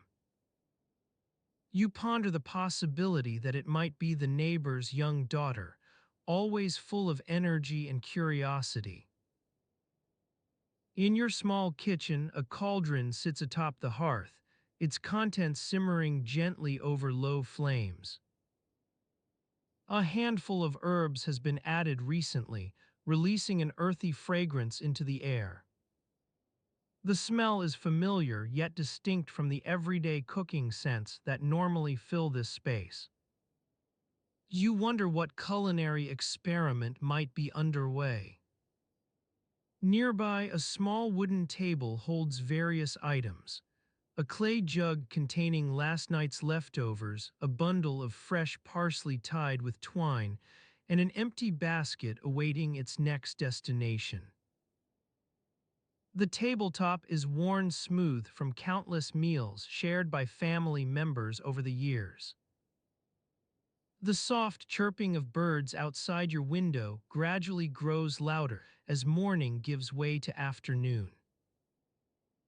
Warm sunlight now illuminates the rough-hewn walls, casting long shadows across the room. You've grown accustomed to this rhythm of light and darkness in the city's ancient streets. Your gaze drifts toward a nearby shelf, where an assortment of candles sit in small clay pots. One is almost empty, its wax partially melted due to recent use. Next to it lies an unlit candle with a peculiar marking on its surface, what appears to be a crescent moon shape cut into the wax. You're not sure why this specific design was chosen or for whom the candle might have been intended. As you ponder these small mysteries, your attention turns toward the door connecting your apartment to that of your elderly neighbor. Their gentle cough echoes through the thin walls, punctuated by an occasional clearing of their throat. The sound is reassuringly familiar, like a lullaby sung in the background of daily life. Your thoughts continue to wander as you sit in silence, savoring these small moments of stillness amidst the bustling streets outside. It's during such quiet hours that stories from your neighbors' lives become clearer. Not the grand tales or whispered rumors, but the tiny details hidden within their routines and quirks. In this forgotten corner of a busy city, it's easy to overlook the people who live alongside you. Their names might be unfamiliar, yet the rhythms of their daily lives seep into yours like an unobtrusive background melody. You think back on your own life, trying to recall how these patterns emerged: the smell of bread baking next door, the chirping birds outside, or the sound of coughing in the adjacent apartment. Your memories are intertwined with those around you, revealing fragments of their experiences through subtle signs and sounds that echo within these walls. These echoes often go unnoticed amidst the din of everyday life, but become especially poignant during moments like this: quiet hours spent absorbed in the rhythms and routines of others. The candle's flame dances higher as the breeze stirs up again outside, casting a warm glow across your face. Shadows from nearby objects stretch out on the walls, momentarily obscuring any sense of boundaries between one room or person and another. Your thoughts meander through these connections, not grand narratives, but everyday moments shared with those living nearby. These forgotten heroes live quietly alongside you. They're your neighbors who share a love for cooking, your friend's mother whose recipes hold secrets passed down from generations past, the elderly woman next door with her peculiar cough and unassuming kindness. They weave in and out of your life without drawing attention to themselves, their stories told through subtle threads woven into the fabric of daily routines.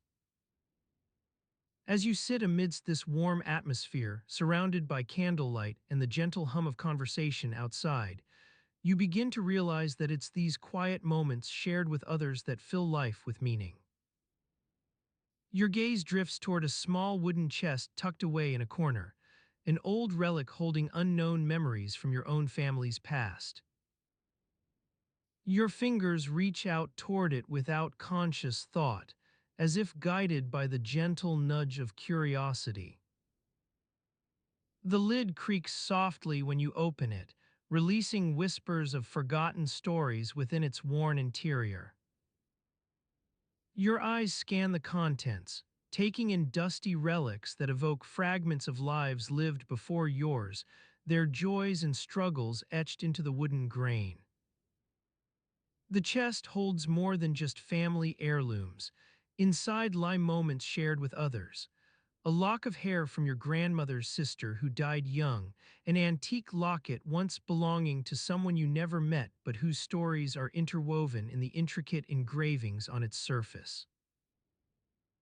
Each item carries secrets hidden beneath layers of time and memory.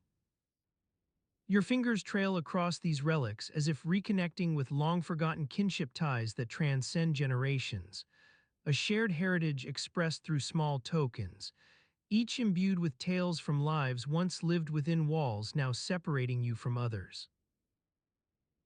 As the afternoon wanes outside your window, sunlight begins to fade into soft twilight hues. Shadows cast by nearby objects grow longer and darker on the walls. In this serene atmosphere, where stories blend with everyday routines and the past becomes intertwined with present moments, you feel a sense of peace settle over you like a warm blanket. Your thoughts now wander back through time, not tracing epic events or grand milestones, but walking alongside those who lived nearby, observing their quiet struggles, daily joys, and small gestures that add up to make lives rich. These stories are hidden in plain sight, Within the creaking wooden beams above your head, the soft smell of bread wafting from next door or an unlit candle on a shelf, waiting for someone's touch. In this quiet moment, where shadows stretch across worn floors and memories seep into everyday routines, you come to appreciate these forgotten heroes, not as grand figures but ordinary individuals whose stories are intertwined within the fabric of daily life.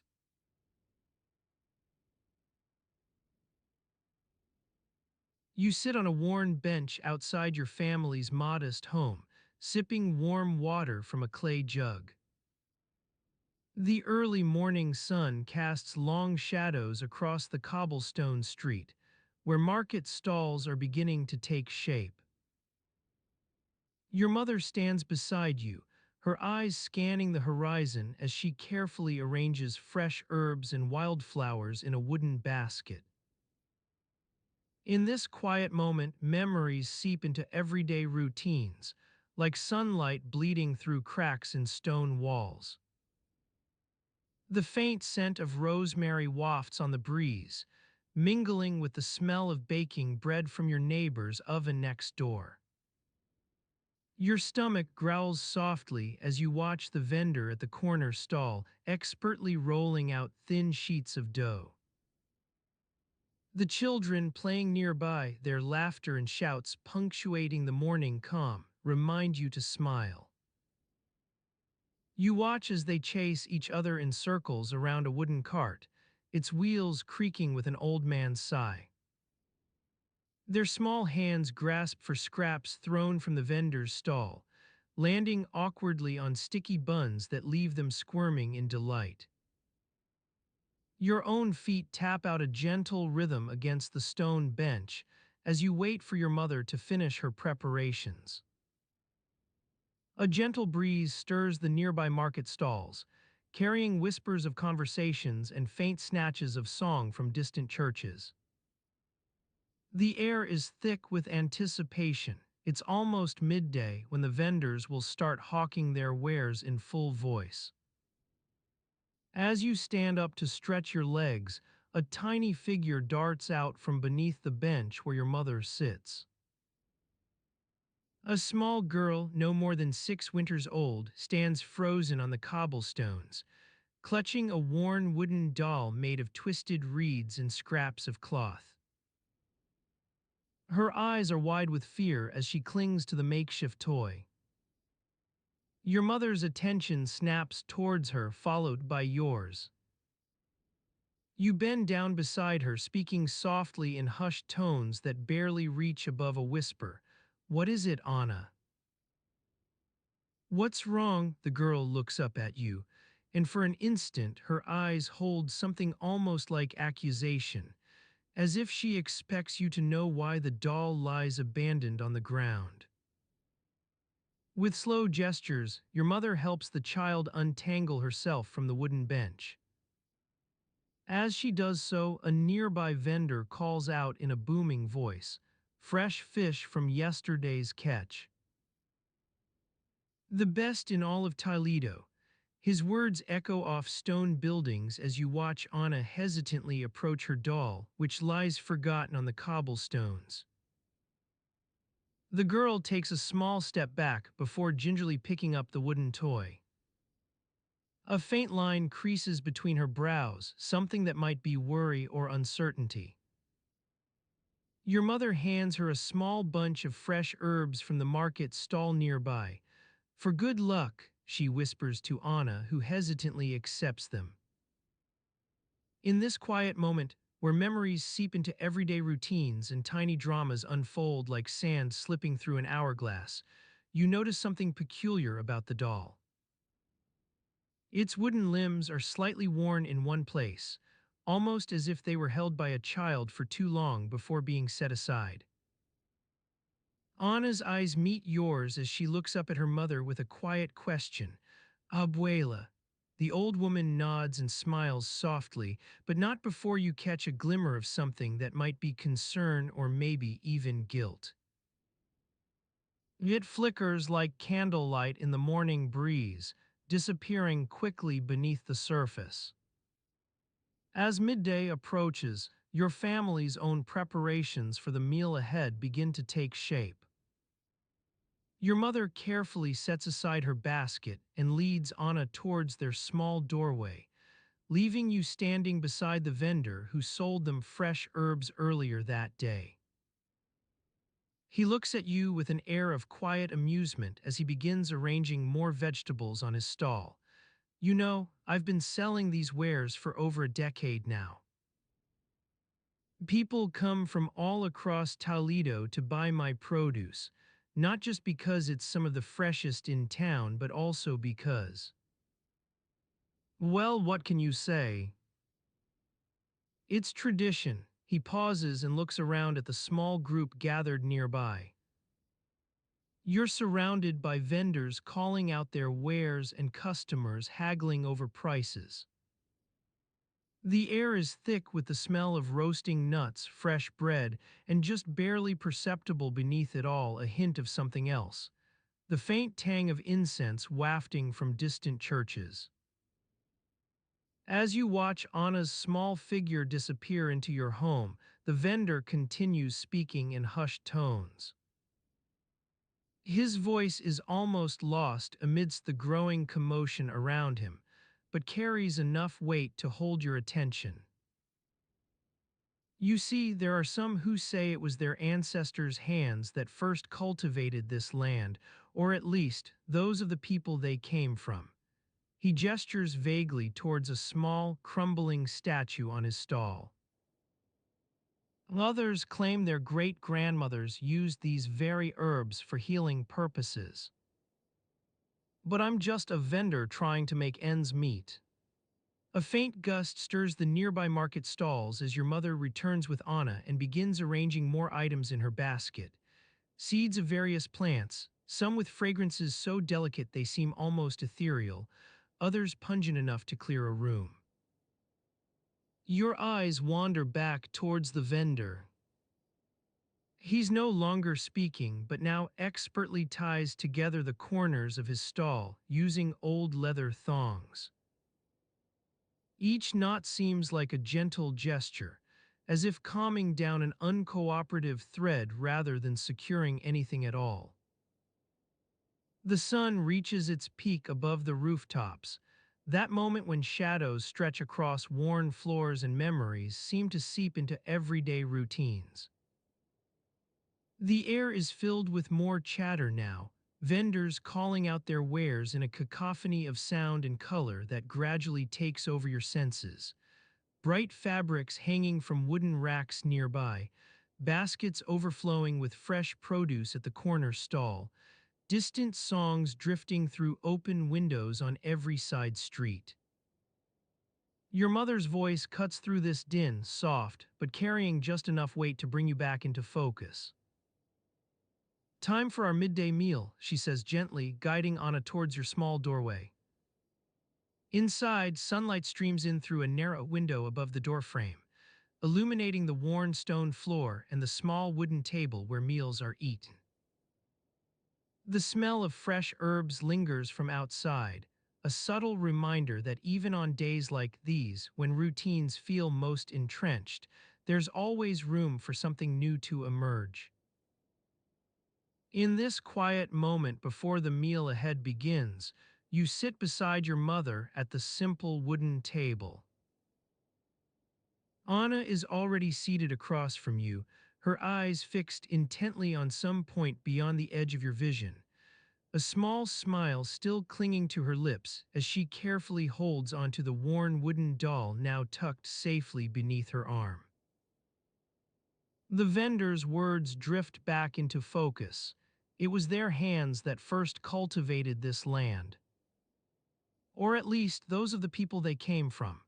The phrase lingers in the air like incense, an idea carried on a breeze you can barely feel but know is there.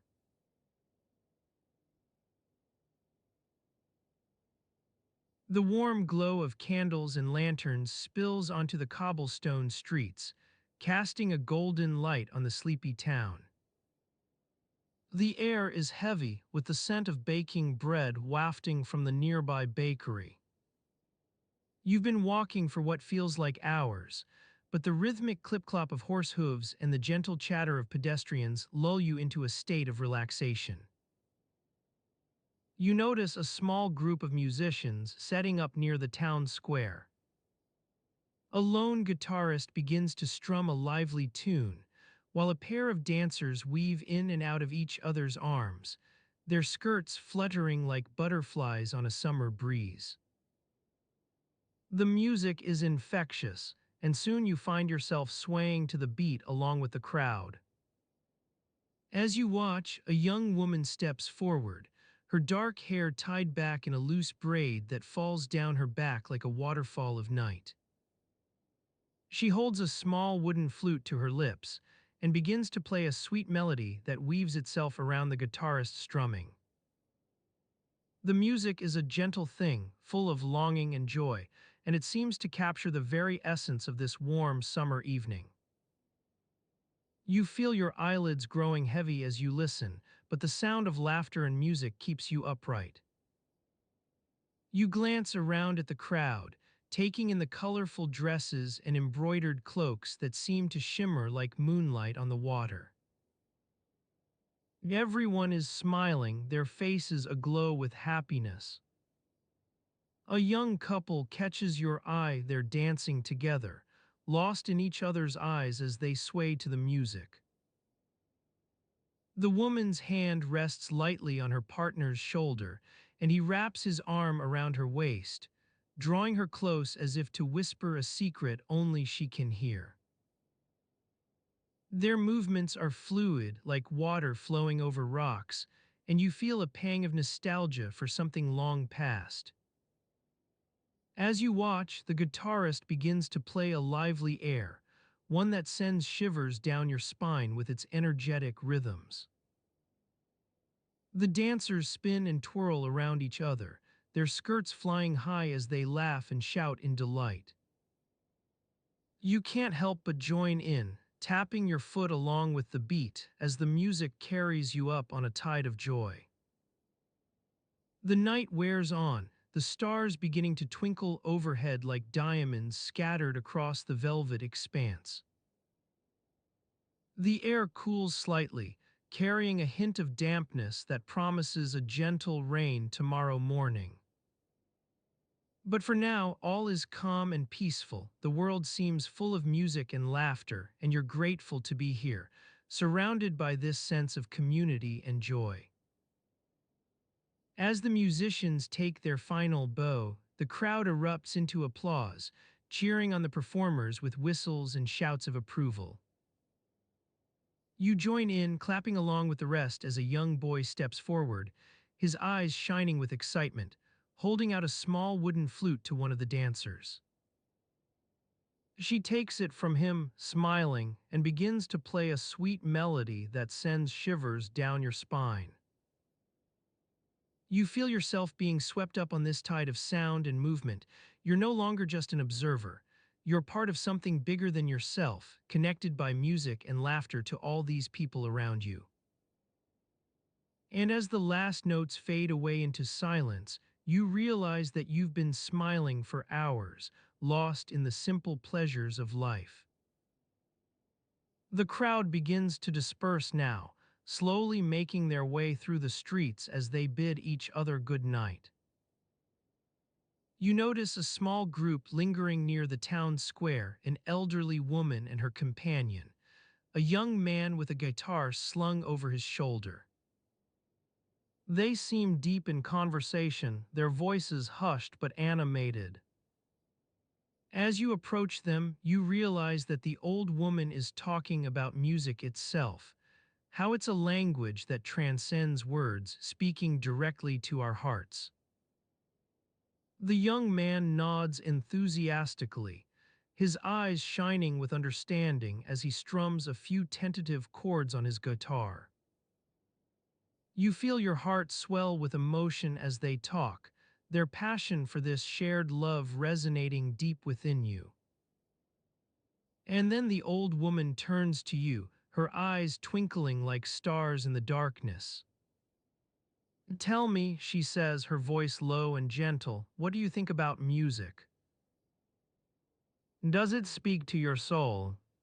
You pause, taken aback by the question, but as you look around at this peaceful scene, with its lanterns casting shadows on the cobblestones and the night air filled with the scent of blooming flowers, you realize that yes, music does speak directly to your heart. The old woman smiles, her face aglow in the candlelight.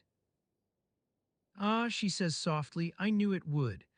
And as you watch, lost in this moment of connection and understanding, the world seems to slow down, becoming a more gentle place where love and laughter are woven into every thread.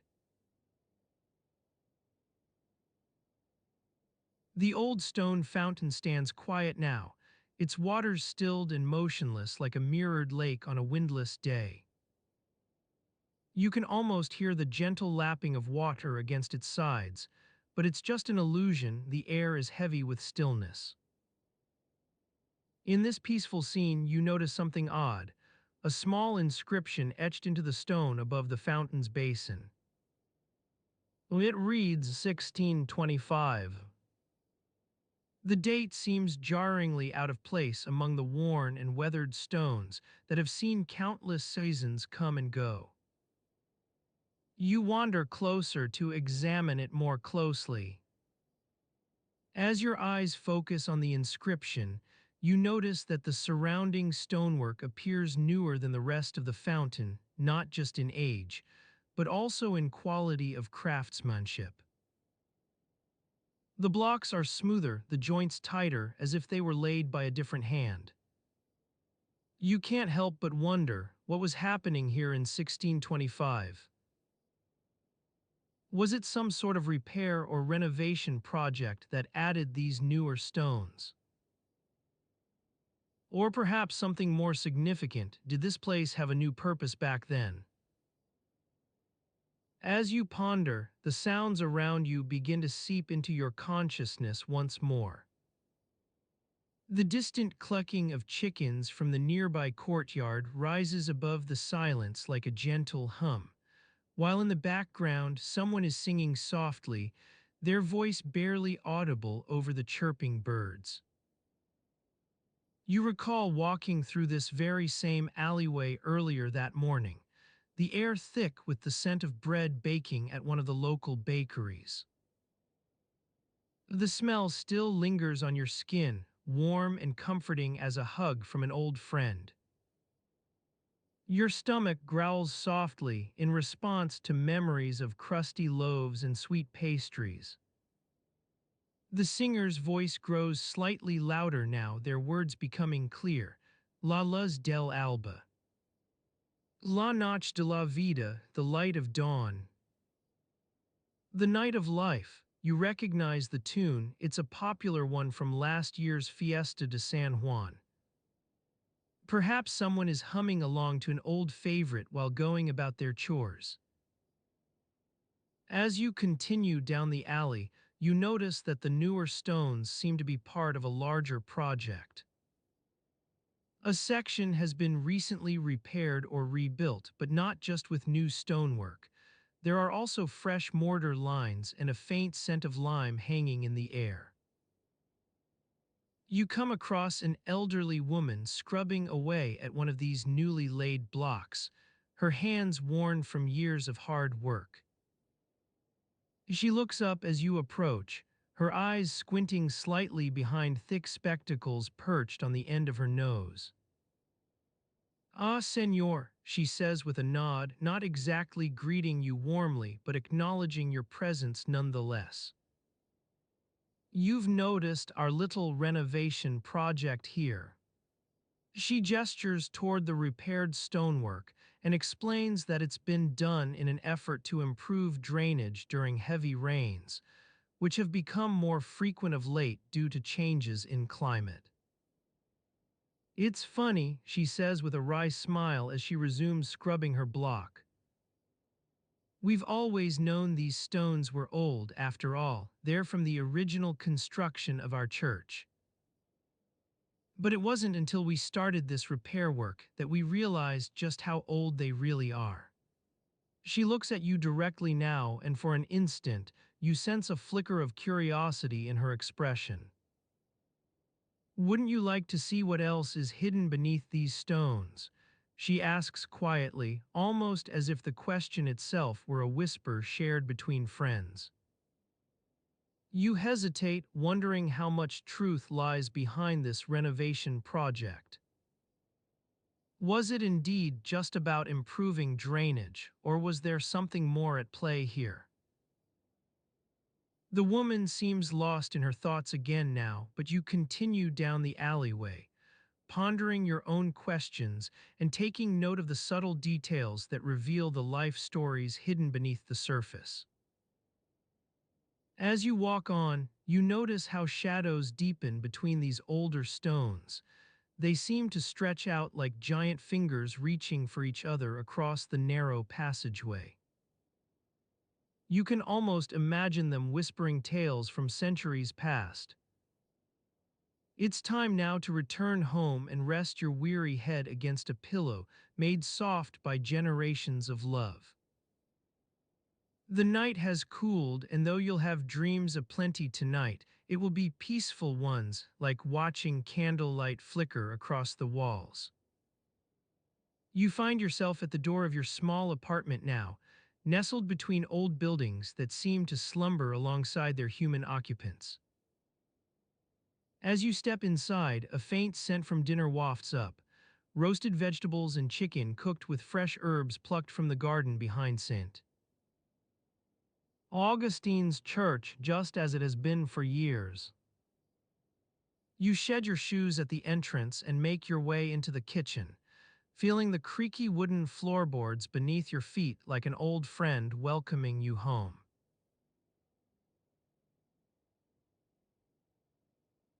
The sunbeams streaming through the high windows of your kitchen have grown slanted and warm, casting a gentle glow on the dusty shelves and the worn wooden table where you sit now. You push back from the table, letting out a soft sigh as you stand up to stretch your arms above your head. The smell of last night's dinner, a faint tang of olive oil and garlic, still lingers in the air, mingling with the scent of fresh bread baking in the oven earlier today. The kitchen is quiet except for the ticking clock on the wall, its rhythmic pulse a soothing accompaniment to your morning routine. You move across the room, feeling the creaky floorboards beneath your feet like an old friend welcoming you home. As you approach the counter, you notice the bowl of leftover gazpacho from last night's supper, congealed and unappealing in its ceramic container. Your stomach growls slightly at the sight, a reminder that breakfast is still hours away. You open the window above the sink to let in some fresh air, feeling the breeze stir your hair as you breathe in deeply. The scent of jasmine from the nearby garden wafts in, its heady perfume mingling with the more mundane aromas of kitchen and home. The morning light casts long shadows across the room, illuminating dust motes dancing in the sunbeams like tiny ballerinas on stage. You watch them for a moment, your eyes following their twirling forms as you feel a sense of contentment wash over you. As you stand there, lost in the gentle beauty of the morning light, you notice something peculiar about the kitchen. The stone flagstones beneath your feet seem to be wearing an almost imperceptible layer of dust and grime, like the faint sheen on a well-loved book cover. You bend down for a closer look, running your hand over the stones as you examine them more closely. They feel cool and smooth under your fingertips, their surface etched with tiny lines from years of foot traffic and spills. The kitchen's silence is broken only by the soft hum of flies buzzing around the leftover gazpacho bowl. You watch them lazily for a moment, their iridescent wings glimmering in the morning light as they flit from one sticky patch to another. As you stand up, brushing off your hands on your apron, you wonder about the history of this kitchen. Who else has stood here, stirring pots and pans over the centuries? What meals have been cooked? What conversations held around this very table? You think back to last night's dinner conversation with your family, the laughter, the arguments, the small gestures that said so much between unspoken words. You remember how your younger sister played with her hair, twisting it into knots as she listened intently to the adults talk. Your mind wanders further back in time, imagining the generations of cooks who have worked in this kitchen before you. The women who stirred pots over open fires, their faces worn from years of hard labor and worry. The men who chopped wood for fuel, their calloused hands stained with sap and oil.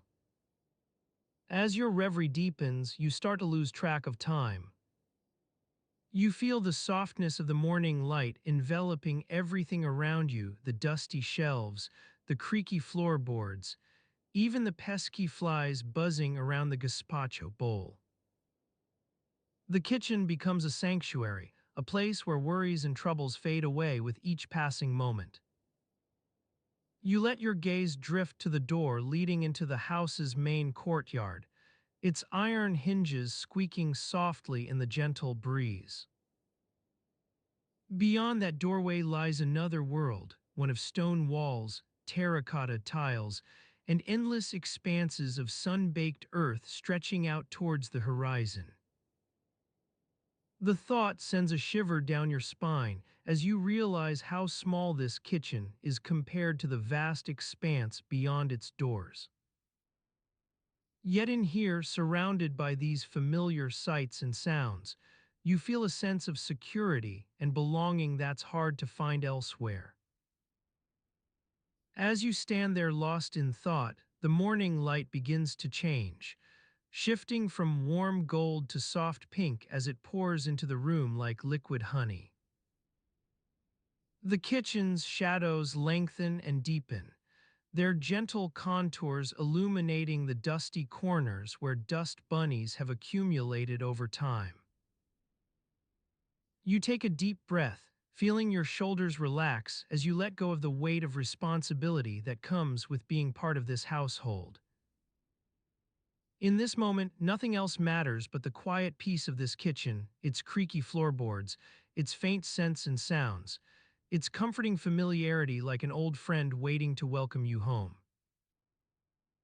The ticking clock on the wall becomes a steady heartbeat in your chest as you continue standing there, lost in the soothing rhythms of morning.